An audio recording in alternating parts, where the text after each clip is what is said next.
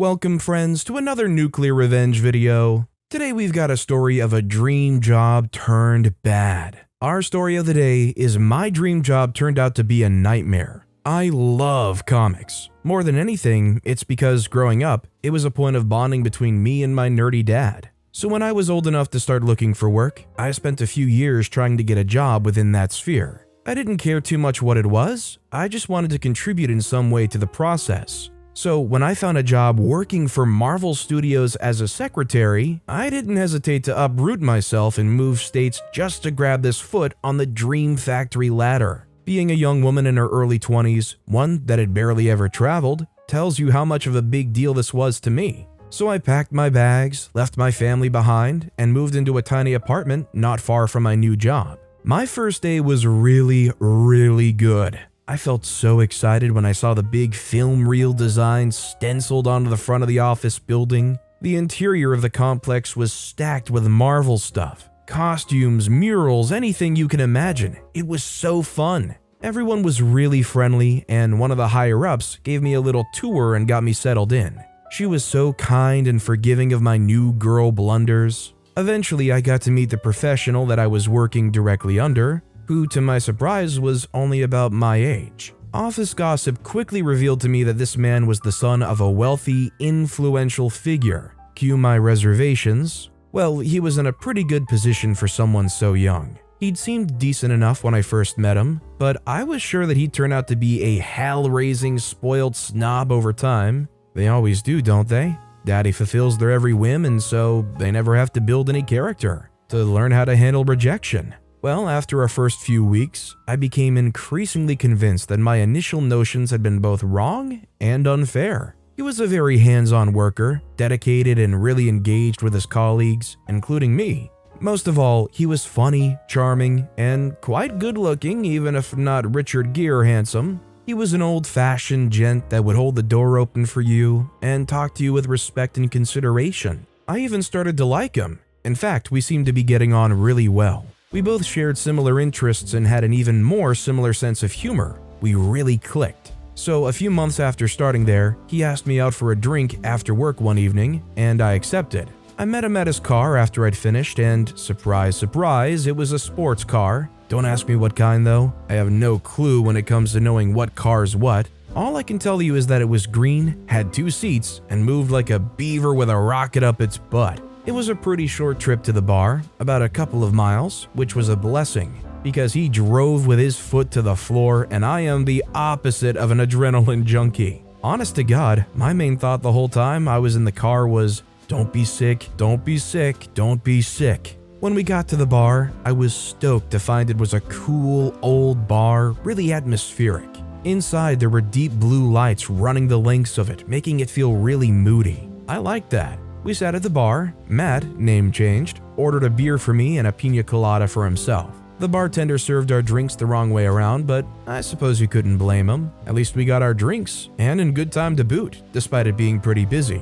It was fun getting to know more about him. He told me about the countries he'd visited, showed me pictures of him in Italy, Japan, and Cyprus, among other places, and told me about his family.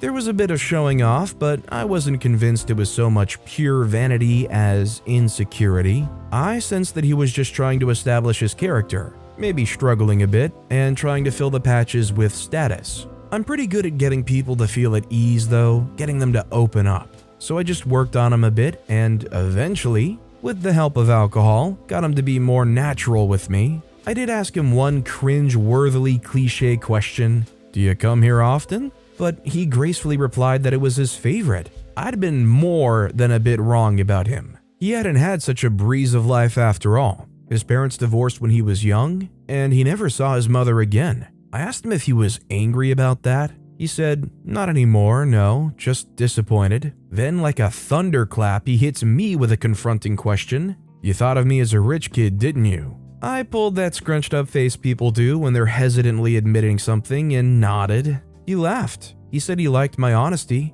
He didn't hold it against me either. It was forgotten and we carried on chatting and laughing until he dropped me off home. There was a click moment in the car where we just quietly looked at each other. He smiled at me, which made me smile and feel elated amongst other things. Next thing I knew, I was waking up next to him in bed. Afterwards, we sat down and had breakfast. Straight to the point, he asked me if this was a one-time thing or whether we might do it again. Coyly, I said I might want to go there again, and that's what it did. It turned into a full-on friends with benefits situation. Every so often, there was no regularity to it, we'd meet up at my place and have fun. Things stepped up a notch after a while when he started inviting me over to his apartment. The first time I went there, my jaw dropped. It was stunning. Lots of space, a swanky kitchen, and a panoramic view. The situation went on from there for just over a year, by which time I was starting to feel disenchanted. I invited him over to my place to talk.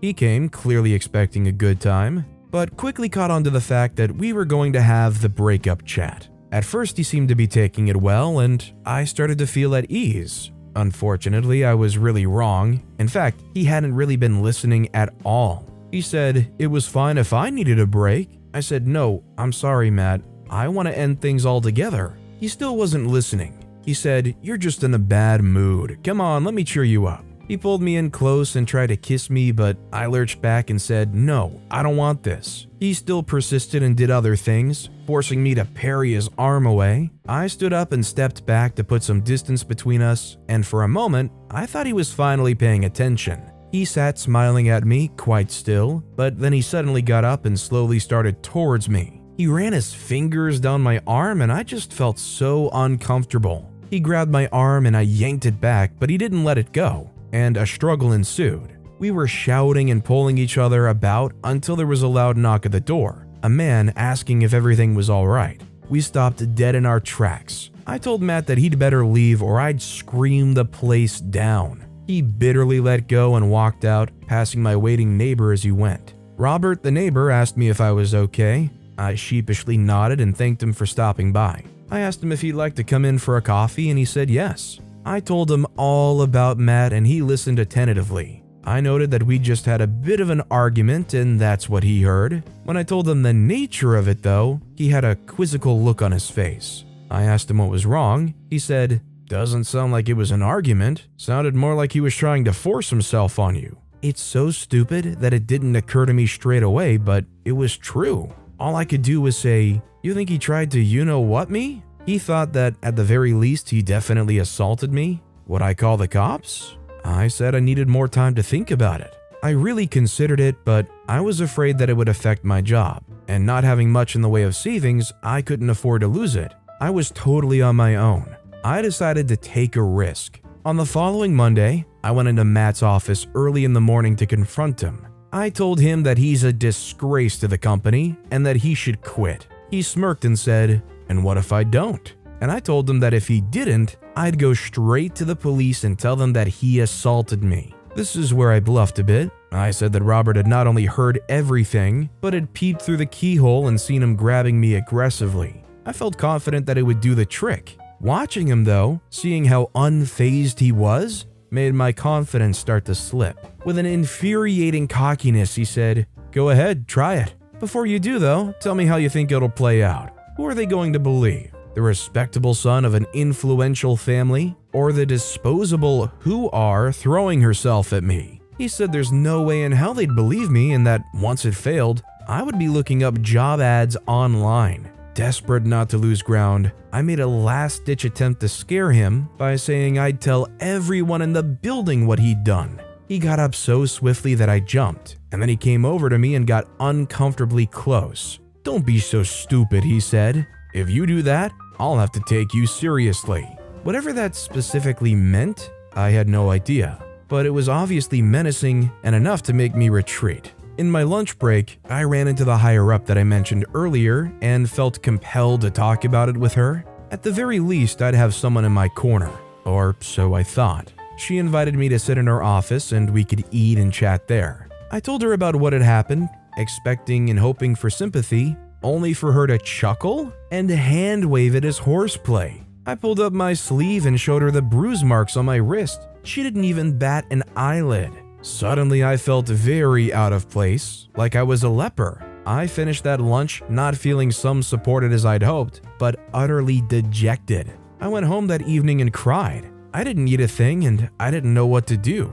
I felt like an insignificant piece of trash that had been kicked about. I lived the next couple of weeks on autopilot, feeling like an outsider in my own workplace. I wondered if I should just give the whole thing up and fly back home, but my stupid pride was saying, if you do that, it'll look like you couldn't hack it. I felt like enough of a failure as it was without the patronizing sympathy of my parents. I could just imagine their faces, that gut-wrenching look of sympathy. No, I couldn't do it. So I stayed. Weeks and weeks passed and I just got worse and worse. I lost weight, paid less attention to grooming, and felt empty. Work and home, that's all there was to my life. Where I'd enjoyed going out on spontaneous little trips and making friends, now there was just me and instant ramen, if I felt up to it. I decided to make a general call to a cousin who I'd been close with, not to talk about my situation, just to hear a friendly voice, a voice of home. For that 30 minutes,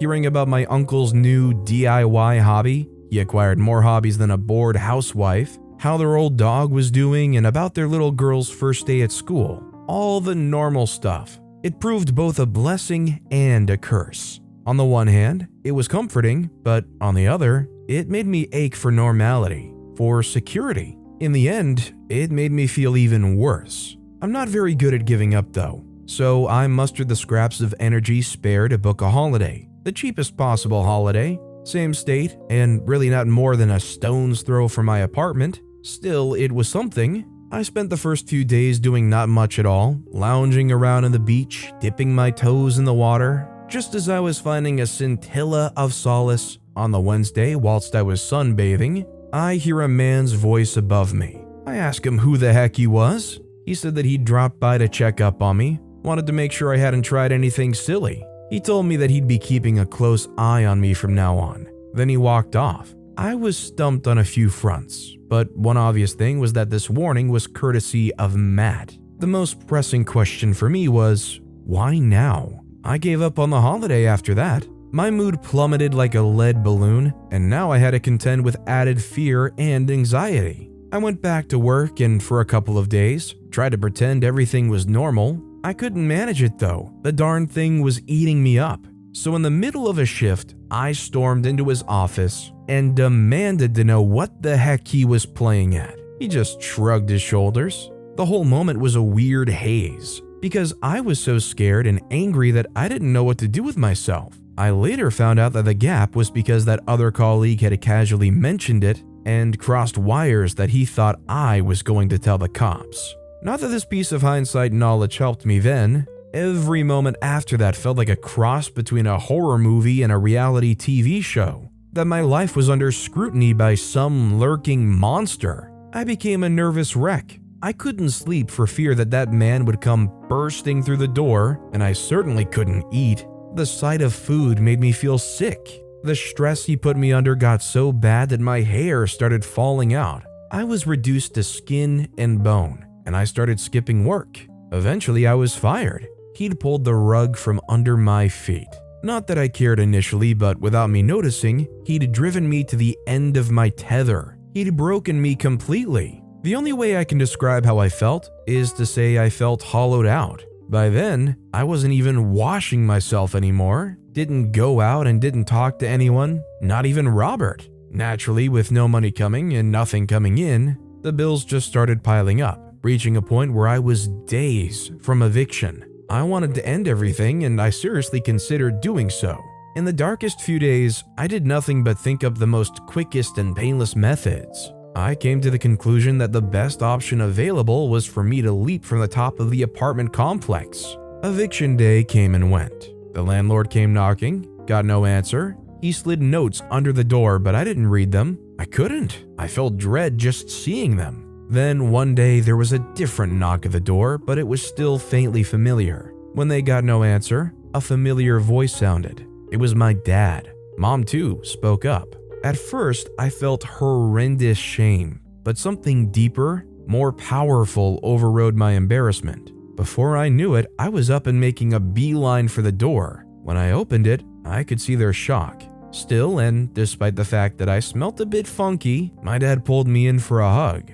My mom cried. I cried. So much so that it seemed I'd never stop. We went into the apartment and sat down. and I told them only that I'd been struggling with my head. I feared what either of them would have done had they known the full extent of the situation. Either way, I really needed them and they stepped up. Dad went to the store and bought some food, whilst my mom cleaned up the place. In the meantime, feeling that there was a little light at the end of the tunnel, I felt enough momentum to take a shower. My dad cooked us my favorite, mac and cheese, and when we sat down to eat it, I felt happy and safe. It was all I could do to stop myself from crying happy tears. I was reminded that I wasn't alone, no matter how much Matt had wanted me to feel otherwise. My parents stayed for a couple of weeks, essentially nursing me back to health. Not exactly the West Coast break that my parents probably had hoped to have. During that time, they suggested I might move back and stay with them for a while. Although a big part of me wanted to say yes,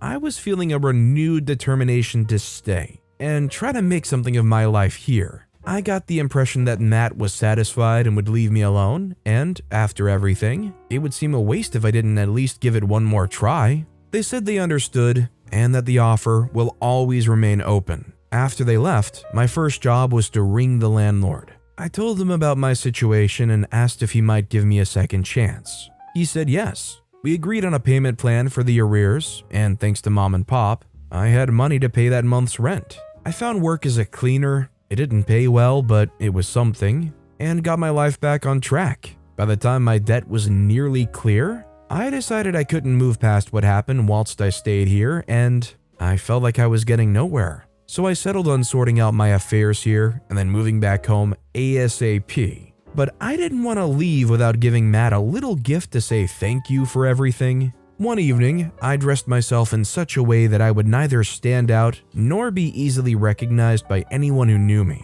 Then I headed to the bar we'd gone to on our date and hung around outside for a while. I had to do this on 3 consecutive nights before I saw Matt's sports car roll up. Note that I'd also been keeping track of other people pulling in before he'd arrived too. When he went inside, I pulled out my door key and scratched a pre-selected red saloon along the length of its doors before slipping into the bar. I was so scared that Matt would spot me, but I knew I couldn't back out now. I went searching for the man with short ginger hair and a black top, and thankfully I found him fairly quickly. He was standing at the end of the bar talking to another man.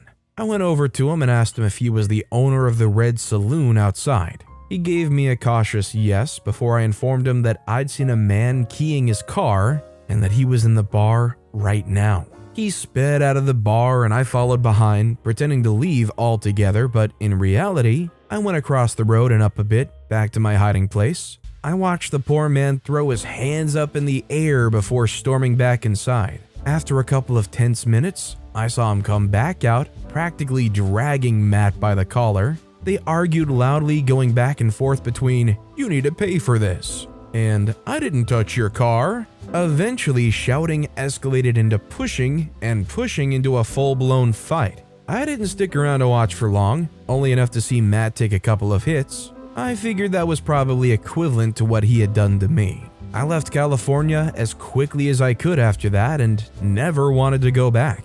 I went home, moved back with my parents for a while, and at first, I worked part-time in my sister's shop. I can't tell you how amazing it was to be back on home soil, comforted by familiar surroundings and close to the people I love. Some might say that I'd taken the easy way out, that I'm a quitter, but I want to remind those people that I'd been assaulted in my home until I hit what I now realize was a very severe depressive episode, as severe as it can get. And God knows I tried to make it work despite everything, but I couldn't do it with my own home being a constant reminder of what turned out to be the worst period of my life so far, and hopefully forevermore. As for the current me, I've moved back out of my parents' place and into an apartment nearby.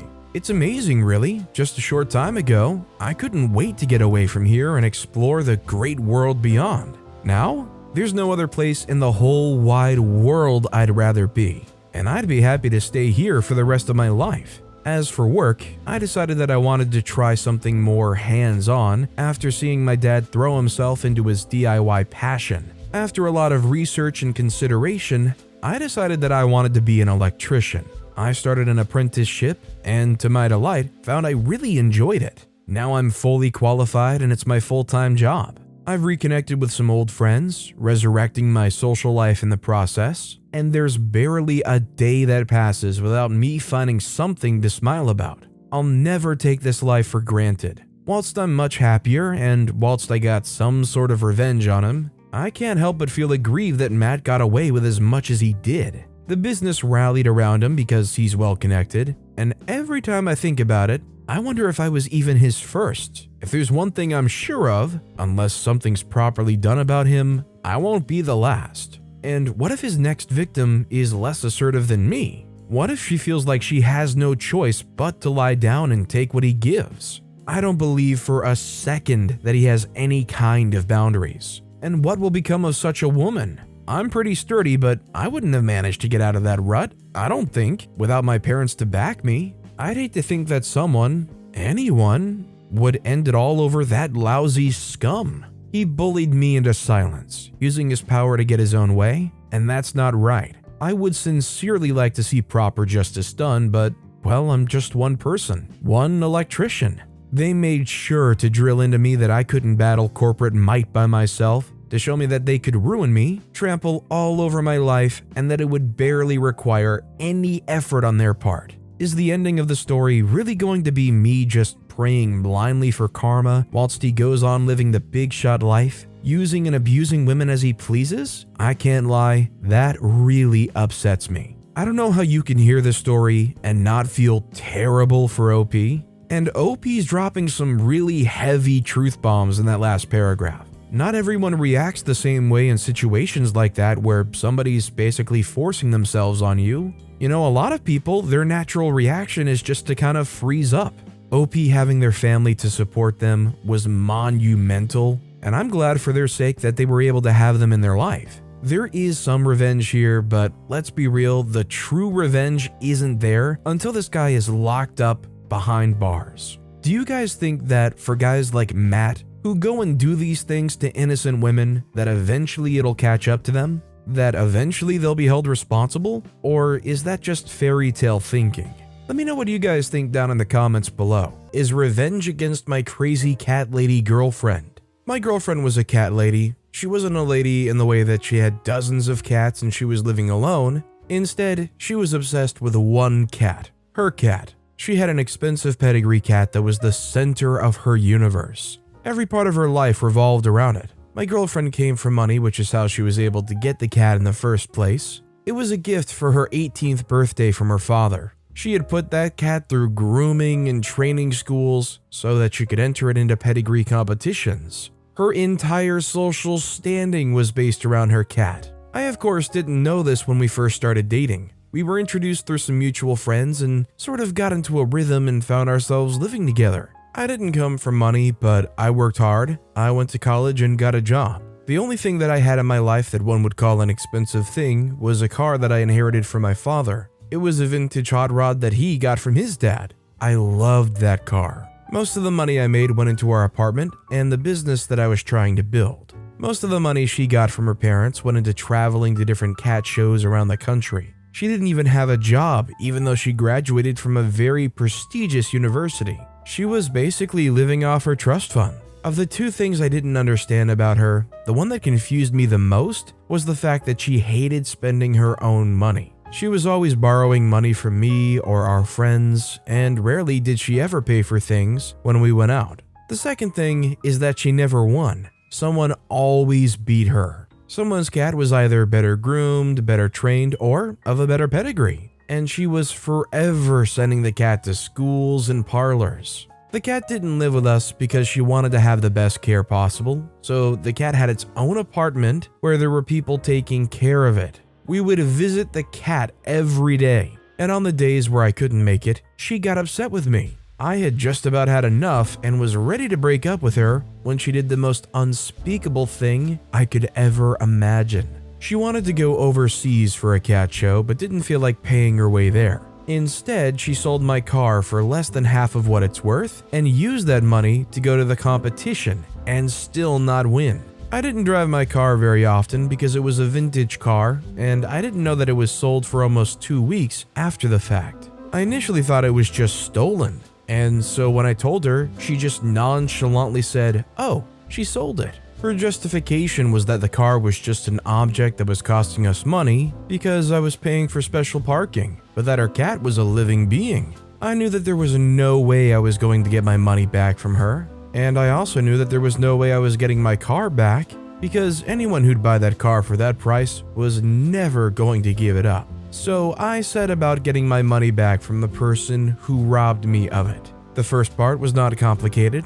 I had access to the cat's apartment, and I knew when the cat was alone. So one day during our regular visits to his royal feline majesty, I made sure that one of the apartment windows were open before we left. Now, while all the stereotypes of pedigreed cats being snobs are true, cats are still cats. And this was being raised like an Olympic athlete. It was on a very strict diet designed to make sure that it never got fat, and a bunch of other things I didn't understand about shiny coats. But I did pick up on a few things here and there after a few years of listening to my girlfriend prattle on and on. The point was that this cat was starved for real food. And so one night, I snuck over to the apartment and lured the cat out the window with a tin of tuna. I still had the storage space where my car used to be parked, and that's where I kept the cat. The ransom note arrived before the cat's caretakers reported it missing. My girlfriend went from confusion to hysteria and a slow, steady decline of sanity. At first, she couldn't believe it because she didn't know her cat was missing. And often when she found the cat was gone, she did good and accepted. I saw a side to her I never knew. She was threatening all kinds of evil upon the person who took her cat if she ever found them. I was honestly scared and wondered if I'd done the smart thing by taking this cat. I knew I had to be extra cautious not to get caught. Under normal circumstances, I imagine she would have informed the police and done everything to catch whoever took her cat, but I made sure that she wouldn't. I kidnapped the cat 2 days before the biggest competition of the year. It was a local competition, and everyone she knew and respected was going to be there, so I knew she would do everything to get that cat back before anyone found out what happened. The ransom was for twice the amount of what my car was worth, and she paid it immediately. That night, the cat mysteriously found its way back to the apartment, but only after I'd done a few modifications on it. I discreetly shaved some of the cat hair and replaced it with dyed hair belonging to another cat. I also had a new certificate of pedigree forged for the cat. She entered her cat as usual, and all of her socialite friends were there. As soon as the competition began, I slipped a note with the forged certificate of pedigree to the judges. When the judges came to examine her cat, they immediately started looking for the hair that I replaced. These people are experts when it comes to cats, and they knew fake hair from real hair instantly. They then produced the forged certificate that I gave them to show that my girlfriend's cat was actually not a pedigree cat. They accused her of shaving her cat and replacing the telltale spots of the hair from mixed breeding. She was shamed in front of everybody she respects and banned from competing in any other competitions nationally. She was also reported for cruelty to animals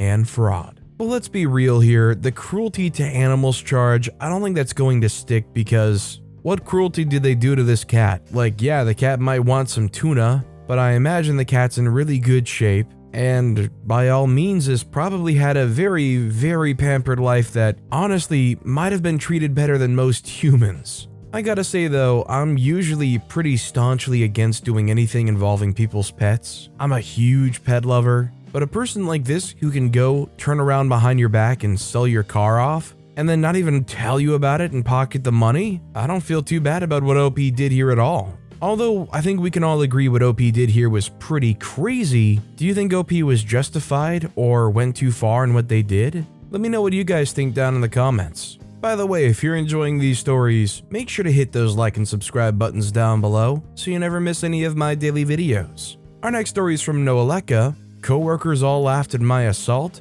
got them deported. I know it sounds bad and maybe I did overreact. I was 18 years old, had been kicked out of my mom's, and was living with my cheating, didn't know at the time, boyfriend while working 3 jobs to make ends meet. I had just started at this sushi chain in our small city when one of the chefs, middle-aged, offered to make me a roll. Even if it was comped, it still had to be entered into the point-of-sale system.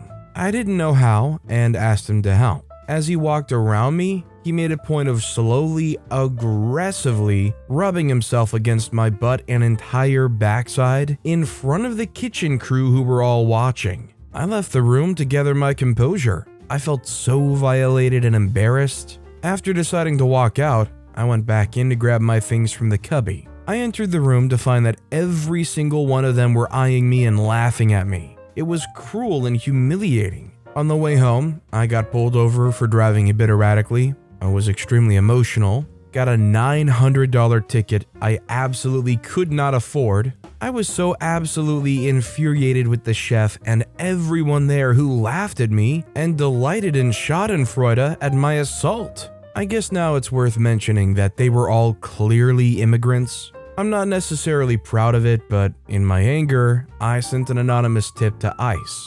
A few months later, I saw their Yelp reviews had tanked, and all the recent ones were complaining that the entire kitchen had closed. Their kitchen crew were all gone, the waitresses were huddled behind the counter talking about lawyers, they didn't serve any hot food anymore, and eventually they shut down. An old coworker confirmed my suspicions were true as well. I'm not racist at all. I wanted revenge and took the cheapest route. I'll admit, but in my heart I still believed every one of them deserved it. The ticket was for speeding in a school zone, 33 and a 20 mile per hour. It wasn't a school, but rather a historic/public park with a crossing light that fell into that category for traffic citations. Failure to yield to pedestrians. They'd barely reached the sidewalk and I didn't slow down. Yes, I was wrong. Driving without proof of registration and insurance. I had both, but had misplaced the registration and didn't know the login info to the insurance app. This all got thrown out in court for a forgiveness law/program they had for young drivers.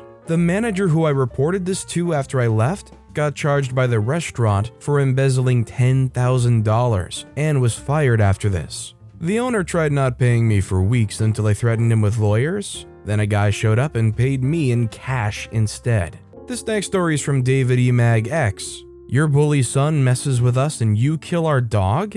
Prepare for dad. This happened in 1995 in a small rural town in Chaco Province, Argentina. Everybody knows each other here until this very day. My father was an electrician, the only one in town, so he was constantly meeting people, and as he was born and raised here, he was very well known by everyone. He grew up with many of the police officers from back then and even had asados together, Argentinian barbecue, at least 3 times a month for years. My father was not a violent man. That was the only time I saw him do something like that. The other man with his busy son, they were not from town. They had moved here a year or so prior. They were from Buenos Aires. I didn't really know the guy, only his kid, who was an absolute butthead to almost every kid in the block. And he constantly picked on me and my brother since we were the youngest of our neighborhood. Therefore, couldn't defend ourselves. Our dog Bucky wasn't trained since we didn't know about training, but he was loyal and playful with every kid. One thing's for sure though,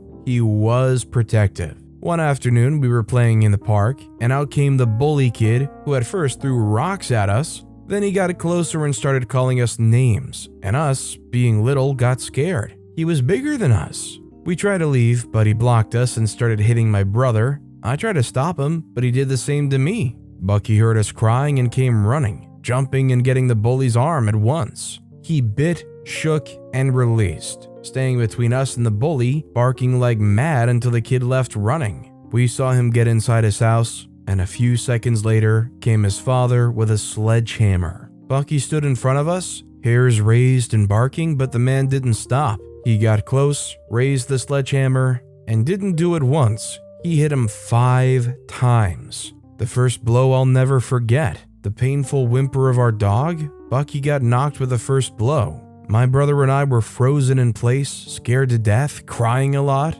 The jerk dad said something which I don't remember now and left. We were unable to move for a moment. Such was our fear. Finally, I grabbed my brother and went home. Dad was fixing a fan when he saw us and asked what happened. We told him and he just said, "Right, okay, let's wash your faces and grab some ice cream." Yeah, that's what our dad did. Took us for ice cream. He did a pretty good job to mask his emotions and showed himself cheerful to us. That night when brother was asleep and I was playing in the kitchen, he grabbed the wrench. Told mom and I he had to fix something over at the neighbors. I assumed it was another neighbor, since it was a common thing for my dad to get asked by neighbors to fix things. Nodded to Mom. Mom nodded back, yes, she knew, and left. He came back some minutes later, told me to go to bed, and that was it. A decade later, we came to know what happened. He went to the guy's house, knocked on the door, and punched the dude so hard it rocked his head back. He told him he would break one limb for each of his children, whom he made cry. I can only imagine what he would have done if there were more than 2 kids. Proceeded to beat the guy some more in front of his family, and then took the wrench and broke his legs. He then left the house, went home, asked me to go to bed, talked to Mom, and went straight to the police, turned himself in, and was actually delayed until the police went and checked with the other guy. My dad also showed our dead dog to them, and the police found the sledgehammer in the bully's house with blood still on it, and they let my father go. They also spoke with the dude when he got better and suggested him to leave the town. If they weren't liked before, they would never be now. To this, you gotta understand the mindset from some small rural towns. We looked at outsiders with mistrust back then, and it took a while for people to get used to you if you were new in town. However, these people came and weren't very much liked, apparently because of the kid, and the father was also a jerk. I don't condone the actions of my father, nor am I justifying in any way the events that transpired then, but as a father myself, I can totally understand to what extent a man can react when their kids are at play. I loved my dad, and I have mad respect for him. Rest in peace, Dad, we miss you greatly. Like I said earlier, I am a staunch pet lover. This story honestly broke my heart, and there were extra details about the sledgehammer and whatnot that I just didn't feel comfortable reading and had to skip over. Like, I know in that dad situation, they saw a dog that bit their kid, but even then, I couldn't ever imagine doing that to an animal. I really genuinely think you've got to be a absolutely cold-hearted, sadistic person to be able to go and do something like that, especially in front of some kids. And personally, I agree a lot with what OP said here. I wouldn't condone what the father did, but like, considering it's your kids and also your dog, I get it and I get why. For somebody who went and did that to a dog that was only looking out for their humans, I have absolutely no remorse for any of that. And our final story of the day is from our ad 8095. My school actually protected me even though I was harassed outside the school premises. This occurred over a decade ago. It happened at the end of my senior year of high school. I'm from India, and girls are still afraid to tell others about being harassed because of shame and society. I was enrolled in a big school. There were almost more than 800 students at my school, so you can imagine the rush and crowd while leaving the school. It used to get so crowded and chaotic because there were parents' cars and auto rickshaws waiting to pick up the kids. Some kids were riding their bicycles through the crowd, while others run to the nearby vendors for pani puri and samosas. It's almost like an amusement park. One day, while walking hand in hand with my friend, I spotted this weird straggling man looking through the bunch of kids. I thought he might be looking for someone specific and didn't think much about it, but I must admit he was creepy. I saw him again a few more times daily. But one day, when I was walking with my friend, making our way through the crowd, that man crossed me. I was about to collide with him and tried to avoid him, but instead he pushed me and grabbed and pinched my chest area so hard that it began to hurt a lot. He was so smooth with his actions that my friend, who was by my side, couldn't tell what happened. She kept asking me what was wrong, but I just walked mindlessly to my auto rickshaw and sat there and told her to go away. She understood and walked away, as she used to live nearby. I was so shaken that when I got home and saw my parents, I burst into tears. Because I'm the only child, I was never afraid to tell my parents anything, and I told them everything. My dad was pissed, and that's where our revenge started. I've never seen my dad so angry before. He drafted a plan to trap the sleazeball with his friends. We'll name them Uncle 1 and Uncle 2. My dad was friends with our school principal. He visited them when I was attending my school the next day, as if nothing had happened, as they told me not to tell anyone. Our principal was great and assured us that even though it happened outside the school, they would fully cooperate to trap the sleazeball. At lunch, they called me into the principal's office and told me that Uncle 1 and Uncle 2 would be scattered in the crowd with my English teacher. The school gatekeeper will be near me, and my dad will be near the shop where I usually spot the man. They instructed me to walk normally with my friend and avoid them as if they were strangers, but to alert the nearest person as soon as I spotted the sleazeball. My dad and others were there the whole day, and at 5 p.m. it was time to execute the plan. As I was instructed, I was walking casually with my friend. She asked me several times because she knew something was odd, but I told her to shush and enjoy the show.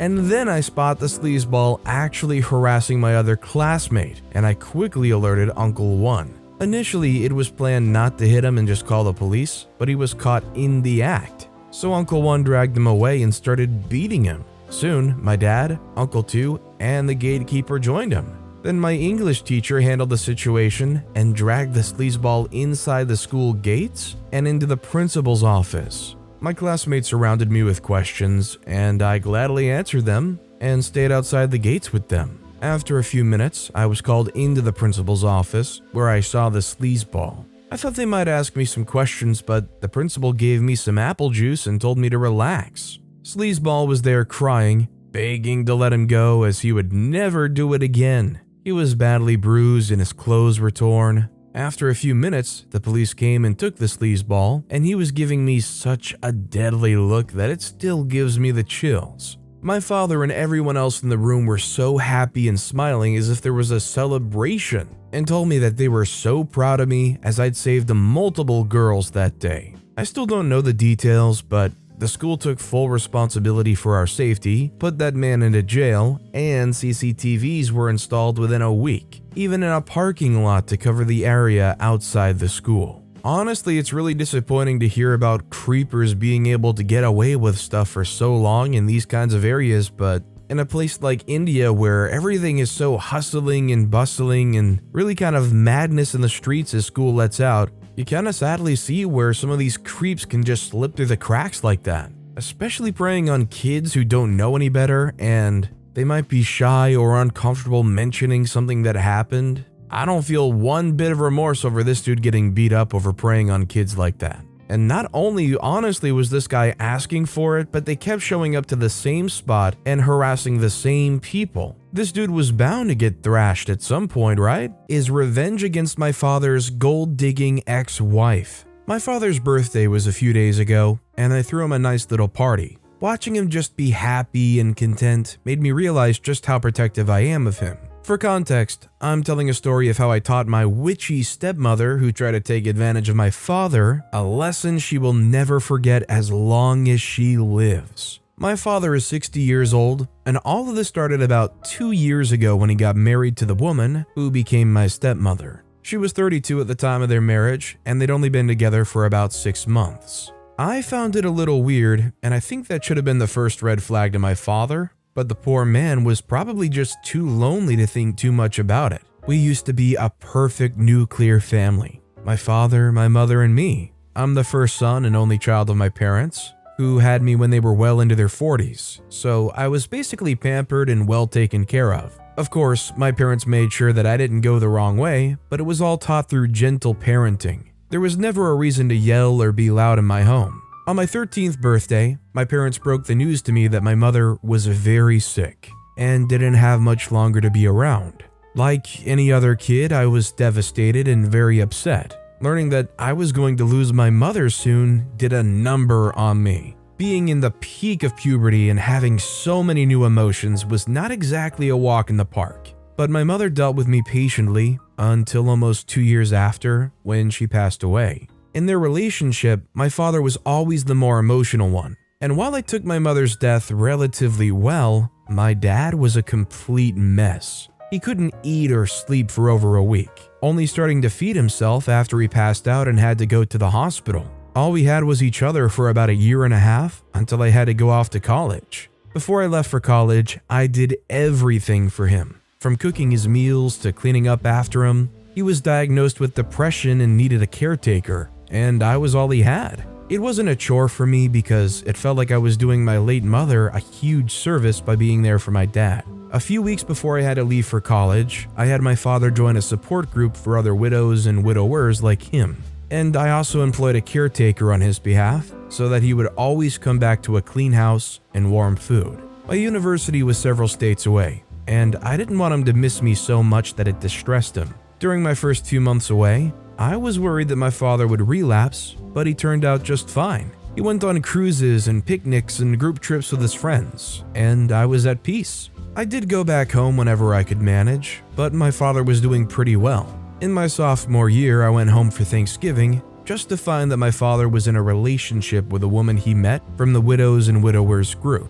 She was nearly half his age, but she was gorgeous and overly nice to me. Being protective of my father, I tried to figure out her intentions, but it translated to hostility on my part, and my father was not having it. He yelled at me, which was very out of character because my father had never raised his voice in all my 19 years of knowing him. This didn't seem like him at all, and when I tried to speak to him, he became even more withdrawn and cold. His girlfriend, however, suddenly seemed more energetic and began acting even more nice to me. I didn't stay longer than a few days after Thanksgiving, heading back to uni because of how uncomfortable I was at home. On one hand, I was happy for my father about finding someone, but on the other hand, it pissed me off that he spoke to me in that way in front of her when I was only trying to look out for him. My friends who I shared the dilemma with told me to look into the situation a little more, as things may not be what they seemed, and I took their advice. I went back home for Christmas just to hear that my dad's girlfriend, let's call her G for gold digger, had moved into the house permanently. I wasn't even that mad until I heard that she moved all of my mother's belongings from the attic to the basement because she needed space for her shoes. I was upset, and rightfully so, but trying to talk to my father about it was pointless because all he could do was shrug helplessly and smile. I understood that he had feelings for her, but it was very upsetting how much he let her get away with. After inspecting that my mother's things were intact, I decided to forget about all grievances and just enjoy my Christmas break. It was relatively easy to stay out of G's way because I either stayed cooped up in my room or went out with friends, basically doing my own thing until uni resumed again. My late mother loved Christmas more than any other holiday, and we always spent the day cooking and then relaxing to watch the same selection of Christmas movies. My dad and I had done it alone the Christmas after she passed, so I thought that we would be repeating the same tradition. Instead, his girlfriend decided that she wanted to go shopping and see a new Hallmark movie that came out at the movie theater. I expected my father to tell her of our plans, but I was left beyond hurt when he agreed and put on his winter coat, walking behind her. As if it wasn't enough that she had trampled all in my mother's memories, G also made my father get her a very expensive ring, and then proposed to her in the middle of the mall. Mind you, they'd been together for about 4 months, and I did think it was too soon, but my father seemed excited about something that wasn't golf, bingo, or going to bed at 6 p.m., so I had to pretend to be happy for him. They had their wedding the following year in February, and it was so huge and lavish. My father wasn't poor, but I didn't think he was rich enough for a wedding that big and a honeymoon in Bali, but apparently he was. I was stunned at all of the plans that were made without involving me, and even when I tried to involve myself, he allowed his new wife to push me away. I knew something still wasn't right, but my father explicitly let me know that he didn't need me to be anything but his son, because he now had a wife. My visits at home were now limited to just holidays. People called it jealousy, but I knew that something was not right. I wasn't allowed to look into it, however, so staying away seemed like the best option. When it was almost a year into their marriage, I went back home for Christmas, and I was a little surprised by what I saw. My 59-year-old father looking so emaciated and sick, as if he hadn't eaten in a few weeks. He welcomed me with smiles, but I could see that it wasn't real. Upon closer inspection of him, I also saw a yellow mark on his cheek that looked to be a healing bruise. Enraged, I bugged him until he told me what happened. She hit him in the face with the bottom of her shoe when he refused to give her access to his accounts. Although my dad asked me not to take any action, I felt like all of the evil stepmother movies I'd ever seen prepared me for this moment. At this point, my now stepmother barely paid any attention to me. She acted like I didn't exist, only showing me any affection when she was right in front of my father. I didn't care because I didn't like her anyway. Just before I went back to college, I borrowed my father's card and went shopping for cameras and audio devices, so I could have evidence of G abusing my father. I'm not a pervert, so I enabled a filter setting that blurred any nudity that would appear, and then I connected my devices to it. Neither of them had any idea of my sneakiness, and I often felt bad for creeping up on my father's privacy like this, but I didn't want to lose him to a witchy woman who had no conscience. On his 59th birthday, instead of giving him a present, my stepmother threw things at my father because he had me as the main benefactor on his will and not her. My dad's will was hidden in a small box under his bed, so she had to be majorly snooping to find it. I FaceTimed my father as often as I could to assess the damages, but he hid his face from me while putting up a smile and looking significantly thinner. I couldn't sit back and watch my father suffer like this anymore, so I took matters into my own hands to make sure that they were divorced as soon as humanly possible. It started with trying to convince my dad that he was actually being abused, which took some time, but it worked after I reminded him of how my mother used to treat us before she passed, and how it was nothing like how his new wife treated him. It was very saddening bringing up the memories of his late wife in comparison to how another woman treated him, but it had to be done. Thankfully, he did see reasons with me and agreed to file for a divorce as soon as he could. I had other plans, of course. No one could treat my father like crap and expect to go unharmed. I started with adding small doses of laxatives to her coffee at random times, so it didn't seem like a pattern. And then I graduated to poison ivy in her body lotion, a very small amount that made her itch uncomfortably throughout the entire day till she was red in the face. She tried to accuse me, but this time my father stood up for me and told her that his son would never do such a thing. It was a stark difference to the man he was a year ago. And although he knew that I was responsible for these childish games, he defended me. The idea was to torture her until she decided to leave first. G was so adamant on being added to the will that she was willing to stay through all of the torture. That's when I decided to pull out the big guns. After slipping her some sleeping pills, I photographed her in some compromising positions with the help of a friend. And then we drew hot dogs on her face and posted them to her Instagram. It was hilarious because she took her social media as seriously as one would a real job, speaking about her followers like they were faithful worshippers. My stepmother was livid when she woke up, and she threatened to sue me for blackmail and a couple of other things. I simply played her a compilation of all the evidence I had of her abusing my father and making phone calls about killing him off soon.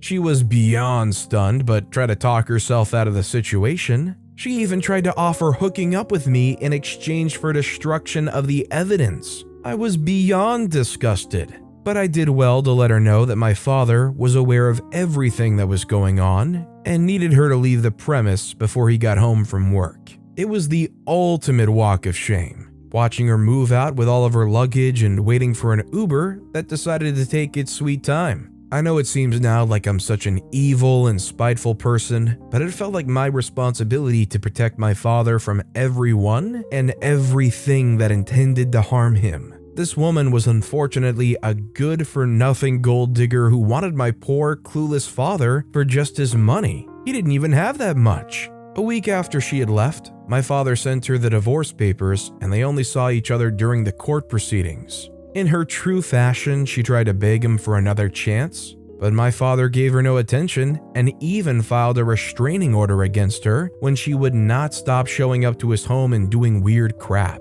She tried to target me as well, but I blatantly ignored her until she stopped. A few months after it all had blown over, we heard from a few sources that my father was her third unsuccessful marriage, and she had never lost a partner to death. She just lied so she could get into those widower and widow meetings because apparently those were the only kinds of men she was into. My mother would be turning in her grave if she saw the actions I took to get rid of my father's gold-digging ex-wife, but I know that I did the right thing, and then some, is forcing my cheating girlfriend to flunk. My girlfriend cheated on me with a sound engineer at work, and this is how I got back at her. My girlfriend and I have been together since our freshman year. We actually went to the same high school but didn't date and hardly even spoke to each other in high school. But when we met in college, we naturally gravitated towards each other. We both majored in the same course, so we saw each other often. She asked me out, and we decided after a while to date each other exclusively. I never really got to place why, but I always felt my girlfriend was using me. Okay, maybe I know why. You see, my girlfriend is very pretty and has the most amazing body. She is very hot. Guys drool over her all the time when we go out. I'd feel insecure about that, but I was certain that she loved me, plus I was quite the catch too. While my girlfriend is insanely good looking, I'm not exactly bad when it comes to looks either. I know I'm cute and I'm insanely brilliant, always have been. I made a lot of money and I'm still making a lot of money from my smartness. In high school, I used to charge all the cool kids good money to help with their assignments and be their study buddy. We had an actor in class who was always busy, and I helped with most of his assignments and tutored him all through senior year. When my girlfriend wanted to drop out of school to pursue a career in singing, I encouraged her not to. I did this mostly because I knew she wanted to go to college. She's the first to go to college in her family, and she wanted to finish college so bad, but she also badly wanted to be a singer, and she constantly worried that if she did not start early, time may just pass her by. I decided then that I'll do most of the heavy lifting for her. I'll write her assignments and study with her so her burden is lighter. We signed up for the same courses to ensure that our plan materializes, and it worked for us. My girlfriend was a backup singer for a popular artist, and she was away from school most of the time. I kept her abreast with all that was happening in classes and studied with and tutored her. That way, she maintained good grades. Her sophomore year was a breeze because she was able to get ahead in her music career while still maintaining decent grades in school. The next year, we decided to move in together. We rented a bigger place, and it was easy because she was making money and I was making money from tutoring other students too. My girlfriend was not the most brilliant student, but she made a huge effort towards getting a good CGPA each year. It was very important to her that she graduated from university with decent grades, and we worked both arduously to make that happen. We did move in together, and things continued to go smoothly until she started to get very secretive. I noticed some weird behavior. First, she was extremely protective of her phone. She would carry it with her wherever she went and would be startled whenever it vibrated. One day, we were sitting on the couch. I was giving her a summary of a book we were reading in class when her phone rang. I was closer to the phone and wanted to pick it up and pass it to her, but she slapped my hand off it and quickly picked it up. That was when my suspicion arose. I just did not get why she was so protective of her phone. We don't go snooping around each other's phones, but I won't deny the fact that I was tempted to do that later in the evening while she took a nap. That was the first sign that something strange was happening. The second was her constant absent-mindedness. Sometimes we'd be in the middle of a conversation and she'd just stare blankly at me. At a point, I had to call her out on it. I needed to be listened to when I talked about my day, and it was hard to feel like I was being heard when all she did was stare blankly at me as I spoke to her. We had a big fight about it. She accused me of being insensitive despite knowing how severely stressed she was and how much pressure she was under. I felt bad that day and apologized. She accepted my apology and we were okay afterward. My girlfriend also stopped talking about work as much. She would simply tell me her day went good. It was very much unlike her because usually she likes to talk. She would go on and tell me even the smallest details of what happened at the studio. She would talk about the singer she works for, the other backup singers, the dancers, and all of that. My girlfriend also stopped insisting on me having come with her wherever she was performing with the artist she works for. Before that time, we traveled together sometimes. I usually stayed back in the hotel room though, since I don't do well with crowds, and I always had work to do anyway. She would make me come on the trip with her, but at some point she just stopped asking me to come along with her. I assumed she was tired of convincing me and let it be. I figured she was stressed from traveling around with the artist, the rehearsals, and the stress from school. So I tried as much as possible to not compound her problems by pushing deeply to know what was wrong. But I certainly could feel that things were off. Eventually, I decided to have a conversation with her about it, and she said she was fine.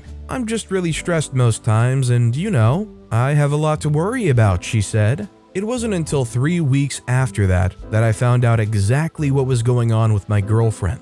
I'd gone out to tutor a group of students who pay for my services. I thought I'd be turning in late, but I didn't stay for that long because the group had other commitments. I returned home to see my girlfriend passed out on the couch. She had rehearsals all through the night and was tired. Her phone was beside her on the couch, and I became very curious. I picked it up and left for the bedroom. For minutes, I debated with myself on whether I should snoop or not. It was wrong to snoop. I know my girlfriend would be upset if she caught me, and I didn't want to risk that happening, especially if I found out nothing was going on.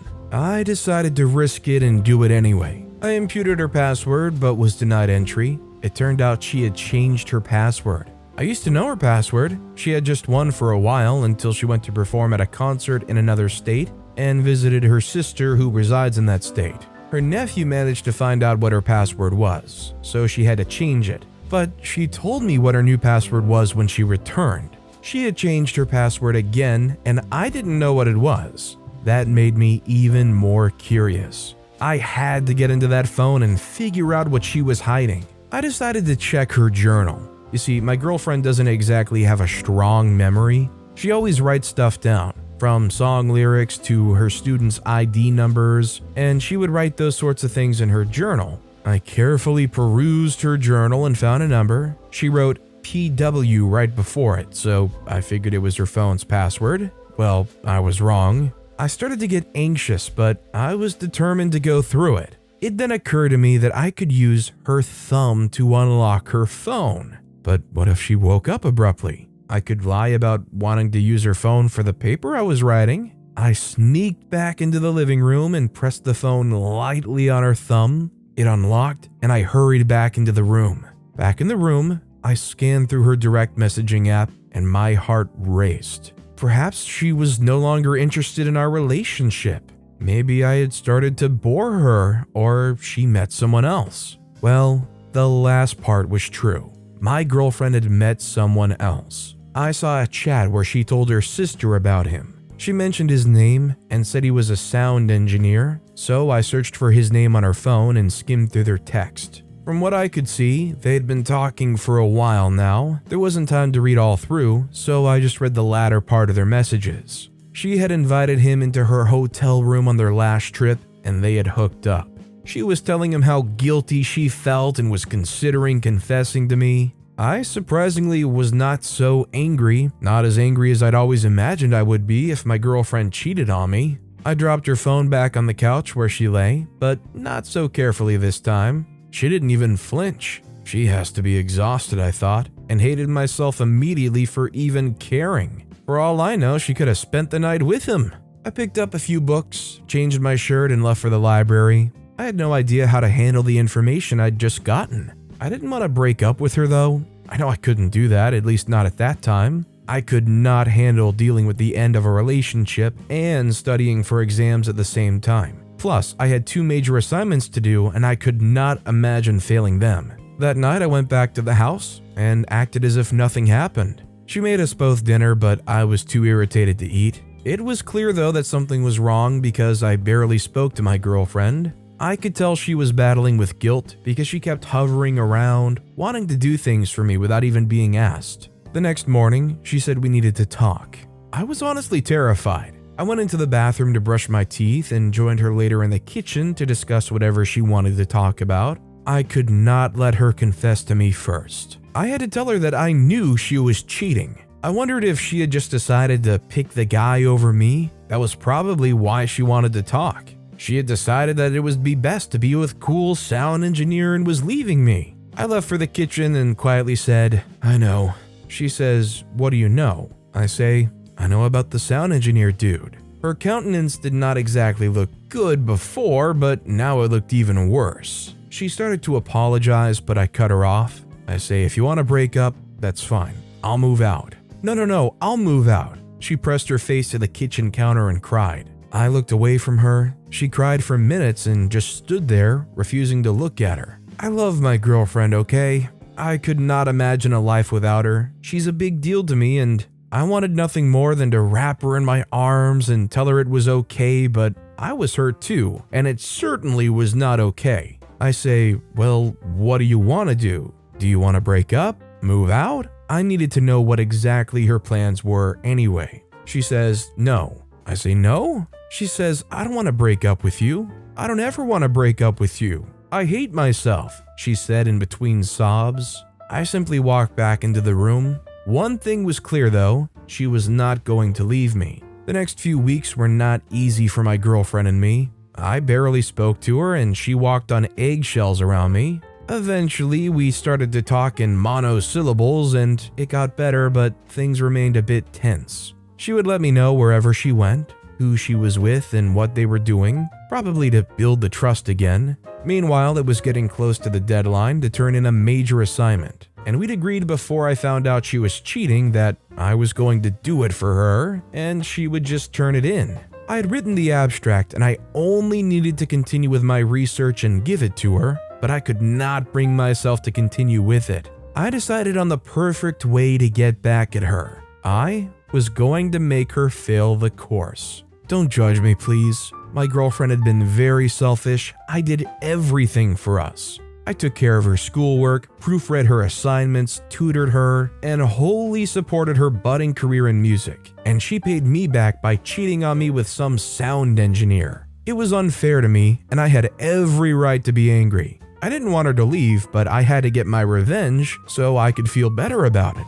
I was undecided about whether or not to follow through with my plan at first, but I chose to do it eventually. I was not going to let her off easy.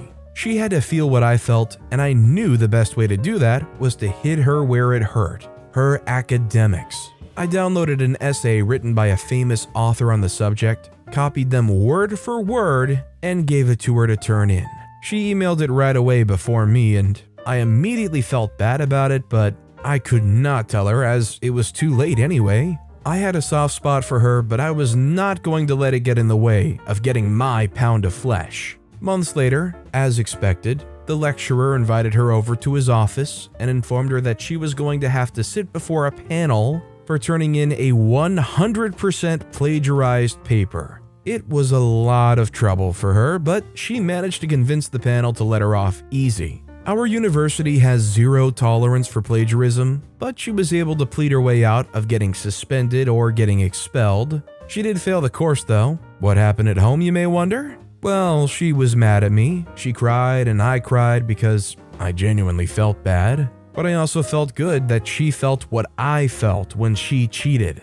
I insisted though that it was not deliberate. I told her I was mad at her and very hurt, and I just did a lazy job because I could not get my thoughts together to write something original. I also said I didn't think about the school's policy on plagiarism. She moved out for a while, but we came back together months later and are trying to move on from the pain we've caused each other. I feel bad about what I did, but I wouldn't say I regret it. I mean, honestly, if they can regroup and move on together from what both of them did to each other, my hat would be more than off for them. All I know is if I was in OP situation, I wouldn't have nearly the amount of forgiveness OP had, so I don't know whether most people would think it's dumb or impressive, but I definitely think what OP did here zagged pretty hard against what most people would zig, is how I ruined my girlfriend's sister's Wordle streak. This has to be the pettiest thing I have ever done, but I had a really good reason for it, and that's the point of writing this, I guess, so here goes.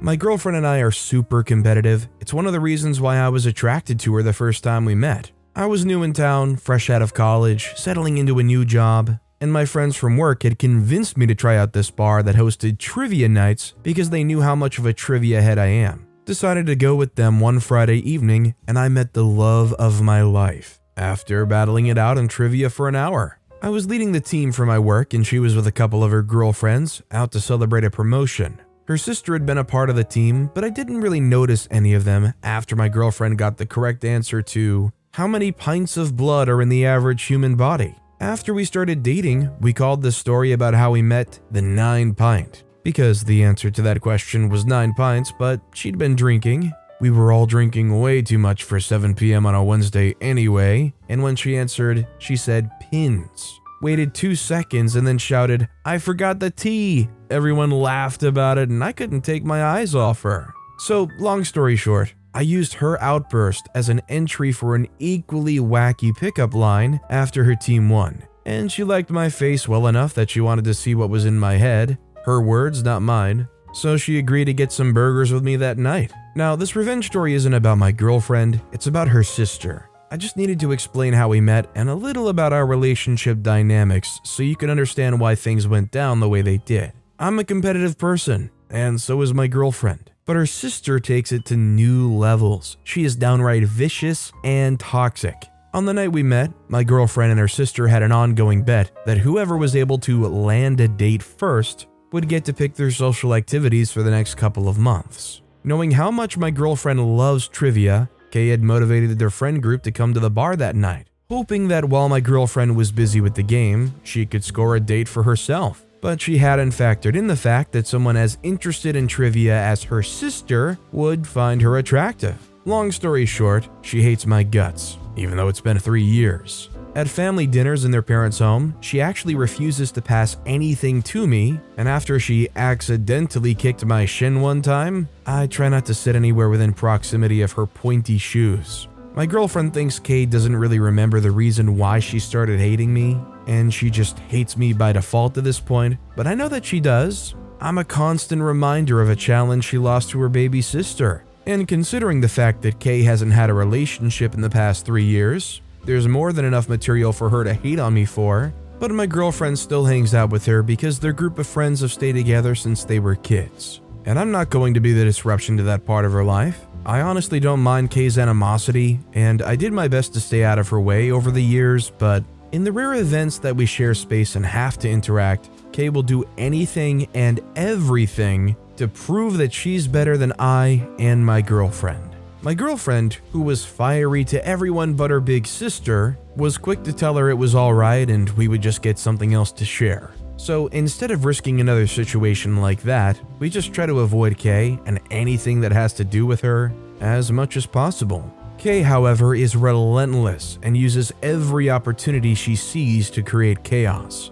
One time, my girlfriend and I went to Vegas for the weekend. We were celebrating her promotion at work, and although I suggested that we take our dog to my friend's place for the weekend, she had asked Kay to watch the dog while we were out. As you can imagine, I wasn't comfortable with this idea for many reasons. Kay, in our apartment alone with our dog. It just gets worse. But I didn't want to upset my girlfriend, and I told her it was cool. But if our dog developed any health issues, I would call the cops and report Kay. She laughed, thinking I was being dramatic, but I was serious. Our weekend was fun, but it was over pretty quickly, and as we were heading back home, I remember thinking that I'd not been worried about the dog or the apartment while we were away, but as soon as we entered town, my nerves were on high ends. My girlfriend thought it was funny that I was so worried, but I was so confident that Kay would have been up to no good, and I was right. She had been bored and had taken all the frames that held pictures of me and my girlfriend and moved them from the living room to our bedroom,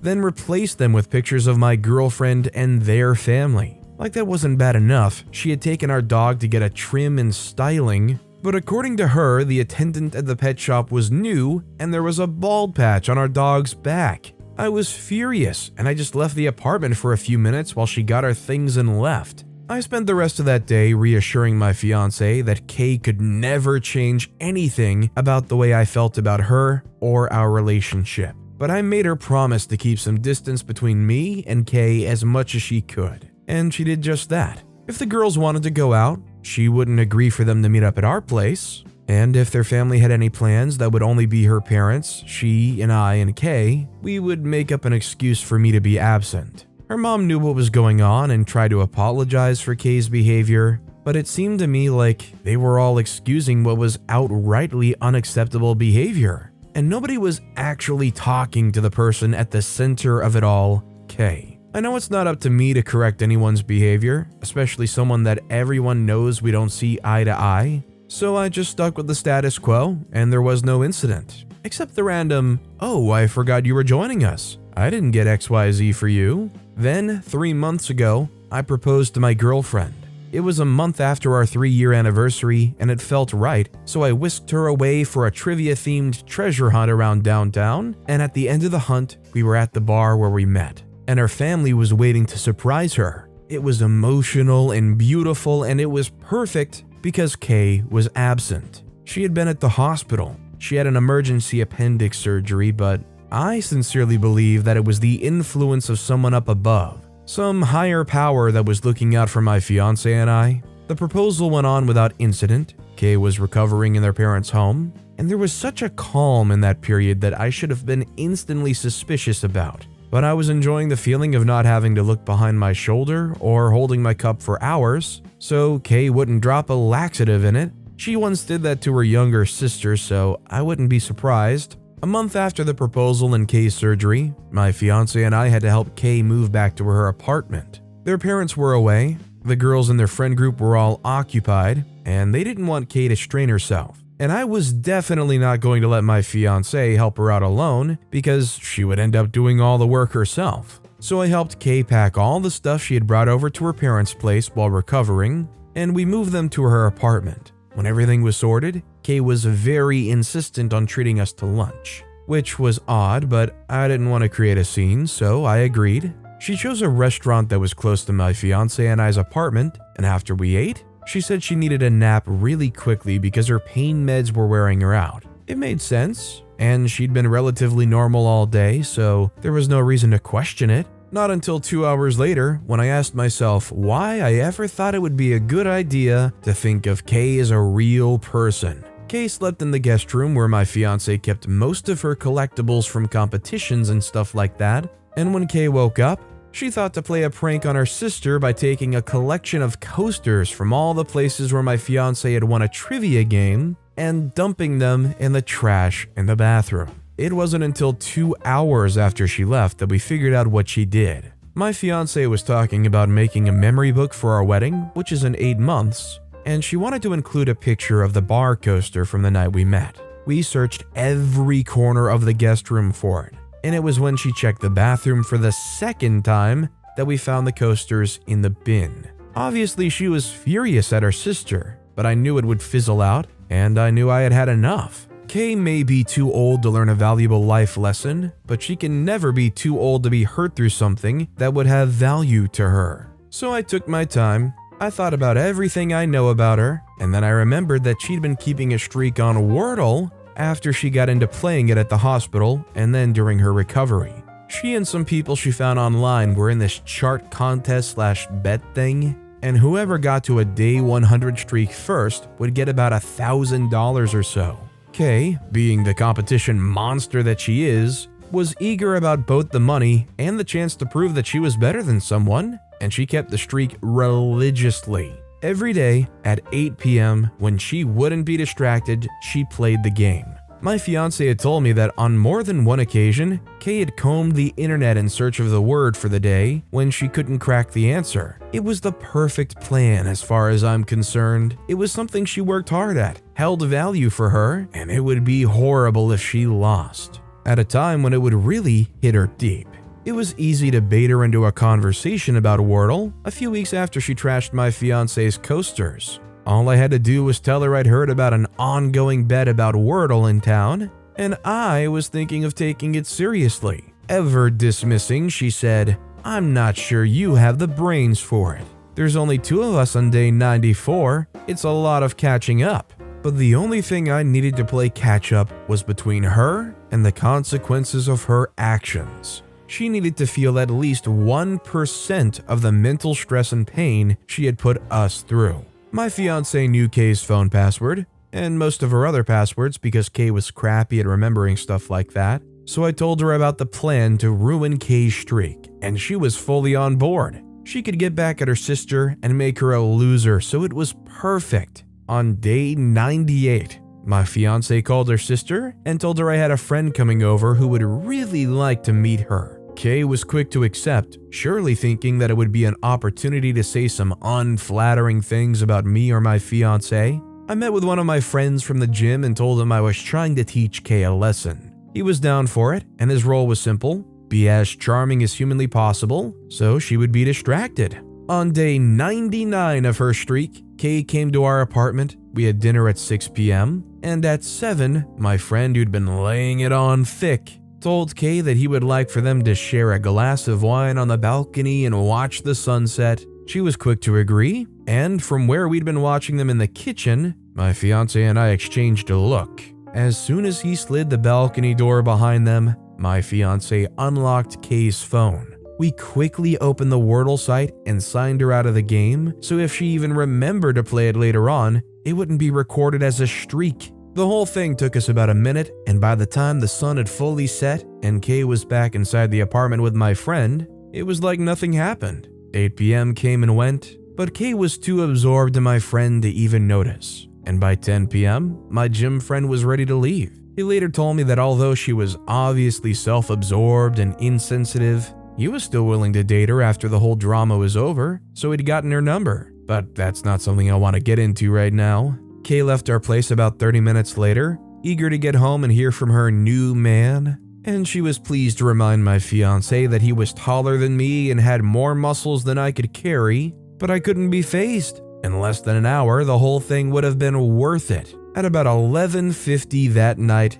Kay called my fiancé and was having a panic attack because she had forgotten to play Wordle and she could lose her streak. Oh yeah, we'd cleared it out of her browsing history too, so she couldn't find it. My wonderful, ever-calm fiancé reassured her sister and sent her the link, urging her to open it with a different browser in case there was a problem on her phone. Kay was super grateful and hung up. 15 minutes later, Kay was firing up their family group chat with, "It's gone, my streak is gone," messages and calling my fiancé repeatedly. So, what did we do? My fiancé and I spent the evening cuddling with some wine and are now fully and evenly furred dog. The win was in two ways. We'd made her lose an important game, and if things worked out with her and my gym friend, even briefly, we wouldn't have to deal with her for a good while. We ruined Kay's Wordle streak last week, and I haven't seen her since then.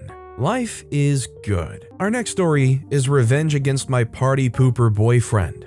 This was how I got back at my boyfriend for leaving me to myself at a party dominated by his colleagues and friends. My boyfriend is generally a sweet guy, but everything changes as soon as we have company. He's very outgoing and likes to have fun and enjoy himself, and sadly, sometimes this means him acting like I don't exist when we go out for functions. I complained twice, but he never did anything about it until I got back at him. This happened 2 years ago, almost a year after my boyfriend and I started to live together. We decided to live together after 3 months of dating exclusively, and while it may seem too early for some people, we were totally fine with it. Excited even. Well, we were in love and it seemed like the perfect time to do it, so we went for it. At the time, we didn't have a lot of issues, save for the minor issues a couple has to deal with after moving in together, and one reoccurring issue. My boyfriend is very extroverted, and it was very annoying.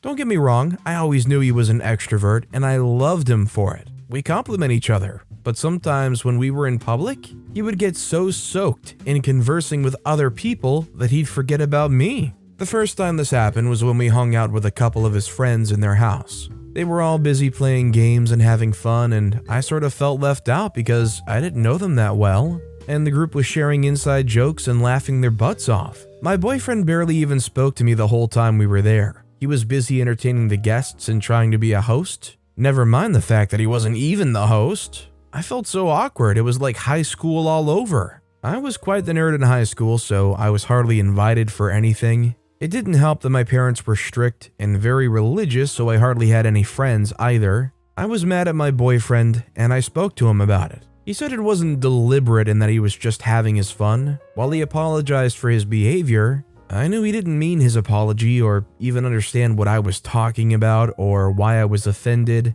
but I didn't push it. I assumed that since he had apologized, we could simply just move on from there. The second time my boyfriend completely ignored me was when we went for his parents' marriage anniversary. I'd only met his dad twice and his mom thrice, so we didn't have a very close relationship yet. He has a large family, so his aunts, cousins, and uncles were present. They all know each other and everyone was laughing, talking, and catching up while I was just there, feeling and looking like the odd one. My boyfriend ignored me all throughout that party. Many of his childhood friends and coworkers were at that party, and he was more interested in chatting with them, getting noticed, and just generally being his usual Mr. Entertainment self. His mom must have noticed how lonely I was because she randomly checked up on me, asked if I was doing okay, and encouraged me to mingle with other people at the party. It was hard to do that though. I'm naturally introverted and I'm not one to start conversations with people I don't know. Sometimes I envied how my boyfriend would just get along with people. I did not have that going on for me, and it took a lot of time and effort to get comfortable with people. I didn't enjoy myself at the party, and I felt bad and even guilty about it. My not so good mood was obvious and many people present saw that. I was afraid they would simply think of me as a stuck-up person or just someone with a nasty attitude, which was really what many people thought of me in high school. I felt even sadder because my boyfriend knew how very shy I got in public, yet he left me to myself all through the party. He didn't even bother to get me drinks. On our way home, I confronted him and he apologized, but I wasn't having it. He had done it before anyway, and at this point, I wasn't going to just settle for another half-hearted apology. We argued in the car, and he blamed me for not finding a way to enjoy myself and meet new people at the party. He also dismissed my feelings and said I was making a big deal out of the whole thing. I was angry at how insensitive he was. Since I barely knew his people, it was only fair that he stayed at my side, introduced me to people, and carried me along in conversations. We were both mad at each other and didn't speak to each other until we decided to move on from that incident. And he promised that he was going to make sure I would never feel that way at an event again. Like the previous one, this apology sounded fake and was lacking in depth. It was obvious that my boyfriend didn't mean the apology, and he still didn't get why I thought his actions were insensitive. Later that year, my boyfriend's coworker and friend at the law firm he works in was promoted, and his wife organized a party. She invited his coworkers and friends. Of course, my life of the party boyfriend was invited, and I had to be there with him. When my boyfriend told me about it, I blatantly said I was not going to go. I knew how lonely I got when my boyfriend and I are out with people, and I wasn't ready to deal with that again, so I refused. My boyfriend, however, convinced me to go with him. I brought up his habit of ditching me, and he promised that it was never going to happen on this occasion. I trusted him, so I agreed to go with him. That was a big mistake on my part. I should have insisted and stayed home, but he was so convincing and I agreed. I'd forgotten that convincing people was literally what my boyfriend did for a living, and he was very good at it. That evening, my boyfriend drove us to the party's venue, and just as we got there, he saw one of his friends from law school. He almost jumped out of the car happily. It was like a puppy that just saw its owner. It would have been cute to me if I didn't immediately realize that I was going to get ignored all night again. My boyfriend gave me the car keys and left me to park the car properly. For 30 minutes, he was talking on and on with his friend from law school. I just stood by the car in my gorgeous dress and heels, staring into space. They were so engrossed in their conversation that my boyfriend didn't even bother to make a proper introduction until his friend pointed at me and asked, "Is that your woman?" He then said yes and brought his friend close to the car where I was still standing and introduced us. I was already pissed because I knew how the night was going to go. He would see his friends, they would all laugh and talk, and he would forget that he even came with someone. The party had barely started and he'd already abandoned me to chat with his old pal anyway. As soon as we got into the hall, he turned to me and apologetically said, "Sorry babe, I see someone I want to talk to," and disappeared. That was how our evening went. He would randomly walk up to me, ask if I was doing okay, and leave again. I knew he was just doing that so he could tell me that he at least checked up on me if I bring up his disappearance later. I felt he was manipulative, and I spent my evening at the party planning my revenge, wondering what I could do to make him feel just as I was feeling. The celebrant's wife caught me watching my boyfriend, laughing and drinking from afar, and tapped me lightly on the arm. "He's such a funny guy, you're lucky," she said. I rolled my eyes and said, "It would be nice if he was more attentive." She sighed and sat on the chair just before me. "Have you spoken to him about this?" The concern in my voice made it clear that she very well understood what I was talking about. "Yes, I have. He promises to change each time, but we go out again and he acts like I'm not even there." She chuckled lightly and stopped a waiter who was just passing. She picked 2 glasses and handed me one, but I declined. I'd already had 3 glasses, and that was more than enough for one evening. Too much alcohol was certainly not good for my system, especially when I'm in a foul mood. I told her that, and she giggled about not wanting alcohol, especially when I'm already upset. She said, "Honey, I've been married for 10 years, and if there's one thing I've learned, men don't listen when you talk. You have to let your actions speak for you." She patted me on the arm and walked away. I had planned to get back at him, but I became even more gingered to do it. I was determined to let my actions speak for me. On our way home, I didn't say anything about what had happened. I was quiet all through the ride, and my boyfriend asked if I was alright at intervals. I said I was okay at each time, and we continued our journey back home in silence. I was in my boss's office some weeks after that night when I overheard my boss on the phone. He was telling his wife about some tickets she got and expressing displeasure about not being able to go to the concert. My boss and I have a good relationship, and we spoke quite often, so I asked him what it was about.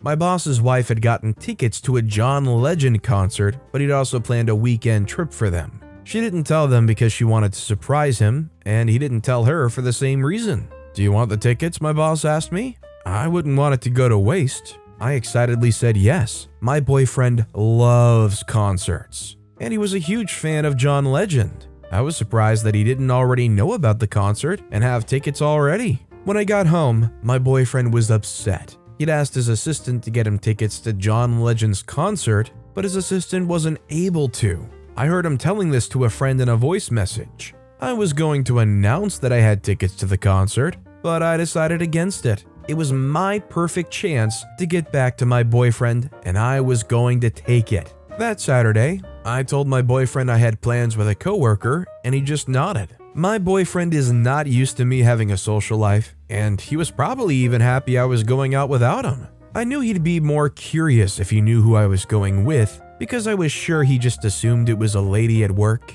I was going to the concert with one of my coworkers whom my boyfriend heavily disliked. When we first started dating, my boyfriend would say that the guy liked me and he felt we were too close. I knew it would crush him to find out I went to a John Legend concert with this guy, but I didn't care. My boyfriend was taking a nap when the coworker came to pick me up, and we went to the concert together. Just as we were going in, I started to feel very bad about not taking my boyfriend. I knew he would have killed to be at the concert. I'd planned to rub it in his face that I had tickets to John Legend's concert, but chose not to take him before, but I changed my mind.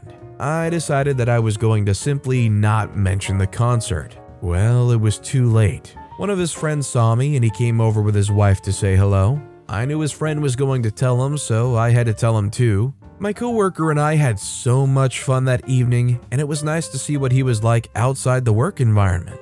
When he took me back to our apartment, my boyfriend was just outside. To this day, I don't know if he'd been going out to get something or if he was waiting for me because his friend told him he saw me and a guy at the concert. The two men said a cold, impersonal hello to each other, and my coworker drove off. My boyfriend was silent all through the elevator ride up to our apartment.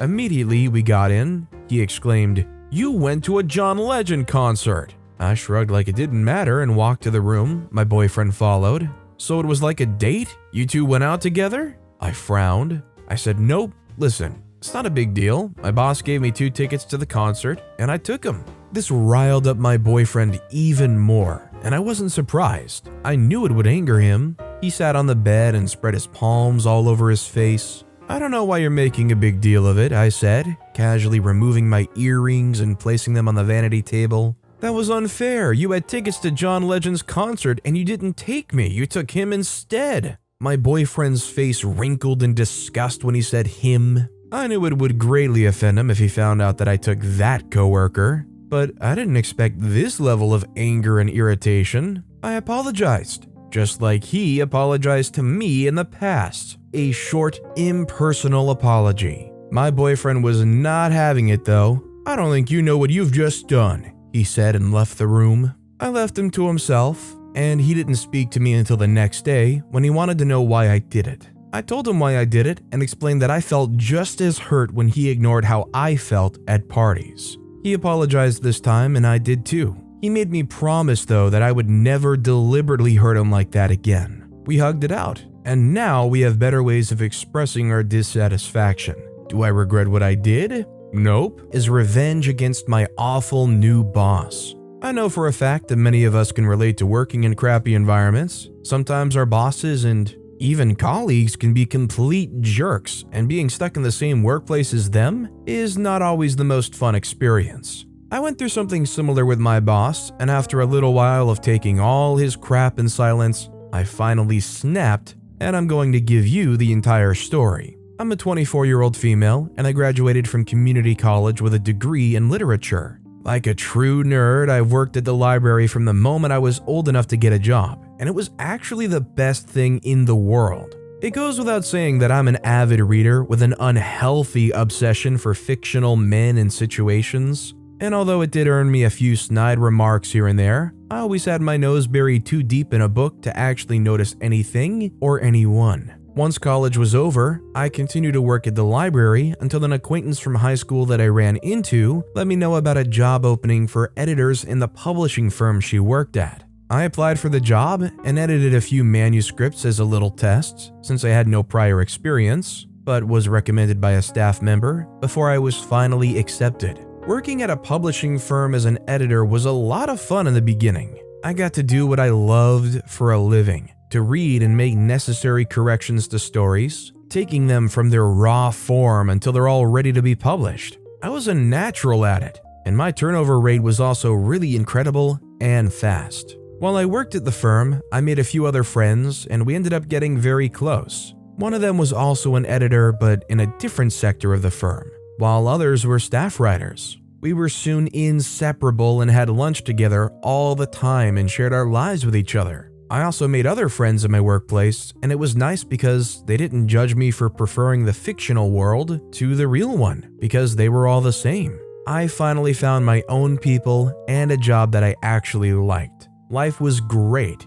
Things started to shift from the normal that we all knew at the firm when the leadership of the firm changed hands. The former boss was a lovely woman in her 60s that acted like a mother hen to everyone. She was super kind, compassionate, and understanding, and she ran the firm really well. Not that I knew much about running a firm well, but she did a good job by my standards, while still managing to be firm enough that no one took her niceness for granted or insulted her efforts. She also gave smaller authors a chance for their works to be published and hosted signing events for these authors as well. Everyone loved her, and we were all sad when she decided to retire. The new head of the firm was introduced during the send-off party that we hosted for our retiring boss, and the first thing we noticed was that he was much younger than the old boss. Initially, no one had any idea who he was, or how he even came to be the new head of the firm, but we still respected him either way. My first observation was that he was mostly quiet and kept to himself.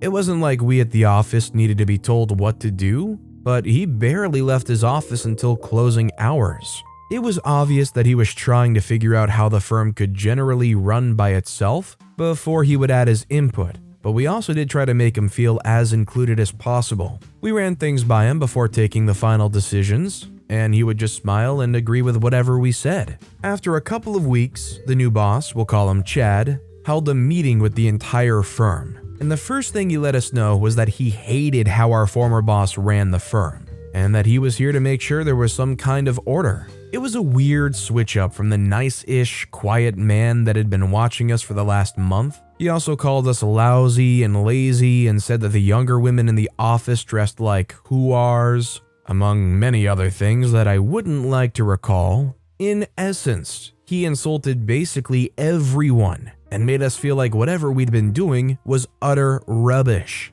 It made most of us feel terrible about ourselves, but what could we do? He was our boss after all. It seemed like the new order was basically to overwork us to death, because he made everyone do double the work that they'd been doing before in half the time. I was suddenly editing 2 times the number of books that I was doing before, and had to skip my lunch break and stay in later than usual just to be able to catch up.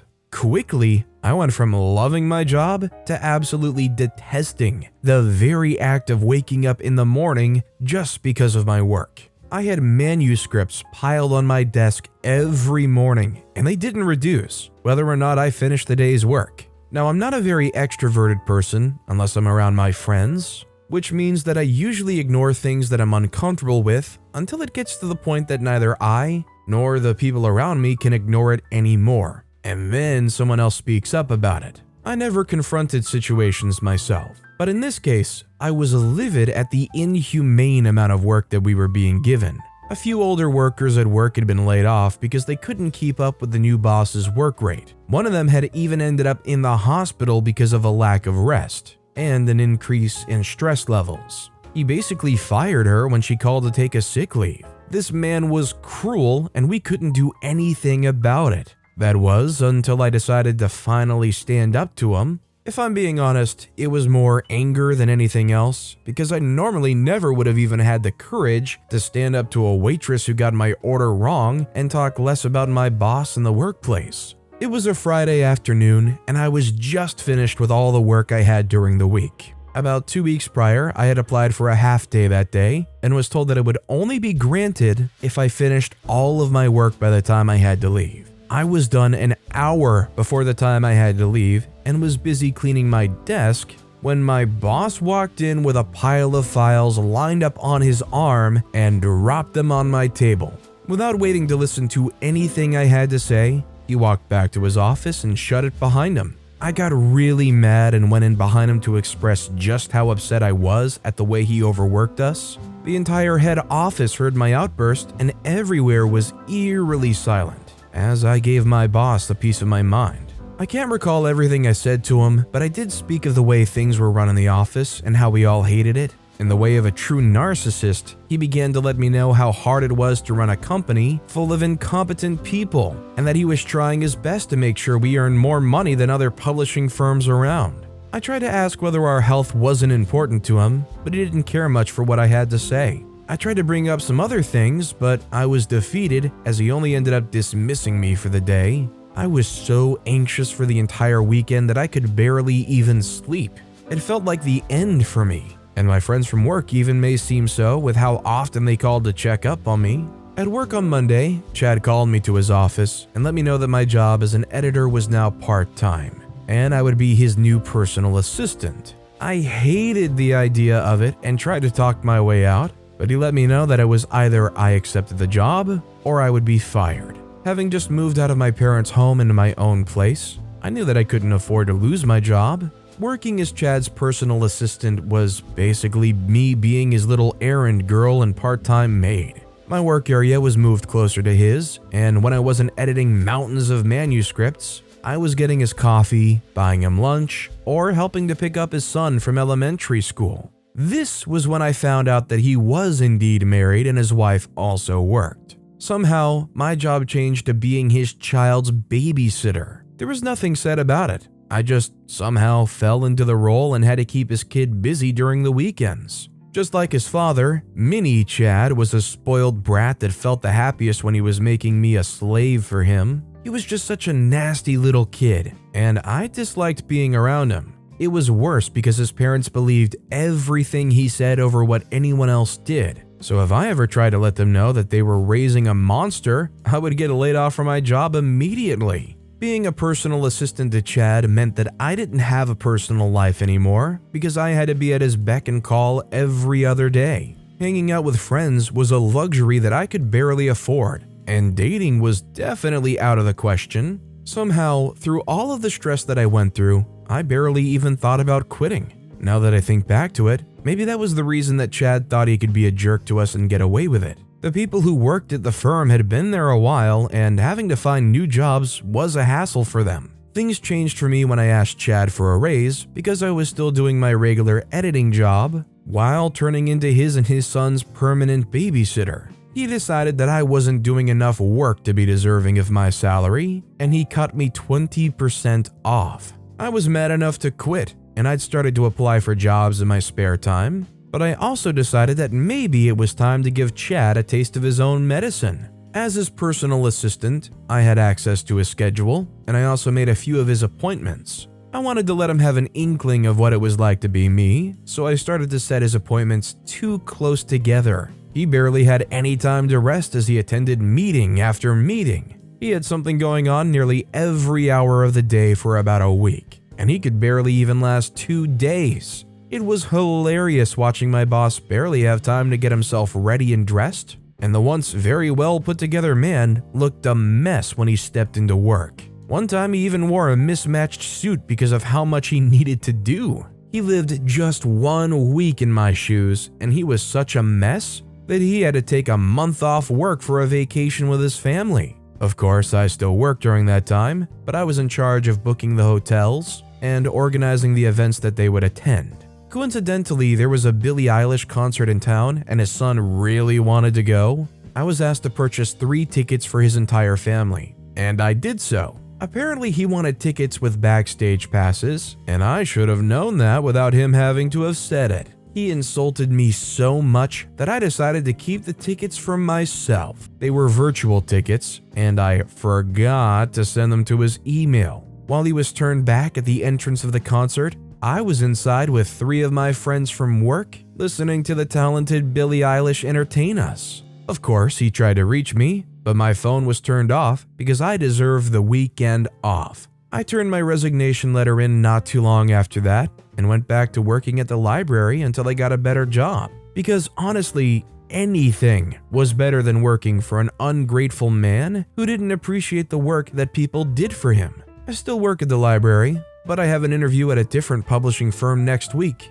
so wish me luck with that. Honestly, if anything, I think OP put up with this a little too much. I just can't imagine doing like a dream job at a publishing firm and ending up being okay being like an on-call babysitter by the end of it. All I know is OP must have really been strapped for cash at that point to allow that to happen. But I wish OP the best and I hope they get the new job the new publishing firm is standing up to my bully boss. My evil former boss stole my idea and gave it to her daughter so she could get ahead of me. Here's how I dealt with her. This happened years ago, shortly after I got out of college. That year, I got invited for an internship interview at a magazine I loved. It was a great way to start my writing career, and I was grateful and elated about the opportunity. I prepared very hard for the interview, read, and did a lot of research on the company and my would-be interviewers. I knew I had done my best, but was still a bit worried at the time. Many young people would also be at the interview, and these were people who would have graduated from prestigious and reputable universities.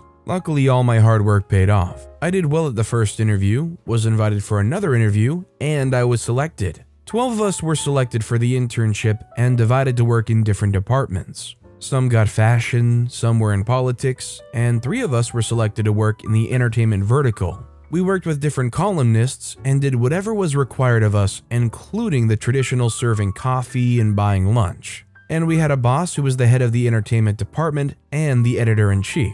She was a nice middle-aged lady, and she spoke so much about fairness, justice, and doing the right thing, so I deeply respected her. Her daughter was one of the internees and people gossiped about her. They said she didn't deserve a spot in the internship program, and that her mother had manipulated human resources into accepting her and all of that, but I didn't believe it. My boss didn't seem like the kind of person who would do that. She was big on working hard for whatever you want, and from what I saw at the time, she would never be involved in that sort of workplace nepotism.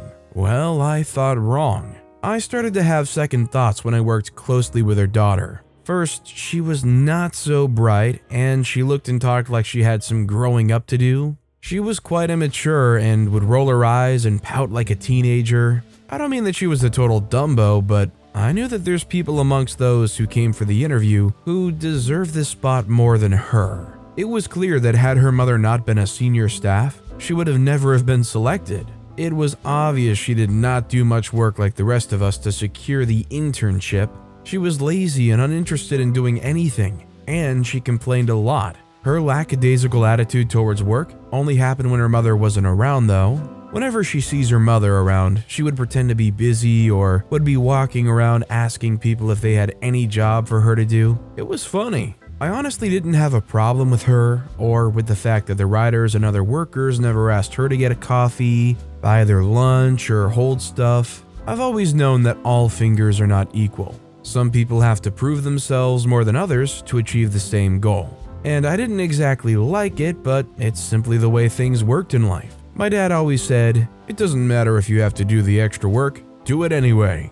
And I did. The other intern was just as hardworking. He was always trying to help and make things easier. But I noticed that he relaxed a bit on the hard work when he saw that our boss's daughter was not as bothered. From what I knew, his brother was a popular stylist, so he had a wide range of networking choices that I did not. I couldn't afford to just sit around too, so I didn't. I needed the internship to work. I wanted to get retained after my internship program had ended, and I didn't want anything getting in the way of that. A month to the end of the 6 months internship, the head of human resources invited all of the interns into his office and shared important information with us. He said we all had to come up with a big idea for an article. We would be supervised till the idea is published in the magazine. After all the articles have been published, one of us would be selected and given a full-time job at the magazine, and the other two would have been published and compensated for their works, which is also a good deal for the writer, who is just starting. He said the article does not determine whether or not we would be retained, as that was dependent on several things, but having a good idea for an article was a plus. I left that office determined to come up with something big. Only one out of the three of us could be retained in each vertical, and I was determined to ensure I was selected. I already had a good relationship with virtually all the people in the department. I was respectful and helpful. All I had to do was get a great article together, and I could be a full-time employee. I had thought up an idea and went into my boss's office to run it by her before officially presenting my pitch to the other editors. She asked me to briefly write it down, and I did. "That's a fine idea," she said with a big smile on her face. She then asked if I had any other ideas, and I replied that I didn't. She advised me not to shut the door on my creativity and think of more ideas. I thanked her and left her office. I told my close friend what I'd planned, and she loved it too. She thought it was brilliant and would earn me a job at the magazine. I was glad. The next day, my boss said I couldn't use that idea. I was surprised because she'd been glad to hear it and was supportive. She didn't even provide a strong reason, she just muttered something about it being too controversial. She advised me to think of something else. I wanted to not take her advice, but I knew it could get me in trouble. She was going to be one of those who would decide if I could publish the article anyway, so I didn't want to risk it, but I had issues with her reason.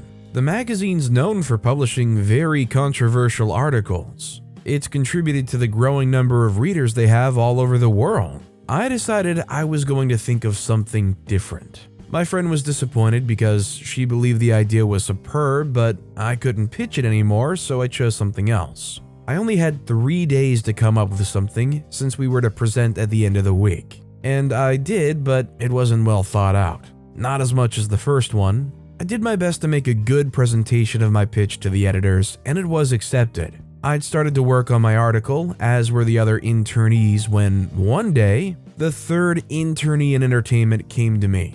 He asked how my article was going, and we briefly talked about his. Then, to my utter shock, he mentioned that my boss's daughter was not at work at that moment because she had gone out to interview a group of people. The idea I shared with my boss involved interviewing these same people, so I just figured she handed my idea to her daughter, and that's why she didn't want me to use it. I asked him if he knew what her article was about, and he told me, confirming my worry. My boss had betrayed my trust in her daughter. I was sad and felt depressed. She could have found a way to get some sort of employment for her daughter instead of just stealing my idea. I told my dad about it when I got home that day, and he advised me to go to HR. It was the right thing to do, but I wasn't sure it would be handled properly, plus it was my word against hers. She had this air of moral superiority about her, and people might just not believe me, or they will believe me and still not care. I was not about to start my career as a journalist like this.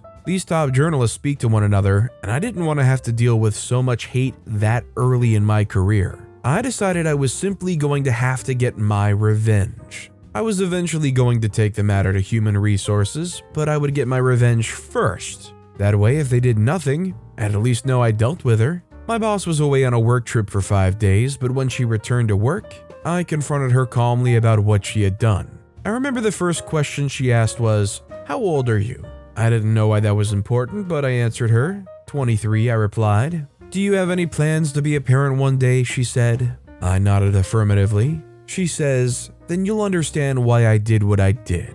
Maybe not now, but when you have a child of your own, you'll get it. As parents, we're willing to do even the craziest things for our children. I have never hated anyone as much as I hated her at that moment. The fact that she was justifying stealing from another person's child for hers was just revolting.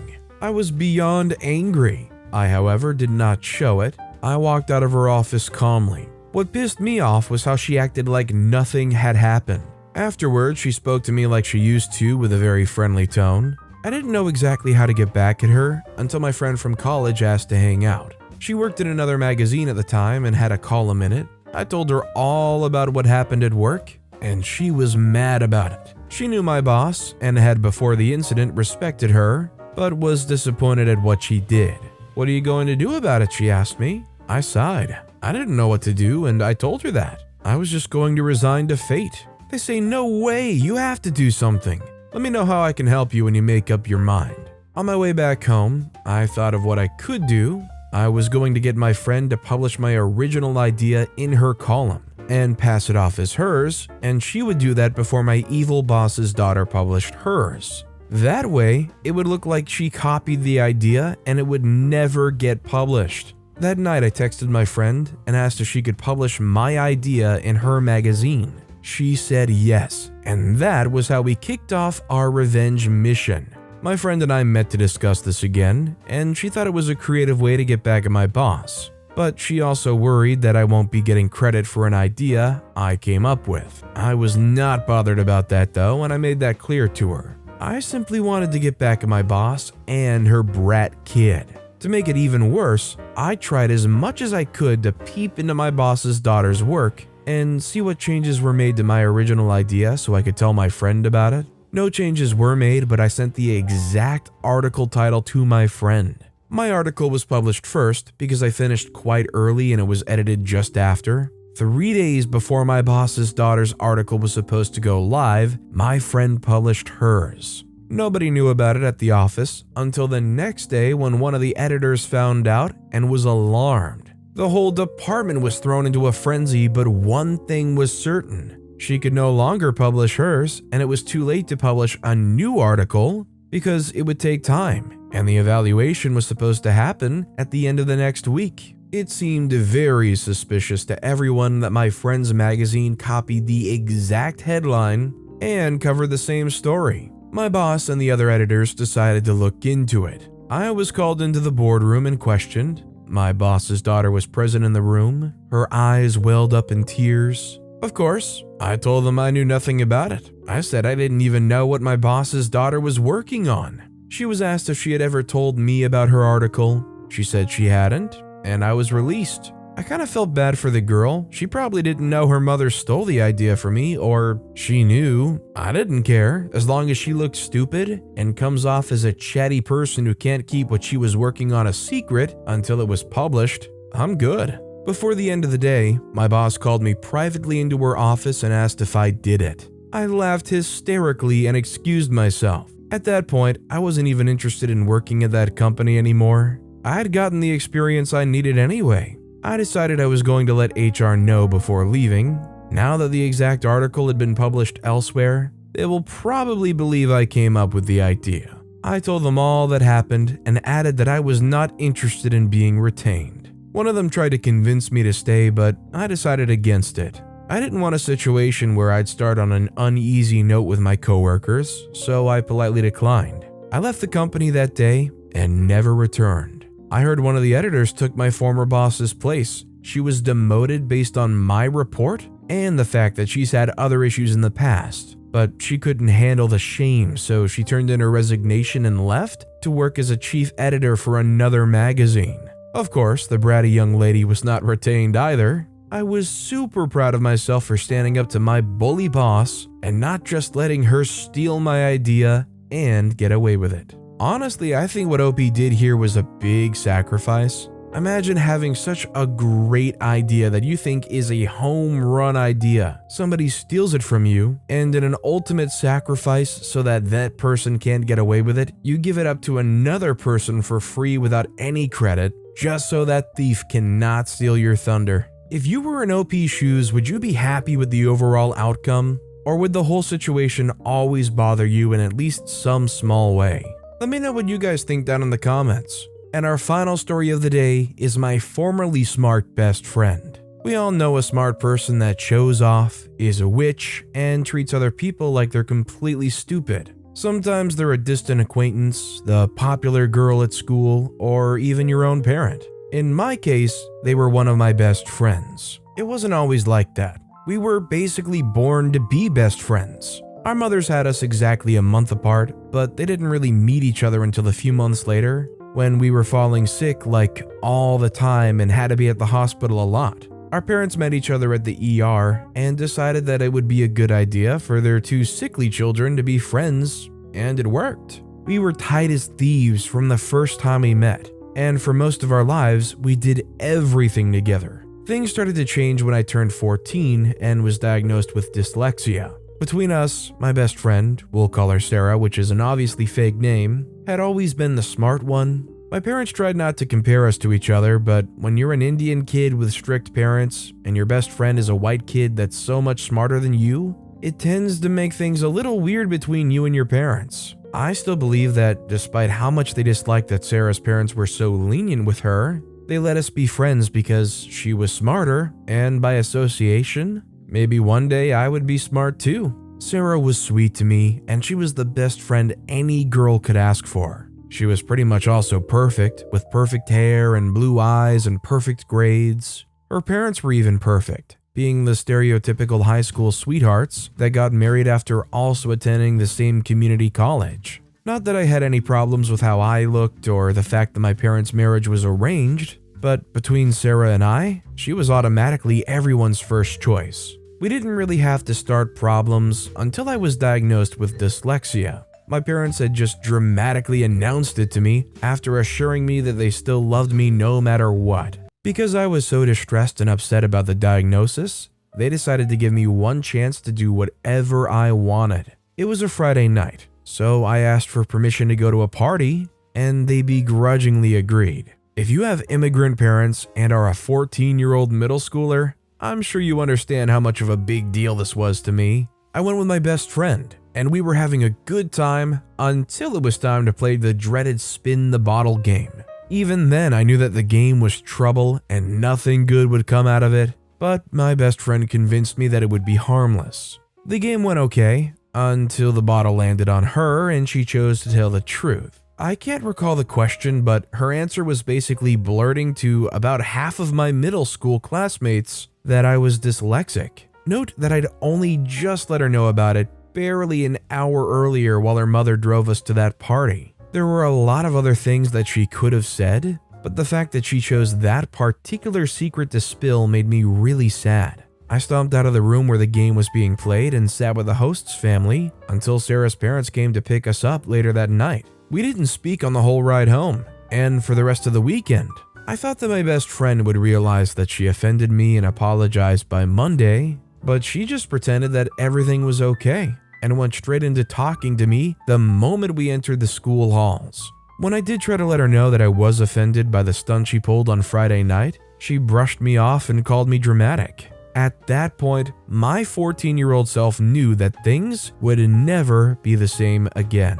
Word traveled fast, and as much as I got teased and harassed by people, I also found other people who suffered from dyslexia, and we formed a club, sort of. As I got closer to these people, my friendship with Sarah started to hit rock bottom. After getting my diagnosis, the school I attended realized they had quite a number of dyslexic learners, and decided to employ different teaching tactics for us. Once it was established, I found out that I was actually very smart and could do very well in my studies if just given the chance. Sarah did not appreciate that, and somehow our already suffering friendship went from us walking quietly home every day after school to having to be forced by our parents to spend time together. She continued to try really hard to be better than me, and if I ever asked questions in class, she made sure to ridicule and make fun of me. God forbid that I asked her for help, because I would only leave even more frustrated than I started.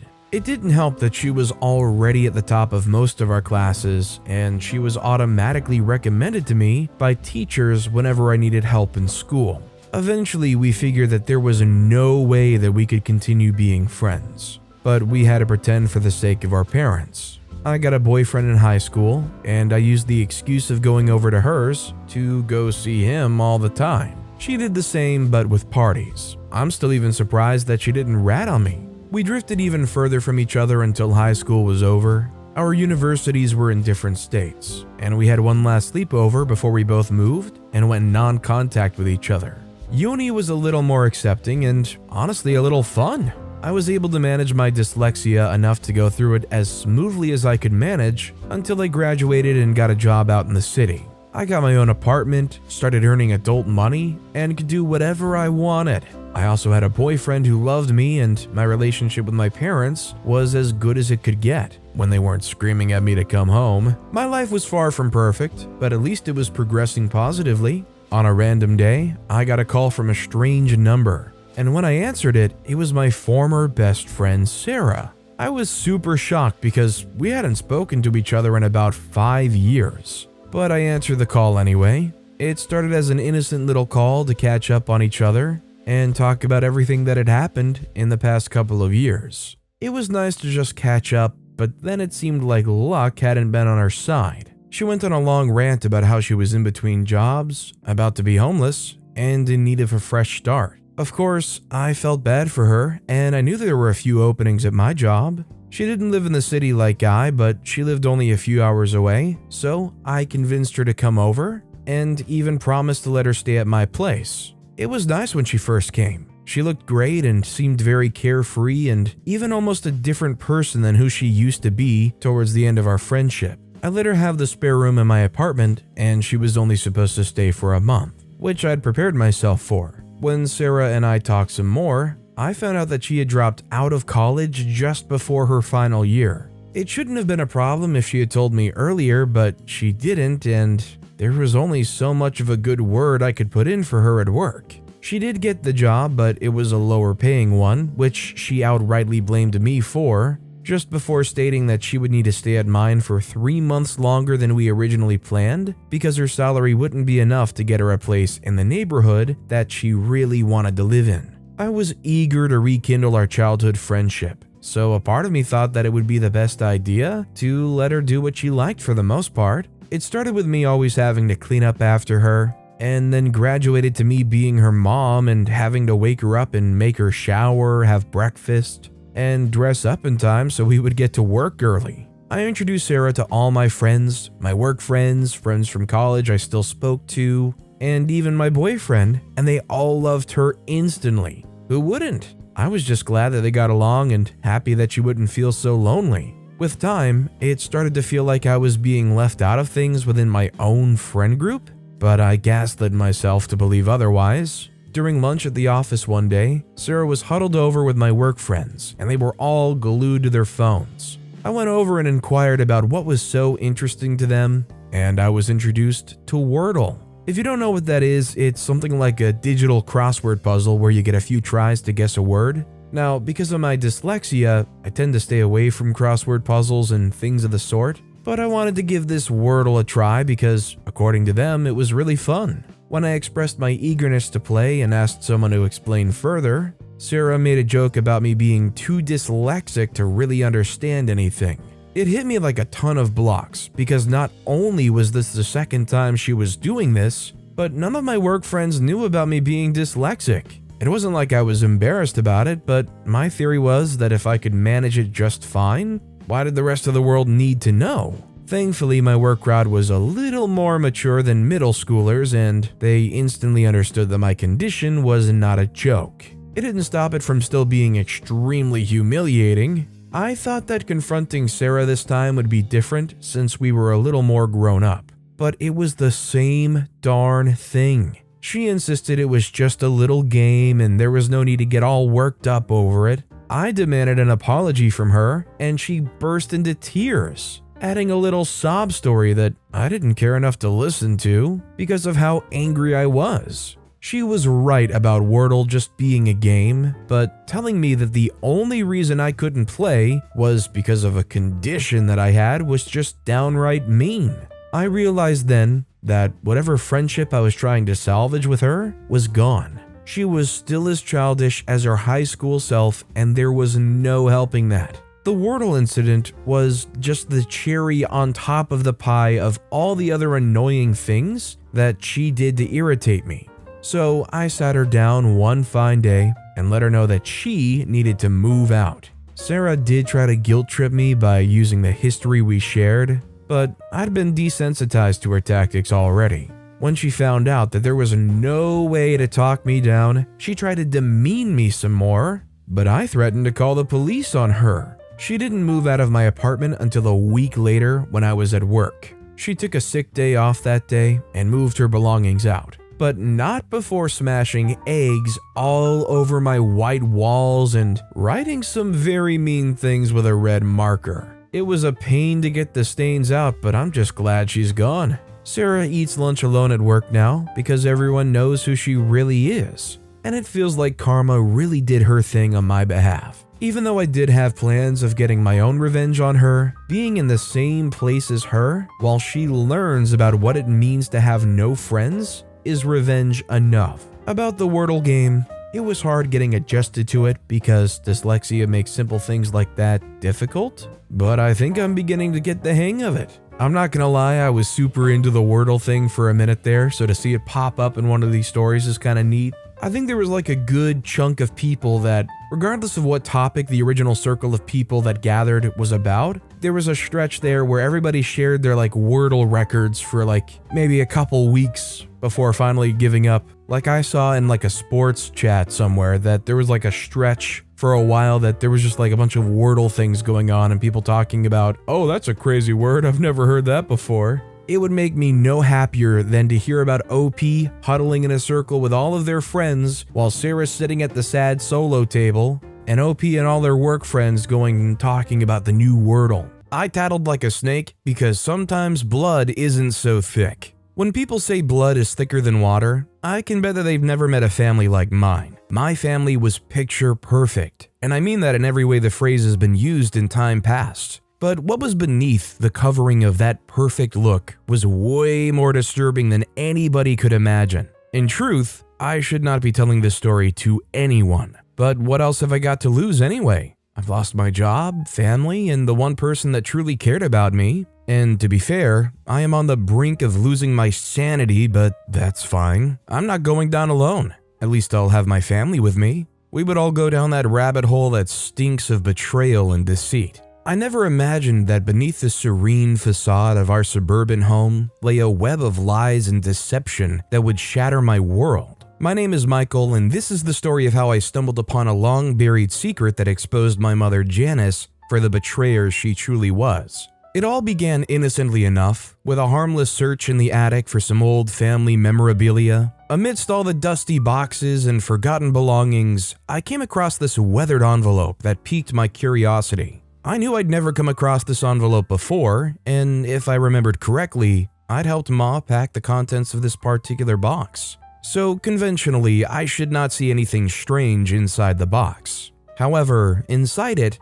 I found something more unfamiliar. A collection of yellowed letters, photographs, and a side of my mother that I'd never come across before. The first letter was dated years ago, addressed to Janice, and signed by a name I did not recognize. The words on the page hint at a clandestine relationship and the consequences of their actions. As I read on, the truth slowly unfolded before my eyes like a dark and twisted tale. Janice Anderson, who I refuse to believe is the same woman that raised me nothing shy of 19 years, a woman whose facade of charisma masked a labyrinth of deceit and betrayal, was a prominent figure in the suburban town we called home. To the outside world, she was an accomplished finance professional, a loving mother, and a pillar of the community. However, beneath the surface of her seemingly perfect life lay a complex and shadowy past. And I will learn the truth first from the letters. As I recount this story, I wondered what her ploy was, and why she never thought to destroy any evidence that could lead to the discovery of the life she once lived.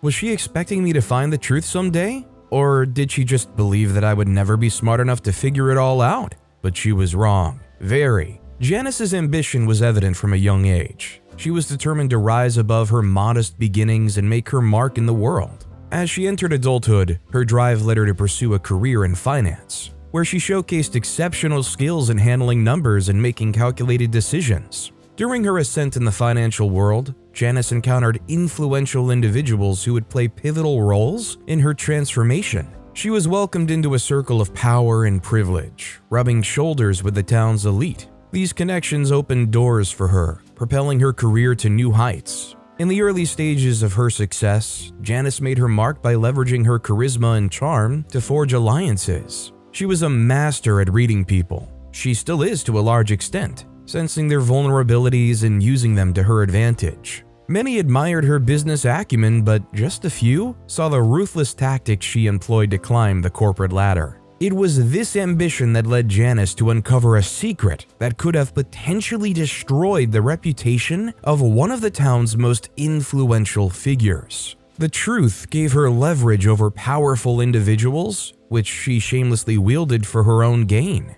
If you know who paraded herself to be my mother now, you would predict her next line of action was to expose the evil, right? Well, this is because, like me, we did not both know the real Janice. Instead of exposing the truth, Janice made a fateful decision that would forever alter the lives of those involved. She chose to use the knowledge to secure favors, cement alliances, and advance her career. And if I read through those letters correctly, this was at a point where she began trading the truth for power, and she set herself on a path that would lead to the eventual unraveling of her carefully constructed life of lies. As she became entangled in a web of deceit, she found herself making deals with unsavory characters, whose motives were far from honorable. She underestimated the consequences of her actions, believing that she could maintain control of the situation. But the web of deception she spun would soon ensnare her as well. I like to believe that she was never this bad.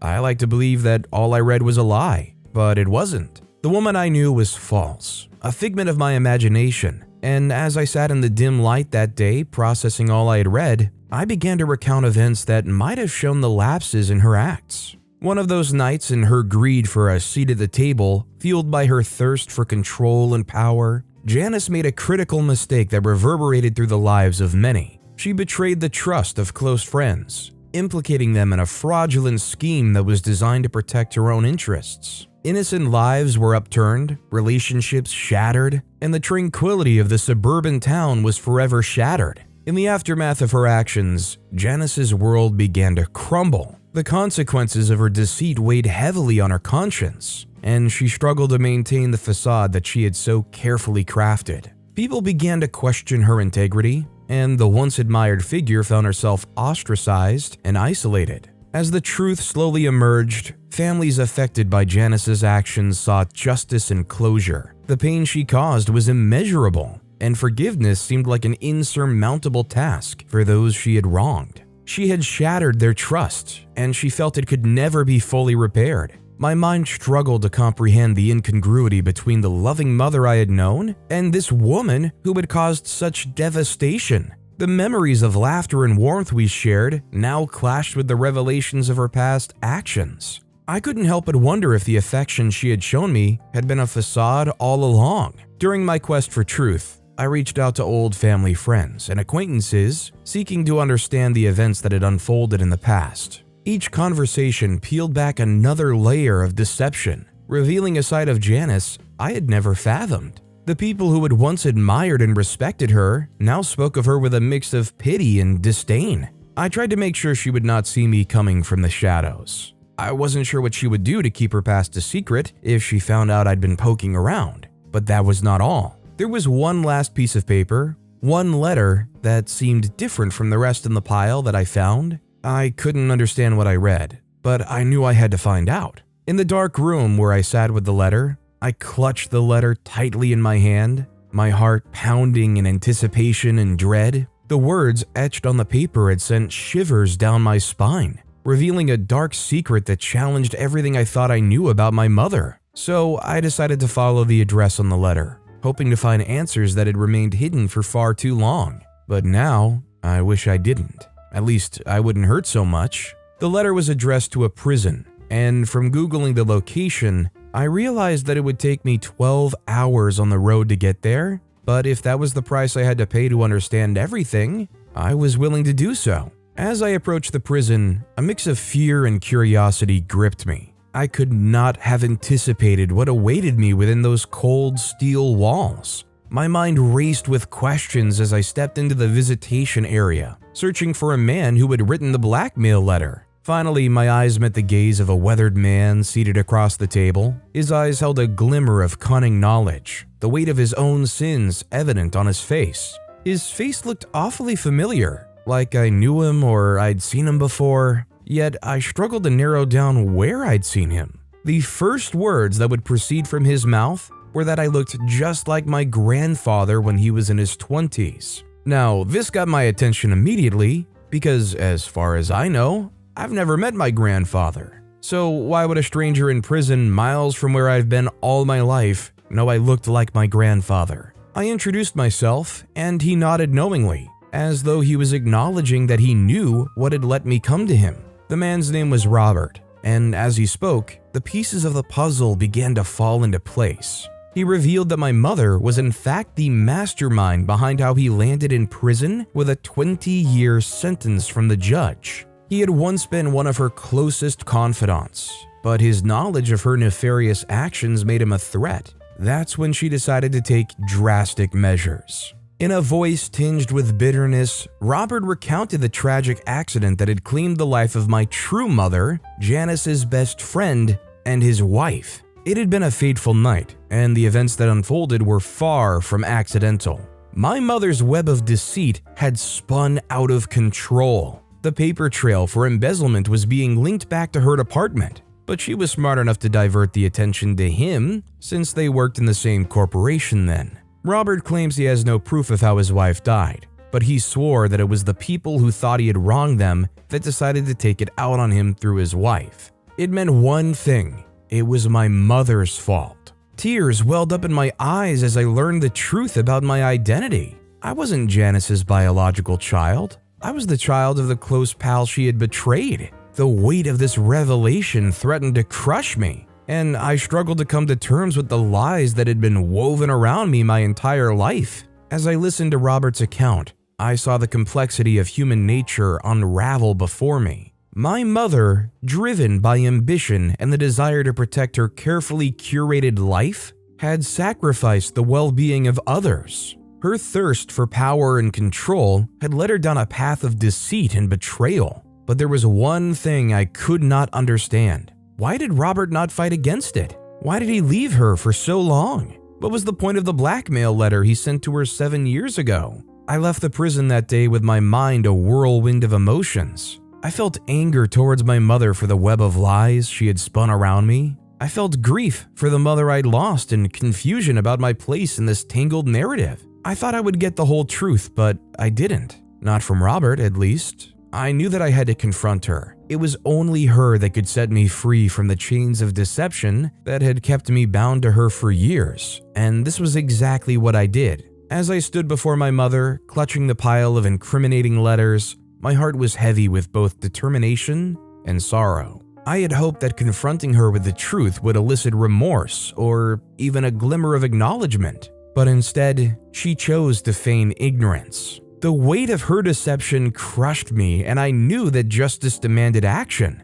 In the days that followed, I made the difficult decision to leave home and report my mother's crimes to the authorities. Armed with the evidence I'd uncovered, I approached the police to report the stolen identity and the tangled web of deceit that had ensnared us for far too long. The officers, initially skeptical of my story, eventually decided to delve deeper into the matter, and as the truth began to surface, the police uncovered the full extent of my mother's actions. The evidence was irrefutable, and the wheels of justice were set into motion. The woman, who had once been a prominent figure in the community, was now exposed for the ruthless deceiver she truly was. It felt like a form of revenge, but deep down, I knew that justice needed to be served. The pain she had caused, the lives she had shattered, demanded accountability. However, justice came at a steep cost. one that I could never have foreseen. My baby sister, just 14 years old, was caught in the crossfire of our mother's web of lies.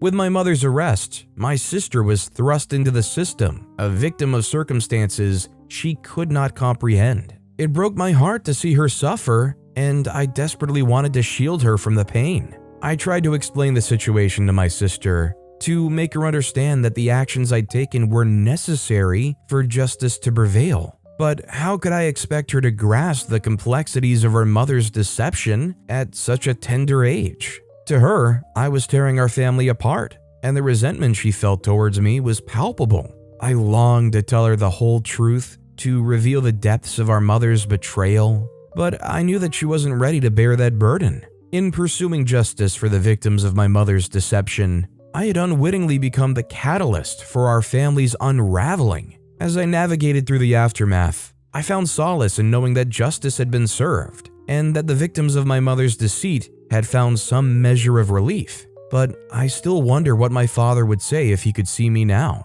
Would he have known about her secrets? Or had he been blissfully unaware, just like the rest of us? Would he understand the choices I had made, the sacrifices I had endured? Or would he be disappointed that the family he had loved had been torn apart by the very person he trusted most? Our next story is how I got my revenge on my evil best friend. They say you've gone mad when you start to think about ending someone, so I knew I'd lost all my sanity when I realized how badly I wanted to end Alicia for what she'd done to me. Alicia and I had been besties since kindergarten. She had a bubbly personality even then. I can clearly remember the day she bounced over to my table in the lunchroom, her golden curls jumping all over her head. She'd sat across me and stared me dead in the eyes. "Hi, I'm Alicia," she said with that serious look on her face. "We're both in Miss Julie's class. You may have seen me. I sit in the front row beside Rob, the boy who's always farting. I've seen you. You sit beside Anna, and you're always doodling in your notebook. Let's be friends." I smiled at her. "Do you always talk like that?" "Like what?" she'd asked, clearly puzzled, without taking a breath or bothering to pause. She smiled proudly. "I have an impressive pair of lungs, I've been told. Now, answer my initial question." I shook my head laughing. "Okay, Alicia, sure, I'd like to be your friend." We walked back to class together that day, and since then, we became inseparable. At least we were inseparable. My childhood was spent sharing crisps with her, listening to her complaints about Rob's ceaseless farting. They remained seat partners for almost 3 years, accompanying her to the park and stealing my older sister's makeup to try on with her in the bathroom. As we grew into teenagers, we were always in each other's company. We convinced our parents to always let us have sleepovers. We shared crushes on the cute boys in the year above us. We gossiped about the seniors who cut their uniform skirts so short, even though we did the same in our final year. We were the first people to know when we both got our periods. And when I got my first kiss from a dude called Pablo, she was the first person I called to rant about how anticlimactic it was to get kissed by a boy whose breath stank like onions. He just finished a Big Mac burger before the kiss. When we became 16, everyone that knew us concluded that we were twin sisters that had been separated at birth. I loved Alicia so dearly, and I'd like to believe she loved me too, just not enough. Even as we grew into adults, we were thick as thieves. We met with each other practically every day, shared fashion advice, shared our struggles in the tough world, and even shared secrets, good ones and nasty ones, without judging each other. I trusted her much more than I ever trusted my sister. As the years rolled by, we were separated by distance. Alicia had to move to London to promote her journalism career. I had to stay in America with my family and my underpaying job in a law firm. We managed to stay in touch though. There were late-night FaceTimes on the days we weren't wiped out from work. We tried to make sure we notified each other about the major changes in our lives. We even had virtual dates, but it wasn't the same. We missed each other terribly, and I couldn't get rid of the sinking feeling that we were drifting apart. I dated Zach for 2 years when she notified me that she was transferring back to America. She'd gotten a promotion, and the headquarters happened to be in New York. I was so excited, I could barely contain the excitement in my voice as I told the news to my family. The best part? She was going to be sharing my apartment with me till she was able to get one of her own. The night before her arrival, I couldn't sleep. I'd thrown a huge surprise party for her at my place. I'd invited all of our old friends, I'd made sure everyone got her gifts, and on the massive cake was written in capital letters, "Welcome home." Everything seemed perfect, but for some reason, my heart was beating at an unusually fast rate. It got even faster the next day when we were 30 minutes away from her arrival. I told her I wouldn't be able to pick her up from the airport because I was stuck at work, so I'd given her directions to the apartment and told her I'd hidden a spare key in the potted plant outside the door. Nothing was out of place, and I was sure she had no clue anything was going on. But I was still a bit anxious. What if we've drifted so far that we become strangers to each other? What if she hates living with me? What if she prefers her British friends to me? Were we still best friends? I swallowed hard and tried not to think the worst. All would be fine, I hoped. The air stood still as we heard her fumbling with the keys and opening the lock. It was as if everyone in the room had held their breath. As she stepped into the room, lights flooded the place and everyone screamed, "Welcome back home!" I stared at her from the back of the room. She looked different. She hadn't told me that she'd dyed her hair brown and had cut it short. We'd already put on our bonnets before most of our FaceTimes. She walked differently and she looked like she hit the gym every other day. But as our eyes met across the room, they looked exactly as I remember, and she smiled her wide, childish grin. We launched into each other's arms and all my fears were forgotten. It was still Alicia, and she was here in person and she looked amazing. We partied till late in the evening and caught up on a lot of drama that had been going on in our lives. We were cleaning up from the party when Zach finally arrived. "Hey babe," he said, planting a kiss on my cheek. "Sorry I couldn't leave the gallery early. You know how these collectors are." I sighed and dragged him over to Alicia. "Alicia," I called, "I'd like you to meet Zachary. He's an artist and the only person in the world that always ends up arriving after the party is over." She stared at me wide-eyed. "You mean Zach, like your boyfriend?" "Yeah." She shook her head. "You didn't tell me he was gorgeous." Zach started to cough and I couldn't hold in my laughter. "Well, gorgeous Zachary, meet my also gorgeous best friend Alicia." "Nice to meet you," he said. "Though I already feel like I know you. She talks about you all the time. It gets tiring." His voice reduced to a mock whisper as he said the last part. I playfully hit him on his torso and he pulled me in for a kiss. Alicia rolled her eyes. Too much PDA, people. Get a room." I laughed at her comment and left them to get to know each other. I wanted all the people I loved to love each other. A little while later, I felt a hand across my waist. I knew it was Zach. He helped me with the rest of the cleaning and rubbed my feet as I told him about my day. Alicia, on the other hand, was jet-lagged and jumped into bed before we were even half done cleaning. "Won't it be weird for you having her here?" I could see the worry in his eyes as he asked. "Not at all," I answered. He smiled. "I know you mean well and all, but you like your space, and you're kind of a neat freak." I whacked his head with a pillow. "Who is a neat freak?" He laughed and tickled me. "You know what I mean." "Fine," I sighed. "I do understand what you're saying, but it's Alicia, and I'm willing to do anything for her." And I meant it. Being roommates with her wasn't bad. It was a lot of fun, and included a lot of weekend alcohol and sheet masks. Sometimes she'd be home before me and would have prepared our dinner, or randomly show up with some delicious treat from work. It was only hard for me when I noticed her shoes under the bed, or a pot in the dish rack, or when she slept on my pillow. As Zachary said, I liked my space clean, but no matter how many times I tried to remind her, she seemed to forget one thing or the other. She became friends with Zach, and I'd always include her in any date plans if she wasn't busy, and we tried as much as possible not to make her feel like a third wheel. Then all of a sudden, they both started acting weird. At first, I didn't notice the slight changes in both of them when they were around each other, but they became more obvious. The controlled glances at each other now and then, the restraint in their tones now and then, and I refused to let myself suspect anything till I noticed how they avoided physical touch so carefully. It wasn't like that before, I was sure of it. Zach used to ruffle her hair whenever she beat me at chess, or she'd play choke him when he made dumb jokes. But now they were being way too careful.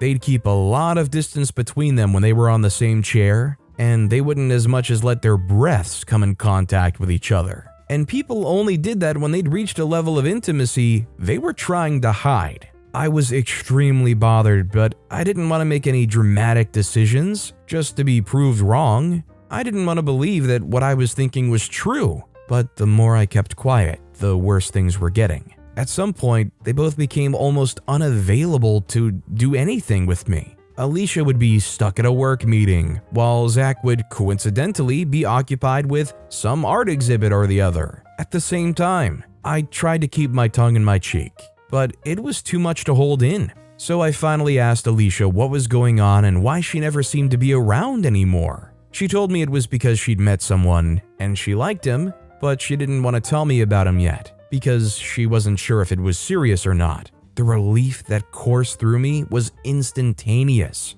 That was what was going on. I must have imagined everything I thought I saw. Alicia would never do that to me.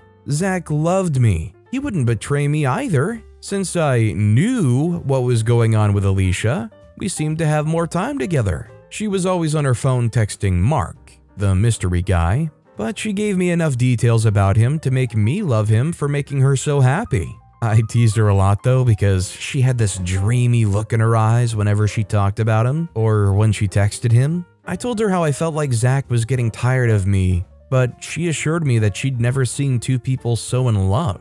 We were doing sheet masks and having a gab sesh one Saturday when Mark hit her up. It had to be him because her whole face lit up when she looked at her screen. I laughed. "That Mark, huh?" She sighed. "God, am I that obvious?" We all know the answer, but I never replied to that question because at that moment, the fire alarm sounded in our kitchen, which meant that the forgotten pancakes she was making must have been black as char. Just as she left for the kitchen, her screen flashed with a notification from Mark. Then she got 3 more messages from him in less than a minute. "Alicia," I called. "Mark must have something extremely important to say to you." But before she could get back to the room, he'd placed a FaceTime for her. Lo and behold, Mark's face didn't fit his name because his real name started with a Z and not an M. Right there on the screen, his profile picture was flashing at me, but the name on the screen was Zach's. Desperate to be proved wrong, I accepted the call, and just as Alicia walked into the room, Zach's surprised face stared at me from the screen. I stared at her while Zach was muttering some excuse from the phone. "How could you?" I asked, expecting a full-blown apology, but she stared back at me coldly and told me that I didn't deserve him and that he had stopped loving me a long time ago, but he didn't want to leave me because I was too immature and he was scared to wreck me. So I should grow up and realize that I can't have the world at my fingertips. Dumbfounded and filled with raging emotions, I stumbled out the door and to the nearest bar I could find. I couldn't breathe.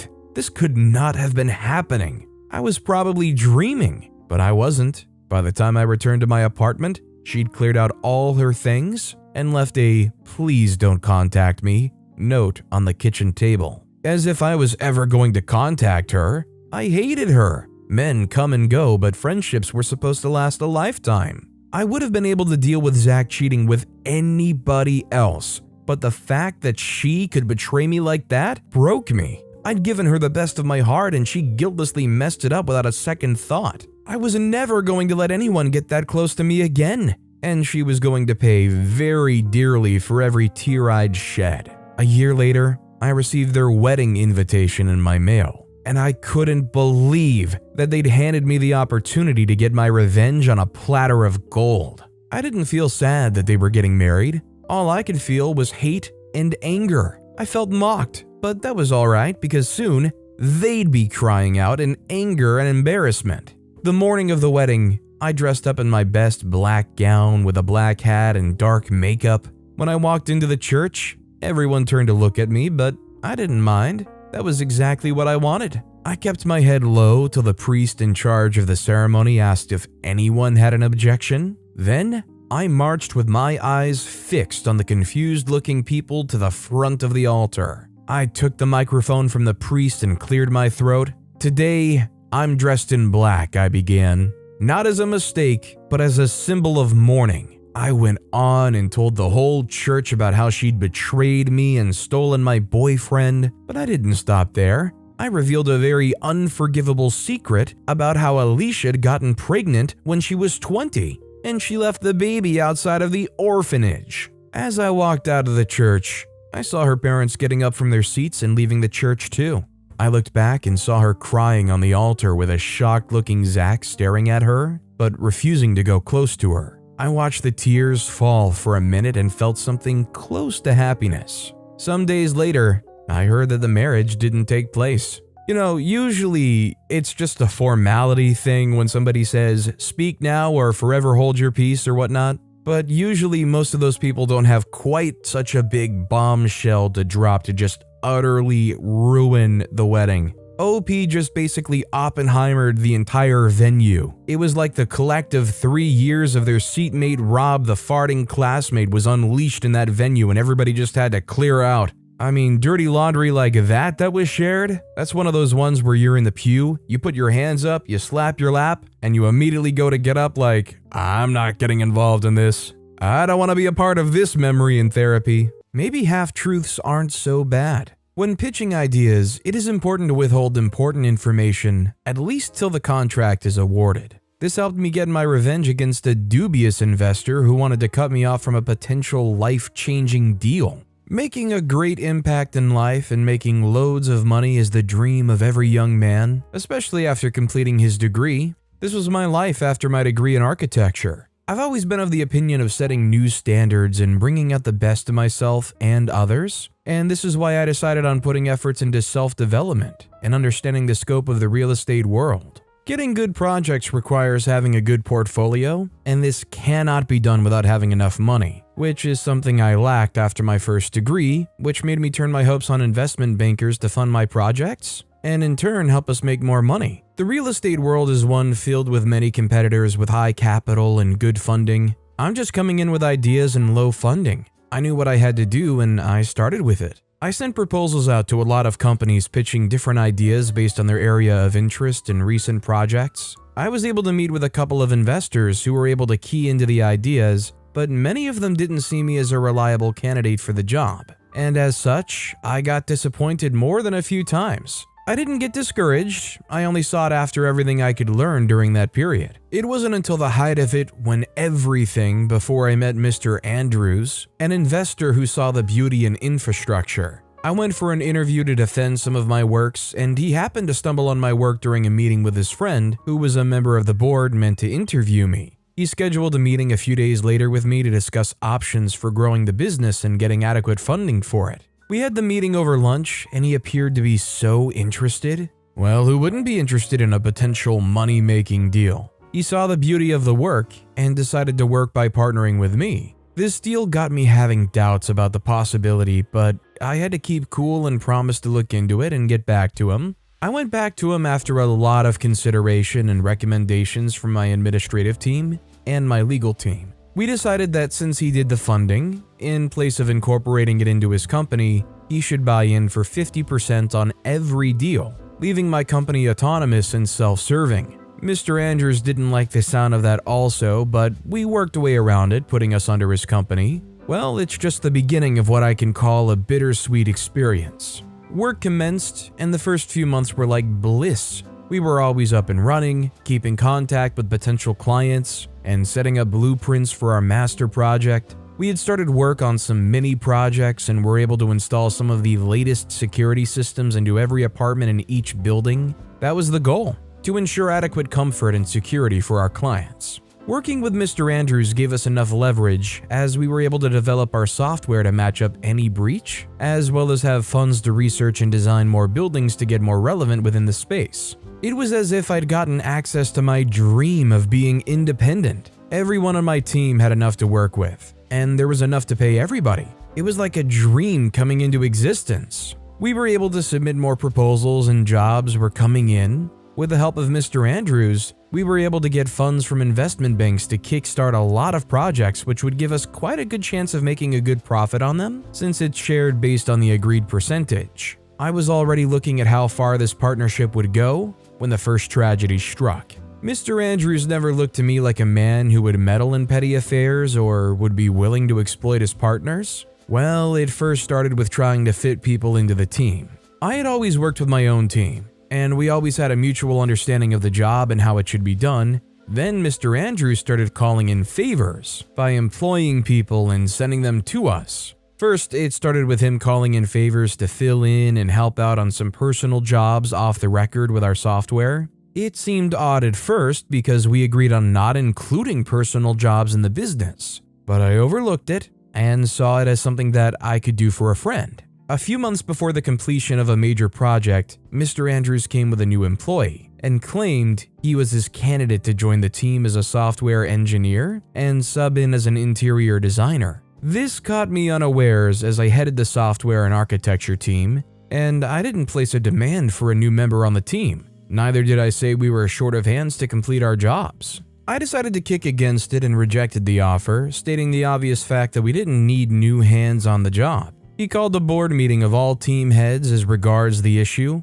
and the board voted that the new employee be approved, but kept under supervision for a couple of weeks. The thought of this got me fuming and angry, as it was an attempt to undermine my autonomy as the head of operations and a partner to the business. Mr. Andrews had sent a message. He could force his will on me and make me do it even when I don't want to. I, on the other hand, was ready to hit the nail on its head by clipping his grasp off my company. Yes, my company, because I own it and run it with my team. I had hoped things would go on smoothly between us and we'd be able to grow together, but apparently, Mr. Andrews didn't seem willing to make things work. Well, that was just the beginning. Mr. Andrews kept on trying to frustrate every effort I made to keep the peace amongst us and maintain a healthy working environment. As time passed, there was a series of activities going on which were all aimed at undermining my authority on the team. One time, the software guy Mr. Andrews forced on us refused to carry out a task and said he would need to seek permission from his boss, Mr. Andrews, before he can proceed with the task. I looked at him fuming with annoyance, trying to understand what effrontery he had to look at me and talk to me in such a manner.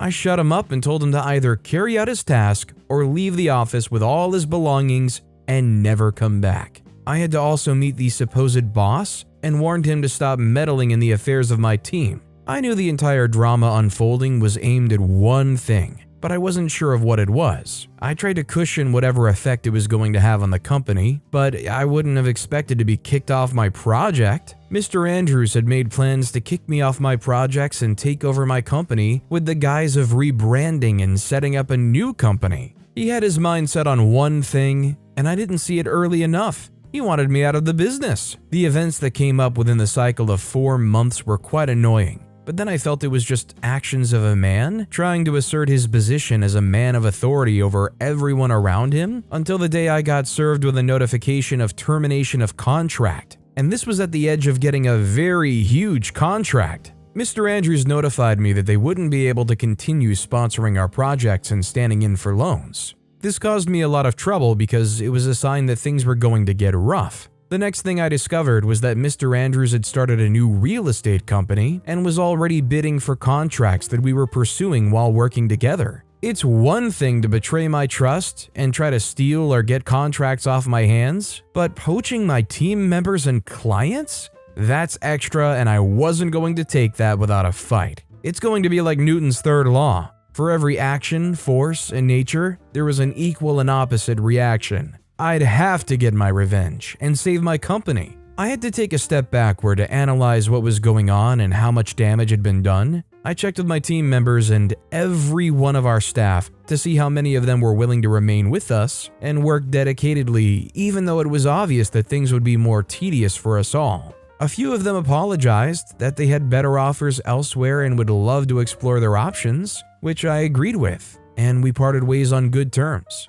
Next, my clients. I started by planting malware with multiple encryptions on the software installed on our security network, making all security appliances installed for every client malfunction at different times. I understood how it worked and notified all clients that stuck with us on how we plan to review the software and update their security system. Unfortunately, Mr. Andrews retained the software, and it affected all his clients. Every time his guys tried, they couldn't get rid of it. I knew their capabilities individually and collectively, so it was quite easy. I started approaching my former clients and his new clients with a solution to the problem, and trust me, it worked. I had secured a greater number of my clients back, and my business was back. We were able to secure funding from some banks through loans and payments from our newly acquired clients. As soon as I was sure my company was back on track, it was time for revenge. I didn't know what I could do to Mr. Andrews for everything he did, but I was sure something was going to come up.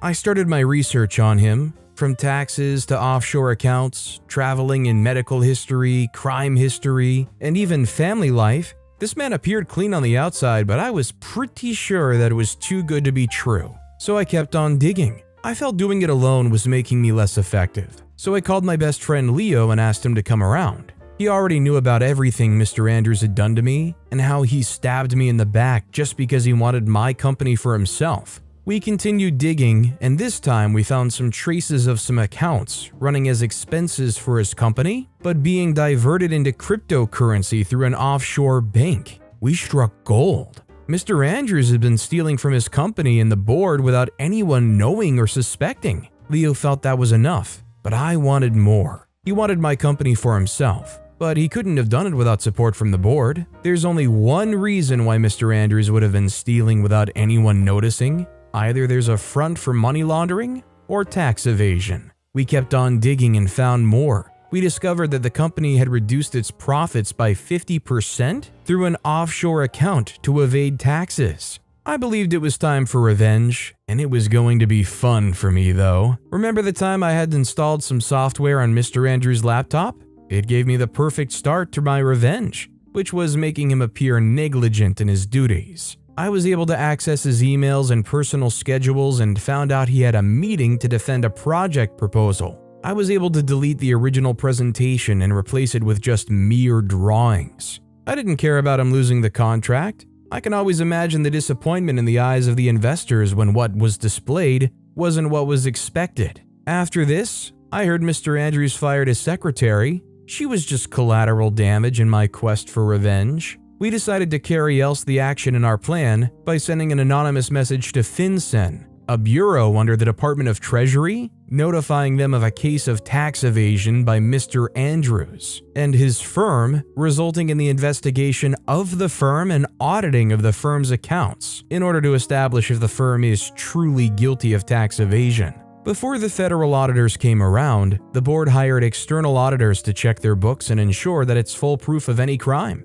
However, during this audit, we made the launch of our last attack on Mr. Andrews by making a wire transfer through his account to the same offshore account he uses to steal from the firm. The board had no choice but to relieve Mr. Andrews from his duties in the firm since it was evident that he was guilty as charged. The firm couldn't rid itself of the hook totally in regards to the case of tax evasion, and the board was fined the sum of $2 million and compelled to pay every penny owed. The government couldn't find every loophole, and possibly some officials were bribed to mitigate the damage done to the firm, but still, they were paid and were placed under government supervision for some time, leaving them vulnerable. As for Mr. Andrews, he had lost his job. Being a powerful person, it wasn't something that could be kept hidden, so his image was tarnished, and I'm sure it's going to be difficult to redeem himself afterward. I'm pretty sure he would imagine till today what happened exactly, and why everything went so bad, but I'm sure it would be difficult to trace it all back to me, since I only helped to bring to the open what was kept hidden before. My business is up and running, growing, and making an impact. I'm not where I want to be yet, but I'm moving forward, and I would not give room for anyone to think they can mess with me and get away with it. Obviously, this is kind of a worst case scenario, but it's definitely something to look at and consider if you own your own business when you approach that idea of selling or partnering or really being acquired. Even in a situation like this where it appears that you're going to have full autonomy, you have to be careful of every loophole. That said, our next story is how I got back at my ex-boyfriend for stealing my movie script. My ex-boyfriend was married to a spoiled brat, a daddy's girl who got everything she ever wanted from her father, including one of his very attractive employees, whom she eventually got married to. According to him, her dad darn near made him marry her. She got pregnant and he threatened to ruin him if he doesn't set a wedding date and marry his daughter immediately. Interestingly, she had a miscarriage just after the wedding. For a long time, my ex held that she lied and only told everyone she was pregnant so her dad could coerce him into marrying her. He wanted nothing more than to rise to fame and wealth and be one of the most powerful men in the world. A man like his father-in-law who had a lot of money, many children, and a favorite child, and real power. He dreamed a lot, but sadly he didn't have what it took. But somehow, he always thought he did. My ex-boyfriend was as deluded as he was ambitious. He had no real talent and was average in intelligence. I knew that. His wife knew it, but I let him get away with it because, darn, he was the most handsome man ever. He wasn't just good looking, he was beautiful, he had the perfect body, the kind of body that many men worked hard for, but still don't have nearly as much. The perfect face, the perfect dentition, and he was a smooth talker too. That was what attracted me to him, and I'm sure that attracted his wife too. They met in her dad's company on his birthday. She had just flown into the country and went directly to her dad's office to wish him a happy birthday when she saw the finest man ever.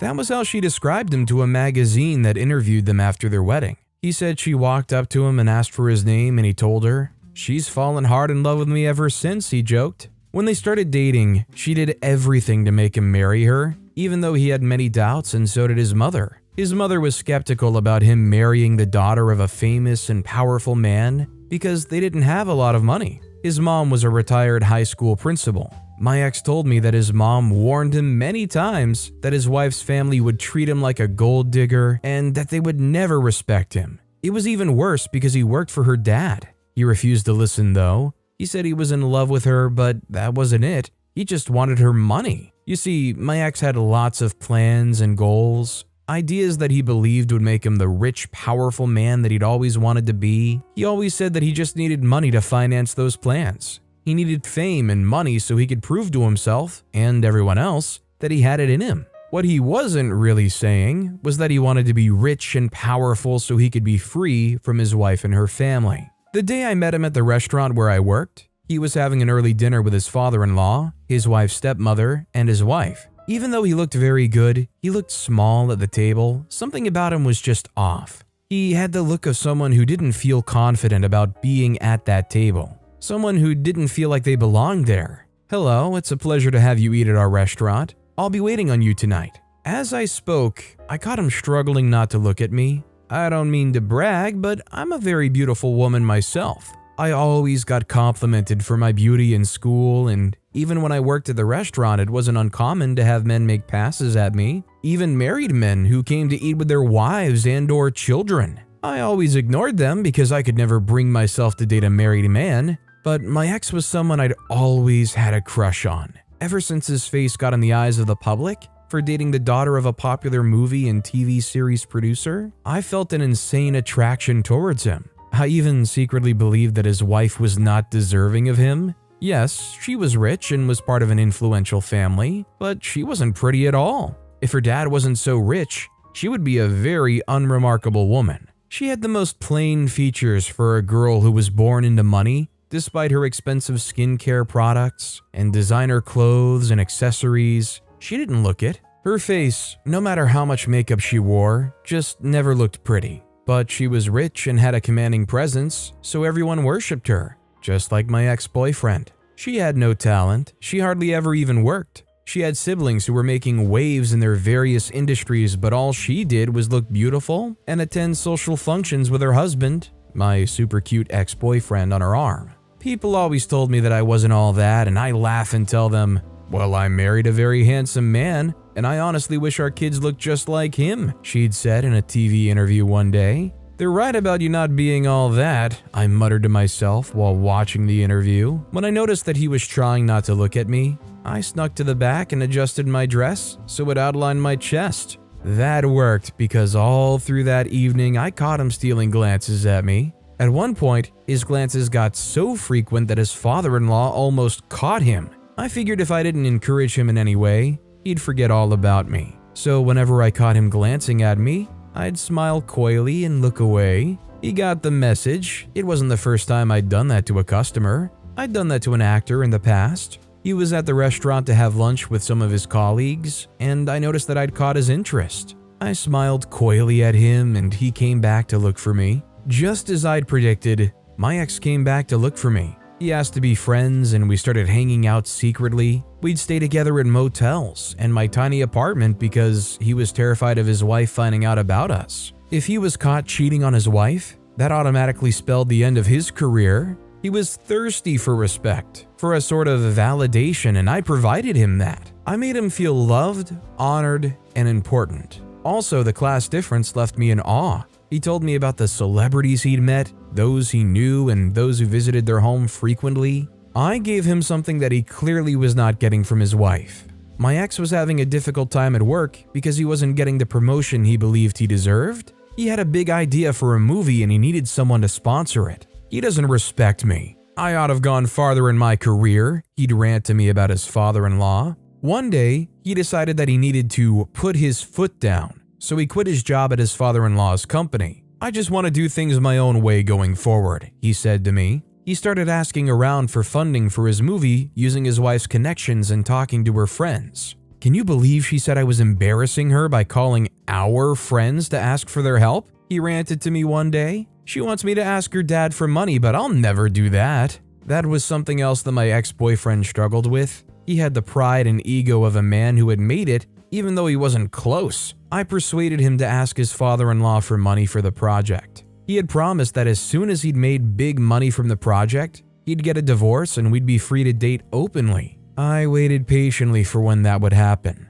When my ex told me that his father-in-law rejected his script and tossed it away, I offered to write a new one for him. I had a strong background in screenwriting and used to work for a screenwriter before she died. The only reason I wasn't close to realizing my dream was that I was still saving money to go to college to study creative writing. I assured him that I could handle it. My ex was also a screenwriter, but I'd seen his work and it was honestly below par. I just knew he couldn't do it alone, so I stepped in to help so we could properly be an item. He shared his idea for the movie with me, and we discussed what could stay and what couldn't. I realized why his father-in-law was very skeptical, because he had no idea what he was doing, and was very stubborn about taking out stuff that was just unnecessary. After a lot of back and forths, we agreed on the plot, and I got to work. I spent a whole month writing the script and working different shifts every day at work. When I was finally finished with the script, I gave it to him and he passed it on to his father-in-law, who was very impressed. The agreement I had with my ex was that he'd include me in the credit for the script. We even planned to grant interviews where we lied about working on the script together, but not doing anything sexual or even liking each other while he was married. I was excited to see what the future held for me. He showed me the compiled script and I was included as a writer. The names on it were mine, his name, and that of the editor he hired. His father-in-law decided to release funds for the movie, but he had to set everything in motion first. From choosing the lead actors, to the best assistant director, to costumier and all of that. I was watching his interviews one afternoon where he was creating a buzz for the movie, and said the only information he was going to reveal was the screenwriters. Then he went on to name himself and one other popular female screenwriter as the writers of the script.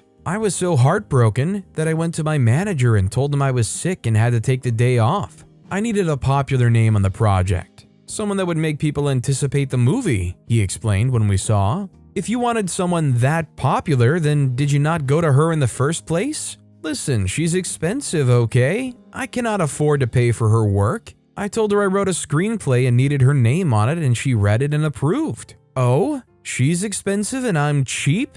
I realized then that my ex hasn't paid me a dime for my work. I remembered the nights when my fingers got sore from typing on my computer and how much time and money I spent on doing research at different libraries. My ex didn't have a lot of money. All his wife's money came from her father, and his money came from his salary, which admittedly wasn't a lot of money in their world, but compared to what I was making, it was huge. He could have paid me to at least appreciate what I did for him. My ex complained about his wife and her family not treating him well, but he was doing the same and even worse to me. Since I was simply a ghostwriter on the project, I asked him to pay me. Pay you? He glared at me. Yes, it's only fair. I always suspected you were after my money and only wanted to use me, he said in a voice that didn't even sound like his. To this day, I get very irritated just thinking about that statement. I asked him to leave my house, and he did.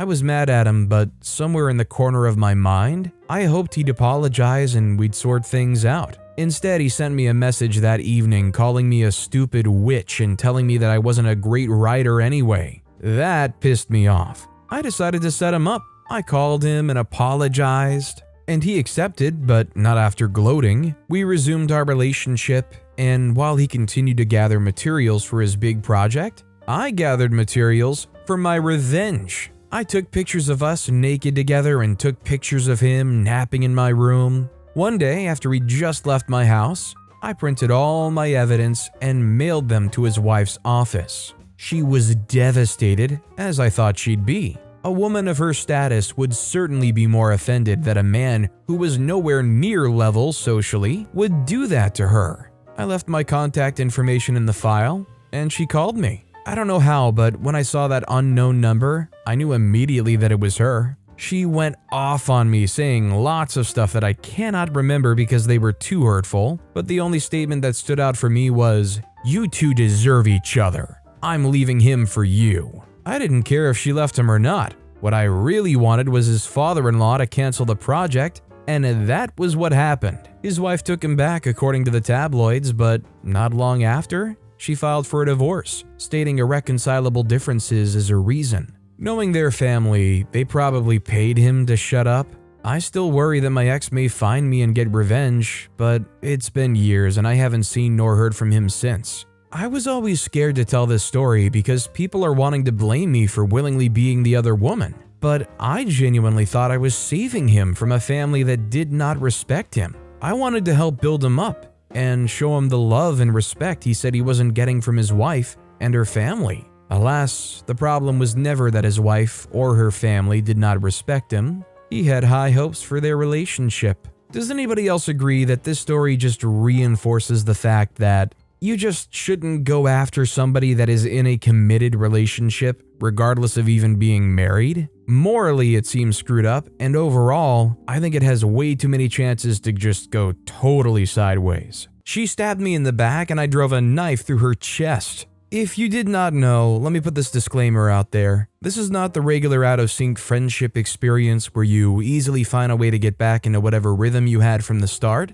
This is what someone I had considered to be my family did. How she came after me in the most unimaginable way a friend could. But while she thought of me to be weak, the score would be settled and justice would be served. Well, at least to me, making her lose her winning streak was pure justice. It felt like a big bowl of vanilla pudding with a lot of extras. Okay, this might sound crazy, but you didn't know her. You had no idea what it was like to be her friend. You had no idea what I had to endure for years. But to make this all make sense, I would give you my account of what actually happened. The moment I met Daisy in the hallways of our high school, I could never have figured out that we would come close to being what people would think of as best of friends. Her charisma was infectious, and her radiant smile drew me in like a moth to a flame. But I was not. And to be honest, that should have been the signal that we were two entirely different people, and that we were bound to come across a certain imbalance in our friendship. But at that point, I could not refuse the only hand of a friend I'd gotten since I began high school.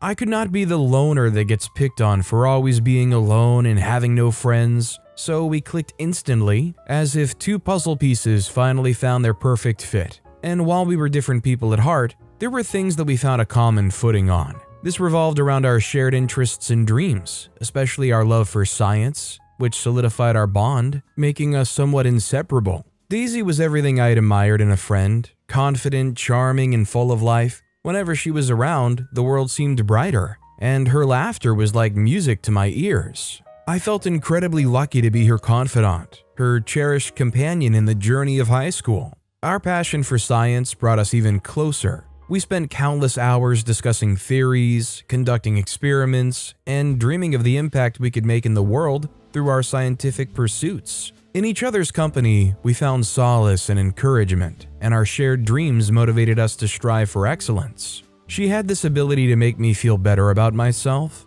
I could not explain it most times. With her by my side, I felt I could conquer any challenge that high school threw our way. Her approval and attention meant the world to me, and I cherished every moment we spent together. However, beneath the surface of our picture-perfect friendship, there lurked a subtle undercurrent of cruelty. It started with innocent jokes and playful banter that I assumed was just part of her sense of humor, but as time went on, these remarks began to chip away at my self-esteem. In retrospect, I think it started from her knowing that no matter what she said, I could not be able to move on. I had no other friend and would be stuck with her through high school irrespective of how she jokingly insulted and passed out rude comments to me. Daisy had a way of belittling me in front of others, making me feel small and insignificant. At first, I brushed it off, thinking she was teasing me or that I was being overly sensitive. I laughed along with our friends, trying to convince myself that it was all in good fun.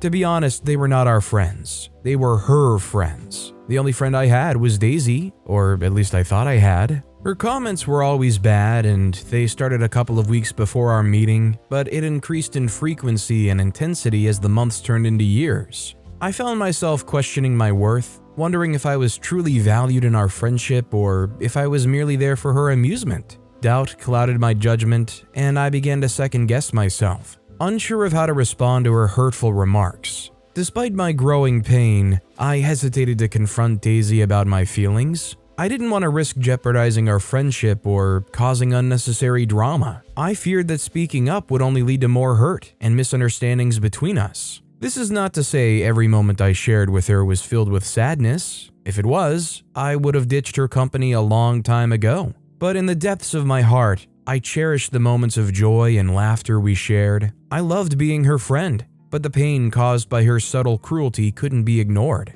The power dynamic felt unbalanced, as if I needed her approval to feel worthy and validated. It wasn't until one day when her comments hit me harder than ever before that I finally mustered the courage to speak up. We sat in our favorite corner of the school cafeteria, surrounded by friends. The room was filled with laughter, but her remarks left a bitter taste in my mouth. As we enjoyed our lunch break, Daisy playfully turned to me, her eyes glinting mischievously. "Hey Krista, I know you've thought about becoming a scientist, alright, but someone has to make the coffee for the real scientists, right?" Her words were hurtful, but what made them sting more this day was the way it was followed by laughter from her friends. It felt like there had been conversations about me that I'd not been a part of, where I'd been disregarded by all of them. This was not the first time Daisy had made such a comment about me being less of a real science geek than she was, and each time it left me feeling small and insignificant. I tried to shake off the hurt, convincing myself that she was just teasing, that her words were harmless banter, and to be fair, it was weird that she ever allowed herself to think this way, since I'd always been the one carrying her science assignments like mine because we were friends, so why not? It felt like a mockery of my dreams and aspirations, as if she didn't take them seriously. It made me question if she truly valued our friendship, or if I was just there for her amusement. Obviously, it was the latter, but I needed to get my facts right first. I took a deep breath, mustering my courage to address the issue that had been festering within me for far too long. "Daisy, can we talk for a moment?" I said, trying to steady my voice. Daisy turned to me, curiosity evident in her eyes. "Sure. What's up?" she replied, her tone casual. "It's about the comments you make," I began, my voice tinged with emotion. "They may seem like jokes to you, but they hurt me. I don't want to be the butt of your humor, especially when it comes to something I'm passionate about."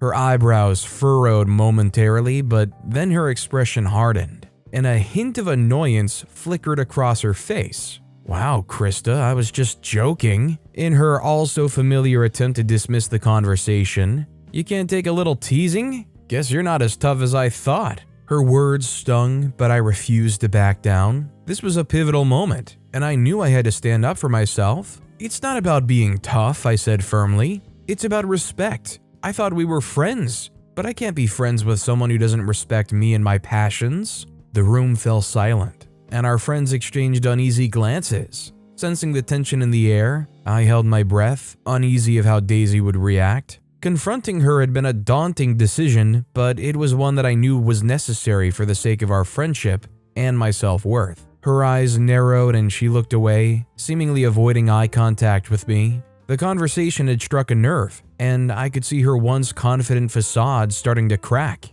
It was a moment of vulnerability, and it made me wonder if there was more to her jokes than meets the eye. In the aftermath of our conversation, the atmosphere in the cafeteria returned to normal, but everything felt different. I couldn't ignore the weight of what had just transpired. That day, Daisy went home without me. Not that I cared at that point, because I was pissed about how she didn't seem to see the wrong in her actions. But as the days passed, her behavior towards me changed, and it was not in the way I expected it would. She began to ignore me, and the warmth and closeness we once shared seemed to fade away. It was as if she was distancing herself from me, like I'd meant absolutely nothing to her. Daisy's reaction to my heartfelt honesty had caught me off guard. Her initial annoyance quickly gave way to a defensive attitude, as if she was unwilling to accept any responsibility for the hurtful remarks she had made. Despite my hopes for reconciliation, it became clear that our friendship had irrevocably changed.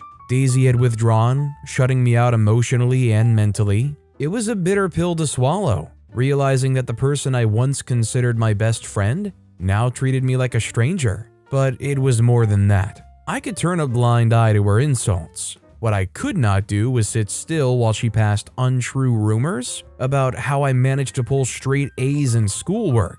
I confided in Daisy with a deeply personal secret, something I'd shared with no one else. There was one person that knew I'd cheated on a math test in middle school, and that was because I told her. I trusted her implicitly, believing that she would keep my confidence, but to my horror, that trust was shattered when my secret leaked, spreading like wildfire through the school. Now, it wasn't just that one minor instance of noting a formula in the palm of my hand. The rumors painted me as cheating my way through every exam. I felt a suffocating mix of emotions: anger, humiliation, and profound hurt. It was devastating to know that someone I had trusted with my innermost thoughts had turned against me. Daisy's denial only deepened the wound as she pretended innocence, while secretly reveling in the chaos she had created. I felt exposed and vulnerable, like my private world had been laid bare for everyone to see. The once confident version of myself I was trying to build after my fallout with Daisy retreated and was replaced by a more lonely, paranoid persona.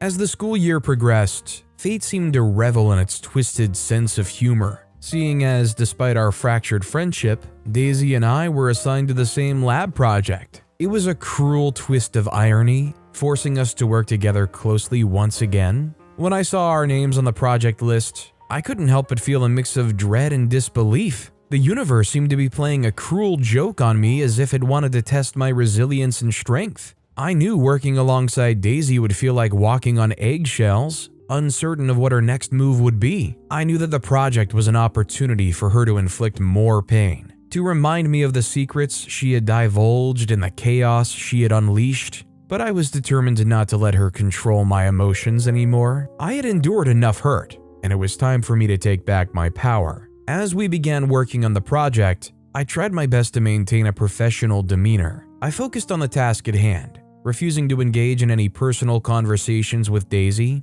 It wasn't easy, as memories of our past camaraderie often threatened to break through the barriers I'd built. Daisy, on the other hand, seemed to be reveling in the discomfort she was causing me. She maintained an air of indifference, as if the pain she had inflicted on me was inconsequential. It was as if she had moved on, leaving me to pick up the pieces of my shattered self. Amid the project, I realized that my revenge wouldn't come from sinking to her level or causing her pain in return. Instead, it would come from proving to myself and everyone else that I was strong enough to rise above her cruelty. It was time to show her that I would no longer allow myself to be a victim of her toxic behavior. Of course, she was never helpful. Not in taking the lab notes, not in noting the measurements, and not in making as little research as she could. With determination in my heart, I poured my energy into the project, using the skills and talents that Daisy had once depended on in me. It was a way for me to reclaim my identity,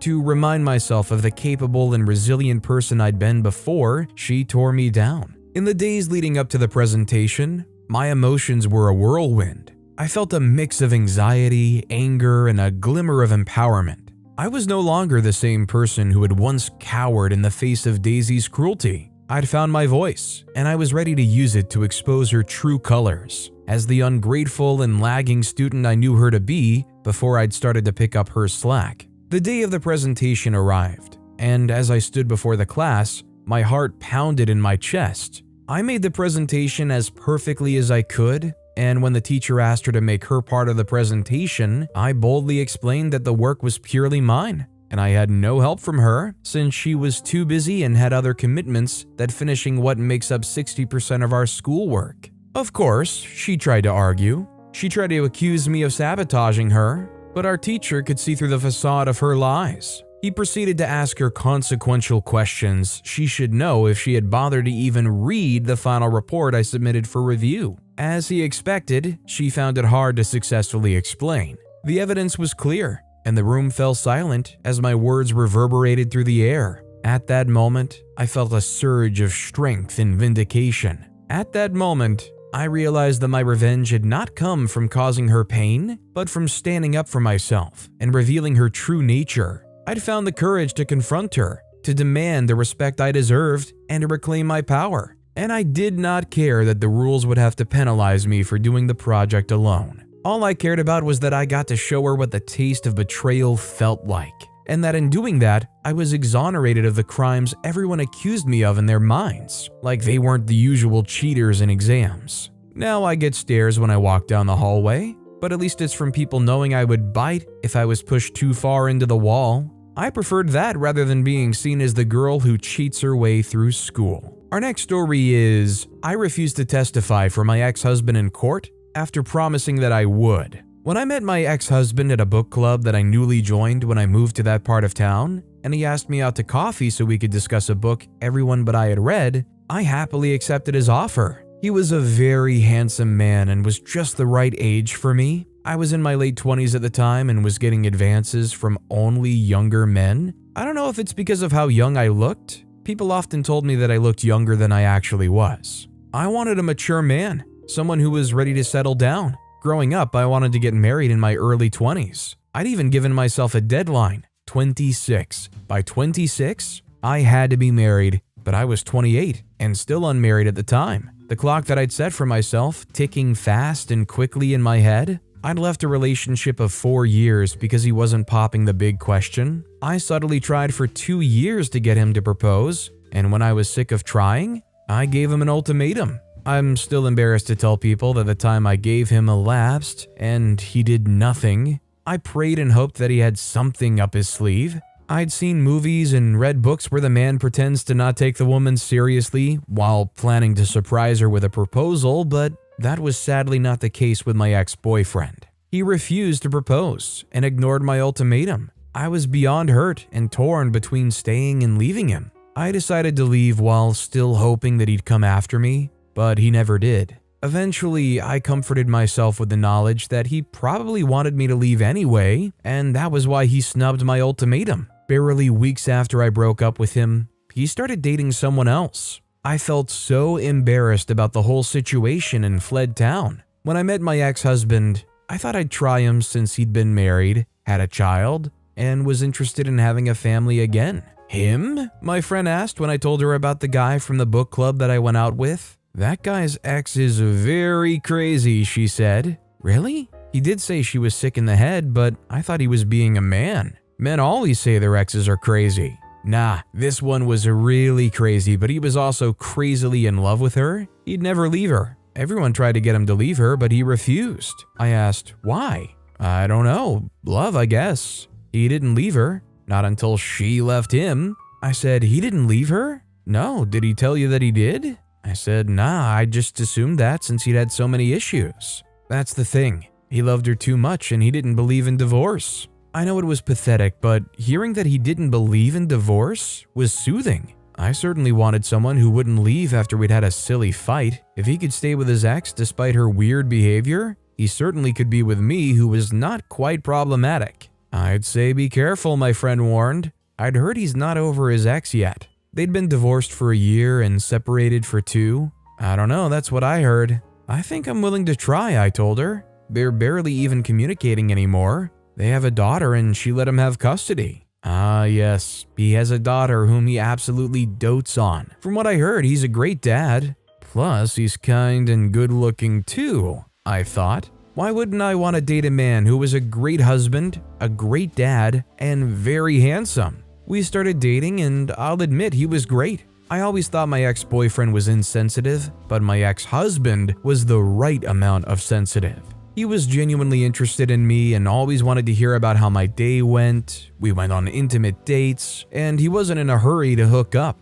He just seemed like the perfect man when we started dating. For the first 4 months, I didn't meet his daughter, but when we decided on what we wanted from each other, he let me meet his daughter. She was a sweet, pleasant girl who adored her dad, and just as my friend had told me, he really did dote on her. He was fully devoted to her and would refuse to go out and have fun just to spend time with her. In the first months of our relationship, when I hadn't met her, he paid a sitter to watch her. But as soon as I met her, we stopped going out as often. Rather than go out, he would invite me to his home and cook me dinner. We'd have dinner with his daughter, and after that, she'd go to bed while we stayed up to watch a movie. After nearly 9 months of being together, he asked me to move in with him, but I refused. I lived with my ex for 2 years and I still blamed myself for doing that. If I believed that I hadn't done that, he'd probably have proposed. When we broke up, I made up my mind that if a man wanted me to move in with him, then he must have asked me to marry him and, in fact, set a wedding date. After a full year of being together, he asked me to marry him. I was happy to say yes. Why not? Our relationship was not perfect, but he was better than any guy I'd ever been with, and we wanted the same things. I was tired of being with guys that I had to ask what their plans were. My ex made his plans clear in the 4th month. He wanted marriage, he wanted 1 more child, and a huge house in the suburbs. I agreed to marry him, but was soon confronted with the real reason he proposed. His ex-wife was getting married. I visited him one evening and asked about his daughter. "Oh, she's with her mom," he replied, trying to be casual. Something was not right. His child was hardly ever with her mom, and even when she was, he was worried about her. "Do you think she'd tell her bad stuff about me?" he'd ask, nervously. "Relax, your daughter knows you're a good dad, and nothing your ex tells her will change that." He wasn't as worried as he usually was whenever she went to be with her mom. "Okay, tell me, what's up?" "What?" he asked. Again, he was trying to be oblivious. My ex-husband did a terrible job at acting. When he felt guilty, the guilt was always all over his face. I frowned at him to let him know that his fake puppy face was doing nothing for him. "I'm sorry." I was alarmed. "What happened?" "I didn't tell you. My ex-wife is getting married. My daughter's at her wedding." I was livid, too mad to even utter a word. I just picked up my purse and left. I refused to see my ex for a full week. The only reason he proposed was because his ex was getting married, and he probably didn't want to feel left out. I knew he wasn't over his ex. Everyone at the book club talked about it, my friend said when I told her about it. "Maybe it should be called the Gossip Club because everyone there sure gossips a lot." I snapped at my friend and went into my room. That night, my ex came over with a dozen roses. "Please, just let me explain," he said when I opened the door and saw him. "Was that why you asked me to marry you? To show her that you'd moved on too?" "At first, I wanted to do that, yes. I wanted to marry you because since she's moved on, it was only fair that I did too, but that wasn't just why. At least when I thought about it, I decided that I wanted to do more than just prove something." I stared blankly at him. "Listen, I love you. I want to marry you, and yeah, it did take my ex getting married to realize that, but I want you to be my wife." My ex was an avid reader, but he wasn't exactly great with words. Hearing him say that was very refreshing. I let him come in, and that was how we continued our engagement. My friend was certain that my ex was still in love with his ex, and it irritated me. I was just sick of hearing her say it repeatedly. My ex did not show any sign of still loving her, aside from the lie about what prompted him to propose and how worried he gets when his daughter was with her. He hardly ever mentioned her. We had a small wedding with both of our immediate families in attendance and started our lives together as a married couple. Months after we got married, I started to worry about my biological clock. I wanted to start having kids right away. "Let's wait until I get my promotion at work," he said first. After he got the promotion, he wanted me to wait until his daughter was old enough to watch her baby brother. "I spent so much on enrolling her in private school and all those dance classes. She may as well watch her sibling to pay me back," he'd said. I didn't want to be an inconsiderate wife or stepmom, so I agreed to wait while we prepare in every way to have our baby. I was soon greeted with the shock of my life. My husband was cheating on me with his ex-wife. They were even planning to abandon both their spouses and elope. I got to find out about this from his ex's husband. He came over to where I worked and asked to talk. I didn't believe it at first, until he opened his computer and showed me proof of their chats. He also let me listen to the voice messages they shared. He suspected that his wife was cheating, and as a computer professional, he hacked her phone and got the information he needed. He was leaving her, but he just wanted me to know that was going on because he thought I deserved to know. I was shocked because there was no way I could have guessed that my husband was cheating so much more with his ex-wife. I confronted him about it, and when he didn't deny it, I kicked him out. That week was a most devastating one for me. I started to believe and accept that I probably was not destined to find love. Not everyone will have a family or find love, and perhaps I was one of those people. I'd been hurt so many times, but that one was the last straw for me. I didn't want to go down without a fight, but there was no way to get back at my ex. We didn't have a child together or anything.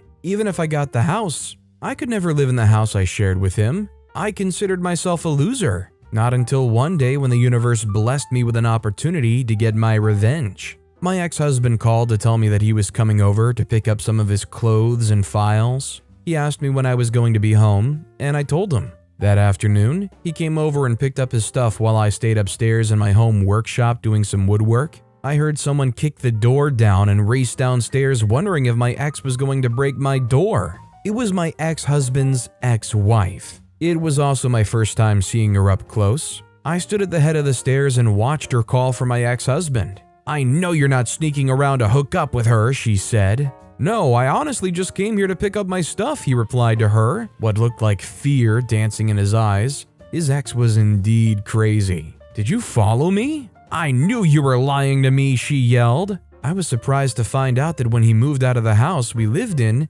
he moved in with her. I was going to let them keep arguing when she picked up a small ceramic vase I'd made and threw it at him. He dodged the vase and it hit the wall and broke into pieces. She started to chase him around the living room while I watched in shock. She grabbed him by the neck and tried to choke him. I continued watching in shock. My ex-husband held her hand and pushed her away from him. He shoved her with so much force that she hit her head on a piece of art in the living room and she passed out instantly. I ran downstairs and examined her head. She was bleeding. He carried her and drove her to the hospital while I sat in my living room pondering over all that had happened. I could not believe that my ex left me for someone that violent, and that strengthened my resolve to get a divorce. While we were still in the process of getting a divorce, my ex came to me to ask for a favor. His ex-wife had filed for custody of his daughter to get back at him. He told her he was done with her and that angered her. "Please, you have to come and testify. You witnessed all that happened that day in your house.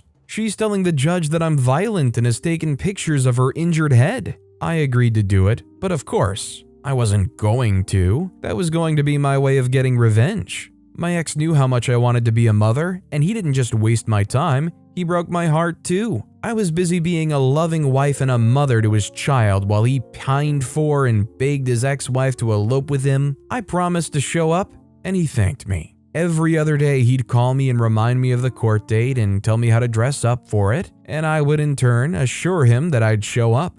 The day came, and I turned off my phone and went skydiving with a guy I'd just met. He called me again, begging me to show up at the next hearing. I told him that I won't be showing up, and hung up on him. I never heard from him again, but my friend who heard all the gossip told me that the court granted his ex-wife custody. That satisfied me. Although, to be fair, in this situation, it probably would have been nice if OP did show up, considering it really wasn't this guy's fault what happened to her, and she did seem kind of crazy. I don't blame anybody for not wanting to get in the middle of that domestic dispute, especially when somebody's displayed that crazy of behavior and obviously knows where you live now. I blackmailed the barbershop predator. A lot of people don't like to talk about abuse, especially SA. It could be because of the unpleasant memories it brings up, or it could be the stigmatization associated with it, but the fact remains the same. So please allow me to buck the trend for a little bit. I have to first clarify that I wasn't the main victim of the story, even if I did have an experience of my own with the main villain.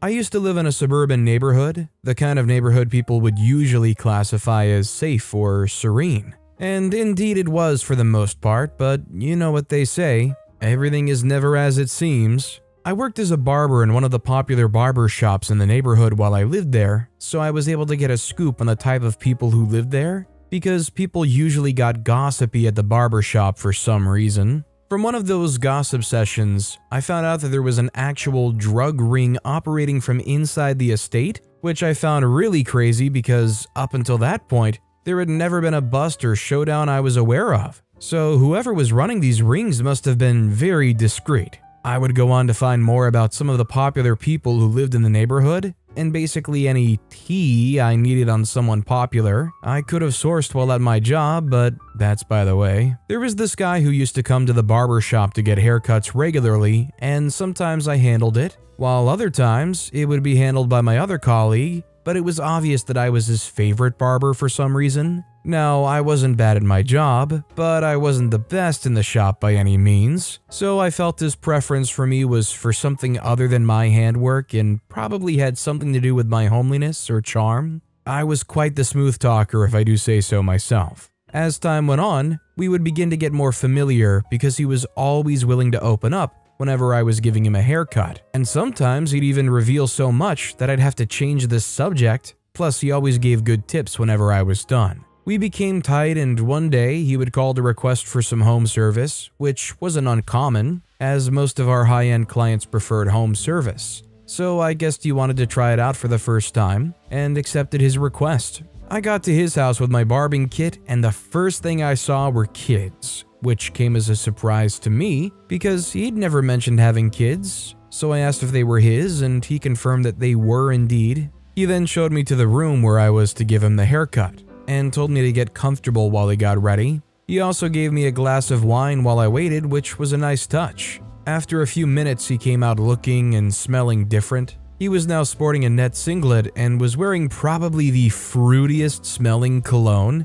I had no idea what was going on and thought it was one of those rituals I heard high-end clients sometimes did, so I stayed coy and got my stuff ready to give him a nice trim. A few seconds into the trim, I began to suspect that this wasn't going to be the regular trim because he started to ask if I liked the way he looked even before I started. I obviously said I did. It began to get weird when he started making lewd comments towards me, talking about how he found me attractive and that if he wasn't married he would have taken me to his favorite spot.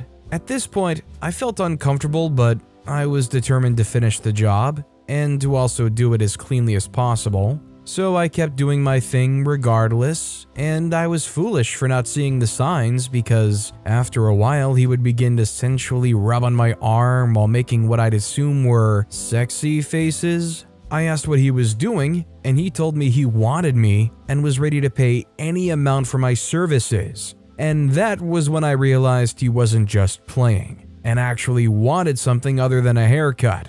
I instantly rejected his offer and asked him to let me finish so I could leave, but he suddenly turned around and pushed me towards a couch that was behind me, and I was too filled with shock and disbelief to even react. So he began to put his hands all over me while telling me to give it a try. My eyes were fixated on the door at this point, so once I overcame the shock, I managed to escape before he could go any further. I even left my barbing kit at his place. I'd been SA'd for the first time in my life. When I got home later that day, he began to bombard me with calls and text messages, and I didn't respond to anyone because I just wanted to forget about the whole incident. I didn't even care about my barbing kit, which was important to me at work, and I spent the next few days at home feeling traumatic. After clearing my head, I decided to resume back at the shop, and when I got back, I was surprised to see my barbing kit was at my table. Apparently, he'd come to return it a few days earlier and lied that I must have forgotten it at his place. This brought out some flashbacks of the incident, but I was determined to forget about it,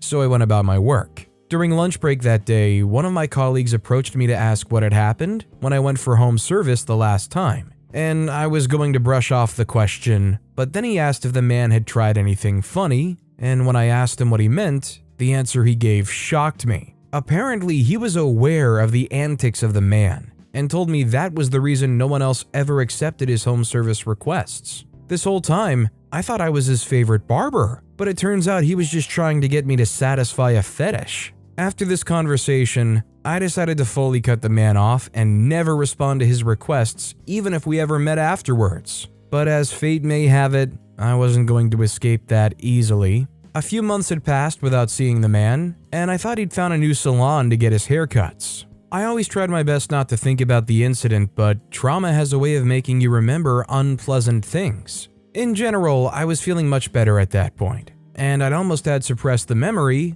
until one incident would bring it all back. It was a Friday, and I usually got to work in the afternoon due to some classes I used to take every Friday morning. On getting to work, I was met with a minor scare. I recognized the kids of my now former client waiting for their haircuts. I almost had a panic attack, but to my relief, they weren't with their father and were instead accompanied by a young man who could have been no older than 16. I was curious to find out who he was, so I offered to cut his hair, which he accepted. While trimming his hair, I began to ask him a series of questions in usual barbershop gossip fashion to find out more about who he was and his relationship to the man, and found out he was literally a ward to the man and had been around helping with chores for a few months, probably after the last incident we had. I began to pry further because I had some suspicions, and after some more interrogation, I opened up to him and he reluctantly told me what I'd been suspecting all the while.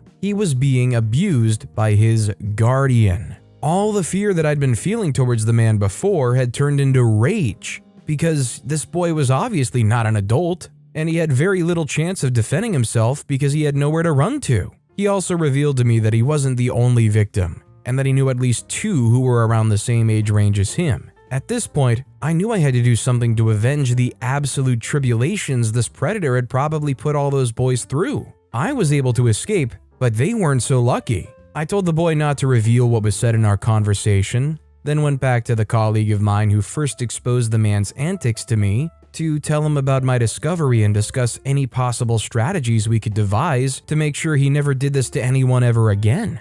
After some deliberation, he decided we were going to find a way to bait the man and either blackmail him till he confessed or expose him outright. Creating the perfect plan wasn't easy, but I'd extracted enough information from the boy to know where the man now had his haircuts. So I went there to know more about the place. It was also a popular salon in another end of my neighborhood, which led me to think he had a pattern. So I tried to envisage what the pattern was, and went full, "what would he do here" mode. As I stepped into the salon, it looked astonishingly similar to mine. So astonishing that the first question I asked anyone was if it was the same interior designer who handled the salon I worked at, and it turns out it was. What were the chances? The guy who responded to me was the salon manager, and he didn't cut hair. He just happened to be there at the time, so I tried to describe the man to him and he was able to recognize what I meant. Then he showed me the chair where he usually had his haircuts. After he left, I went over to the chair to see if I could find the barber who worked there.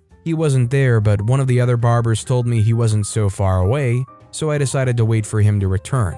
He returned about 20 minutes later, and then I approached him for a few questions. And when his answers were consistent with what I expected, I knew he would be down for the plan. The plan was for him to bait the predator into requesting home service and then make recordings of whatever happened as evidence. And he understood the assignment because within 2 weeks of sharing the plan, he called us to tell us he had secured a home service appointment. It was now time for Phase 2, get recorded evidence. Phase 2 was rather straightforward because I'd had a previous experience, so I knew planting a camera in the room where he had his haircuts was possible, as he always took a few minutes to get ready. My inside guy, the other barber, was spot on with the task once again, and was able to get a full event recording. And when I saw the recording, I began to wonder if he put a spell on the man, because while trying to seduce him, he would confess to some of the heinous things he had done in the past. At the end, my guy was smart enough to evade any real abuse by convincing him to set up something more discreet. It almost seemed like he was sent for this particular purpose. We now had the video we sought after, and it was time to move to the next phase, which was either to blackmail him to his wife until he confessed or report him to the authorities. My guy suggested we could do both, but I decided to let the reaction of the man decide. The higher the level of desperation in his reaction, the better our chances of doing both. And when we used an anonymous account to send him a threat attached to the video of what had happened, with my friend's face blurred out, He went into a panic and sent probably 100 replies to the account, asking us to name our price and begging us not to expose him. We knew we had just hit the jackpot and decided to milk him as much as possible. This wasn't in the initial plans, but I think it's fair to say the money clouded our judgment, and it took until his ward reported another attempted assault while I was giving him a haircut for me to realize I'd let external influences alter my primary objective, which was never money, and decided I had to report to the authorities. The other guys who were in on it just wanted the money, so they tried to discourage me, but I was able to make them see the moral side of things, and we agreed to send a police report and also to let his wife know. The next day, we sent out the evidence to all the necessary parties as planned, and also tried to explain the case he had with the boy who helped around his house, and by that evening, news broke out that he'd been taken into police custody for interrogation. And there was also news of his wife going into cardiac arrest, although she would be quickly resuscitated. The man was finally arrested after 2 months of further investigations, and the last I heard of him, he was still rotting in prison. I feel no remorse for him and no regret for even extorting him initially, because he continued to traumatize young people even after we showed him the evidence against him. I feel sorry for his wife though. Her husband was living a double life and parading himself as a good husband and father while ruining the lives of other people's kids. Last I heard, they got divorced shortly before he was arrested, and she was able to secure the house and the kids. So I think she got some form of compensation if I want to look on the bright side. I might have resorted to blackmail, which wasn't the best means possible, but in my mind I felt fulfilled that I was able to save those young people from a very dangerous predator, and I wouldn't have been able to do it if his ward hadn't spoken up. So it's important to know that speaking up is one of the most important steps to saving yourself from abuse. Although some of the moral lines were blurred here, I do think they did a net good thing. Honestly, anybody like this that's no longer doing this on the streets, it's for the best. That said, our next story is, I exposed my boss's dirty secret to his fiancée. Having an awful boss at work is probably the most relatable experience to adults everywhere. Nearly every single person has a tale of a boss who would actively try to piss them off at their place of work, and my case isn't any different. In fact, I've probably had this experience at every place I've worked. Don't look at me negatively. I'm a mostly diligent worker, but I also belong to Gen Z, so I definitely don't accept situations that could cause me some long-term discomfort, and some people may not agree, but I think that should be the standard. My first experience with a wicked boss happened before I even became an adult. Fresh out of high school, I got a job at a pharmacy so I could save up some money for a new phone.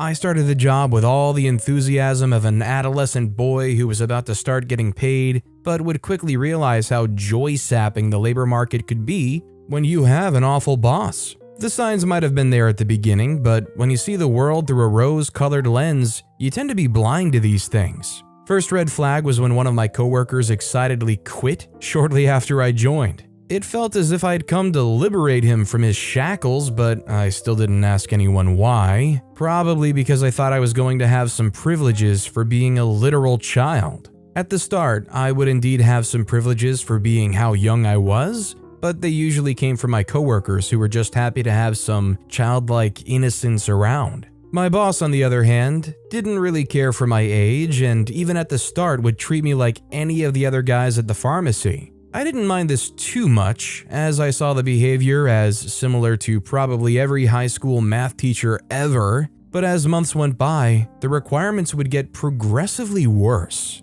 It started when my boss would begin to send me on non-work errands, such as getting him his lunch. I had to actually go out on the streets to buy his lunch. This didn't cause too much discomfort, but he never showed any gratitude, and it looked as if that was part of my job description. He continued to subtly add side quests to the job I was hired to do, but nothing was crazy enough to make me quit until he started to take advantage of the proximity of my house to the pharmacy. One day he would call me at 4 a.m. to summon me to the pharmacy because he had to travel and needed someone to help him set up shop before he left, and I was the closest to the pharmacy. I only obliged because I felt some sense of responsibility, as he had to travel, and besides I lived close by. In hindsight, I should have said no, because as soon as he got back from his trip, not even up to 2 days later, he would make a similar request, and when I told him I couldn't make it, at 5 a.m. by the way, He got infuriated. That was my cue to know my time there was nearly up.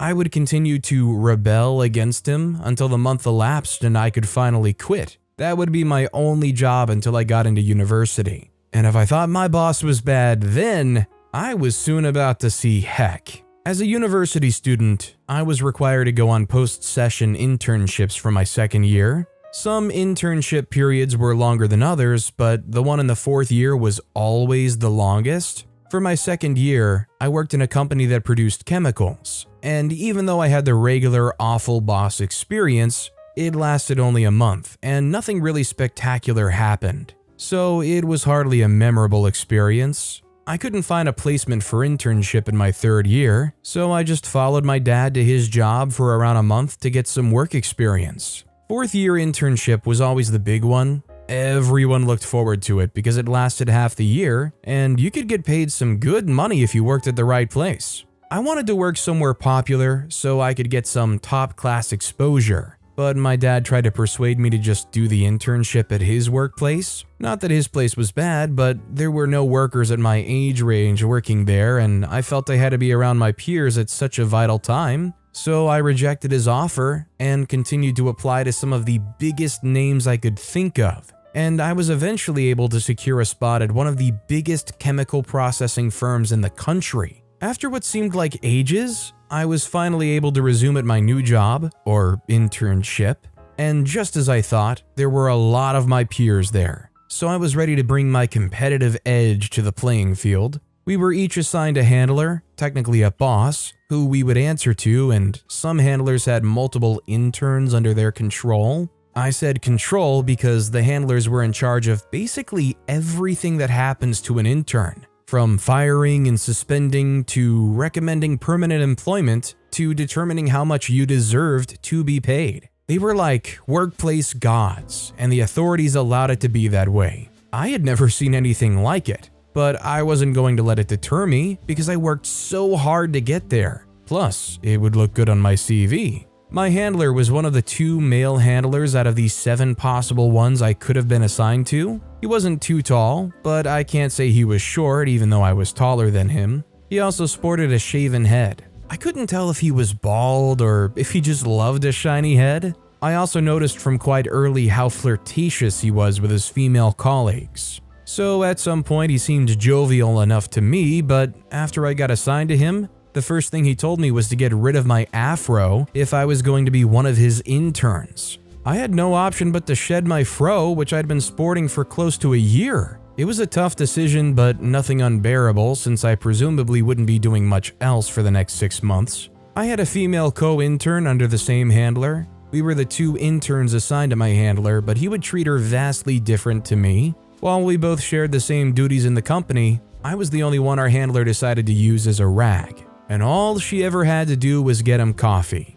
Meanwhile, I helped him sort his mails, cleaned his office desk daily, and ran on multiple errands to other departments. I ran so many errands that all the other interns would know me by name within the first month. At this point, I didn't have any major issues with it. I was getting paid after all. Got my first paycheck, felt satisfied about the work I'd done and how I adapted my work ethic, but believed I only had to work that hard because it was my first month. And they probably wanted to just test me. So I went into my second month with a fresh mindset. It was a new month and I was feeling a bit more settled now. I got a bit more vocal around work and people would begin to take notice, including my handler. I began to challenge unjust orders a lot more, especially from my handler, and I think he was shaken because he began to try and assert dominance over his zone. He became more reactive and was always trying to set me up so I get in trouble with the authorities. But I was always a step ahead, so he seldom had his chance.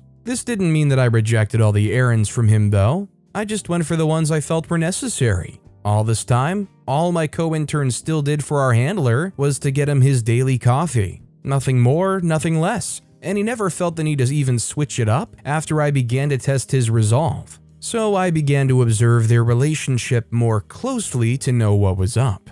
My handler being flirtatious was common knowledge around the company ground. He was ever the smooth talker when it came to women, and he had a couple of nicknames for his behavior. What he did wasn't harassment by any means. but it was certainly superfluous because they began to look like him fulfilling a habit rather than genuine compliments. There were a couple of us guys, male interns, who didn't like his bipolar treatment of interns, because even though we knew how he treated female interns, he didn't seem to care that he treated us in the exact opposite way. So I explained my hunch to them and asked them to also observe his relationship with my co-intern. While I was observing my handler, he was also looking for ways to get me in trouble, and he would finally have his chance. It was on a Friday and work was to close at 3 p.m. as opposed to the regular 5 p.m., so I made plans for post-work activities with some of my fellow interns. Getting to the close of work, my handler called me to help him sort a heap of documents that had been piling up for probably 3 or 4 weeks.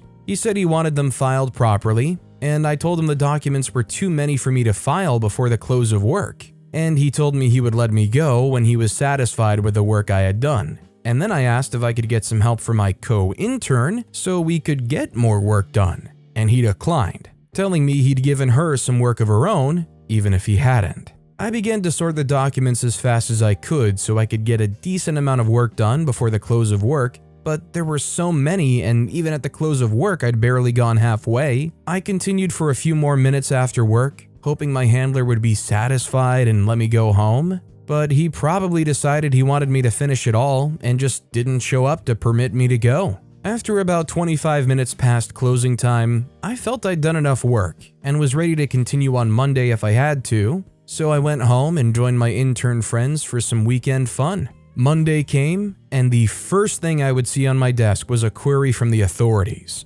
Apparently, my handler had reported me for negligence, and the head of HR believed him, so they summoned me to appear in front of a small panel. After explaining myself, they sided with my handler and told me that it was company protocol for me to do whatever my handler tells me within my department. They also handed my handler the power to select what punishment he deemed fit. I was expecting something light, like doing some extra hours after work, or cleaning more desks for a week, but nothing happened. I was surprised that the guy who had been looking for a chance to show his power just decided to let me go when it finally came. But I wasn't complaining though. Little did I know that he had something evil in store for me. The second month ended and it was time for interns to get their salaries. Everyone got theirs before the end of the second month. But there was a delay for me, and I would later realize that my handler had used his powers to strip me of my salary as my punishment. I was absolutely fuming. So I confronted him, and he told me he was well within his rights. And from that exact moment, I made up my mind to get back at him. I'd been observing his relationship with my co-intern for a while now, along with some other of my intern friends, and we started to suspect that they were having an affair because she would often follow him home on Wednesdays. And so my revenge plan was straightforward after that meeting: find enough proof to expose the affair. While most people at the office knew my handler was a flirt, many didn't know that he had a fiancée. One of my intern friends who had been observing him found out and told us about it. So at this point, my revenge plan was basically about saving her from the flirt monster. As my handler went home on the Wednesday of that week, he would once again be accompanied by my co-intern. So I followed closely behind them, and even though I was expecting something controversial to happen, I was still shocked when I saw them drive into one of the hotels not too far from where the company was located. As they stepped out of the vehicle, I got my phone out and took a couple of photos and continued to trail them.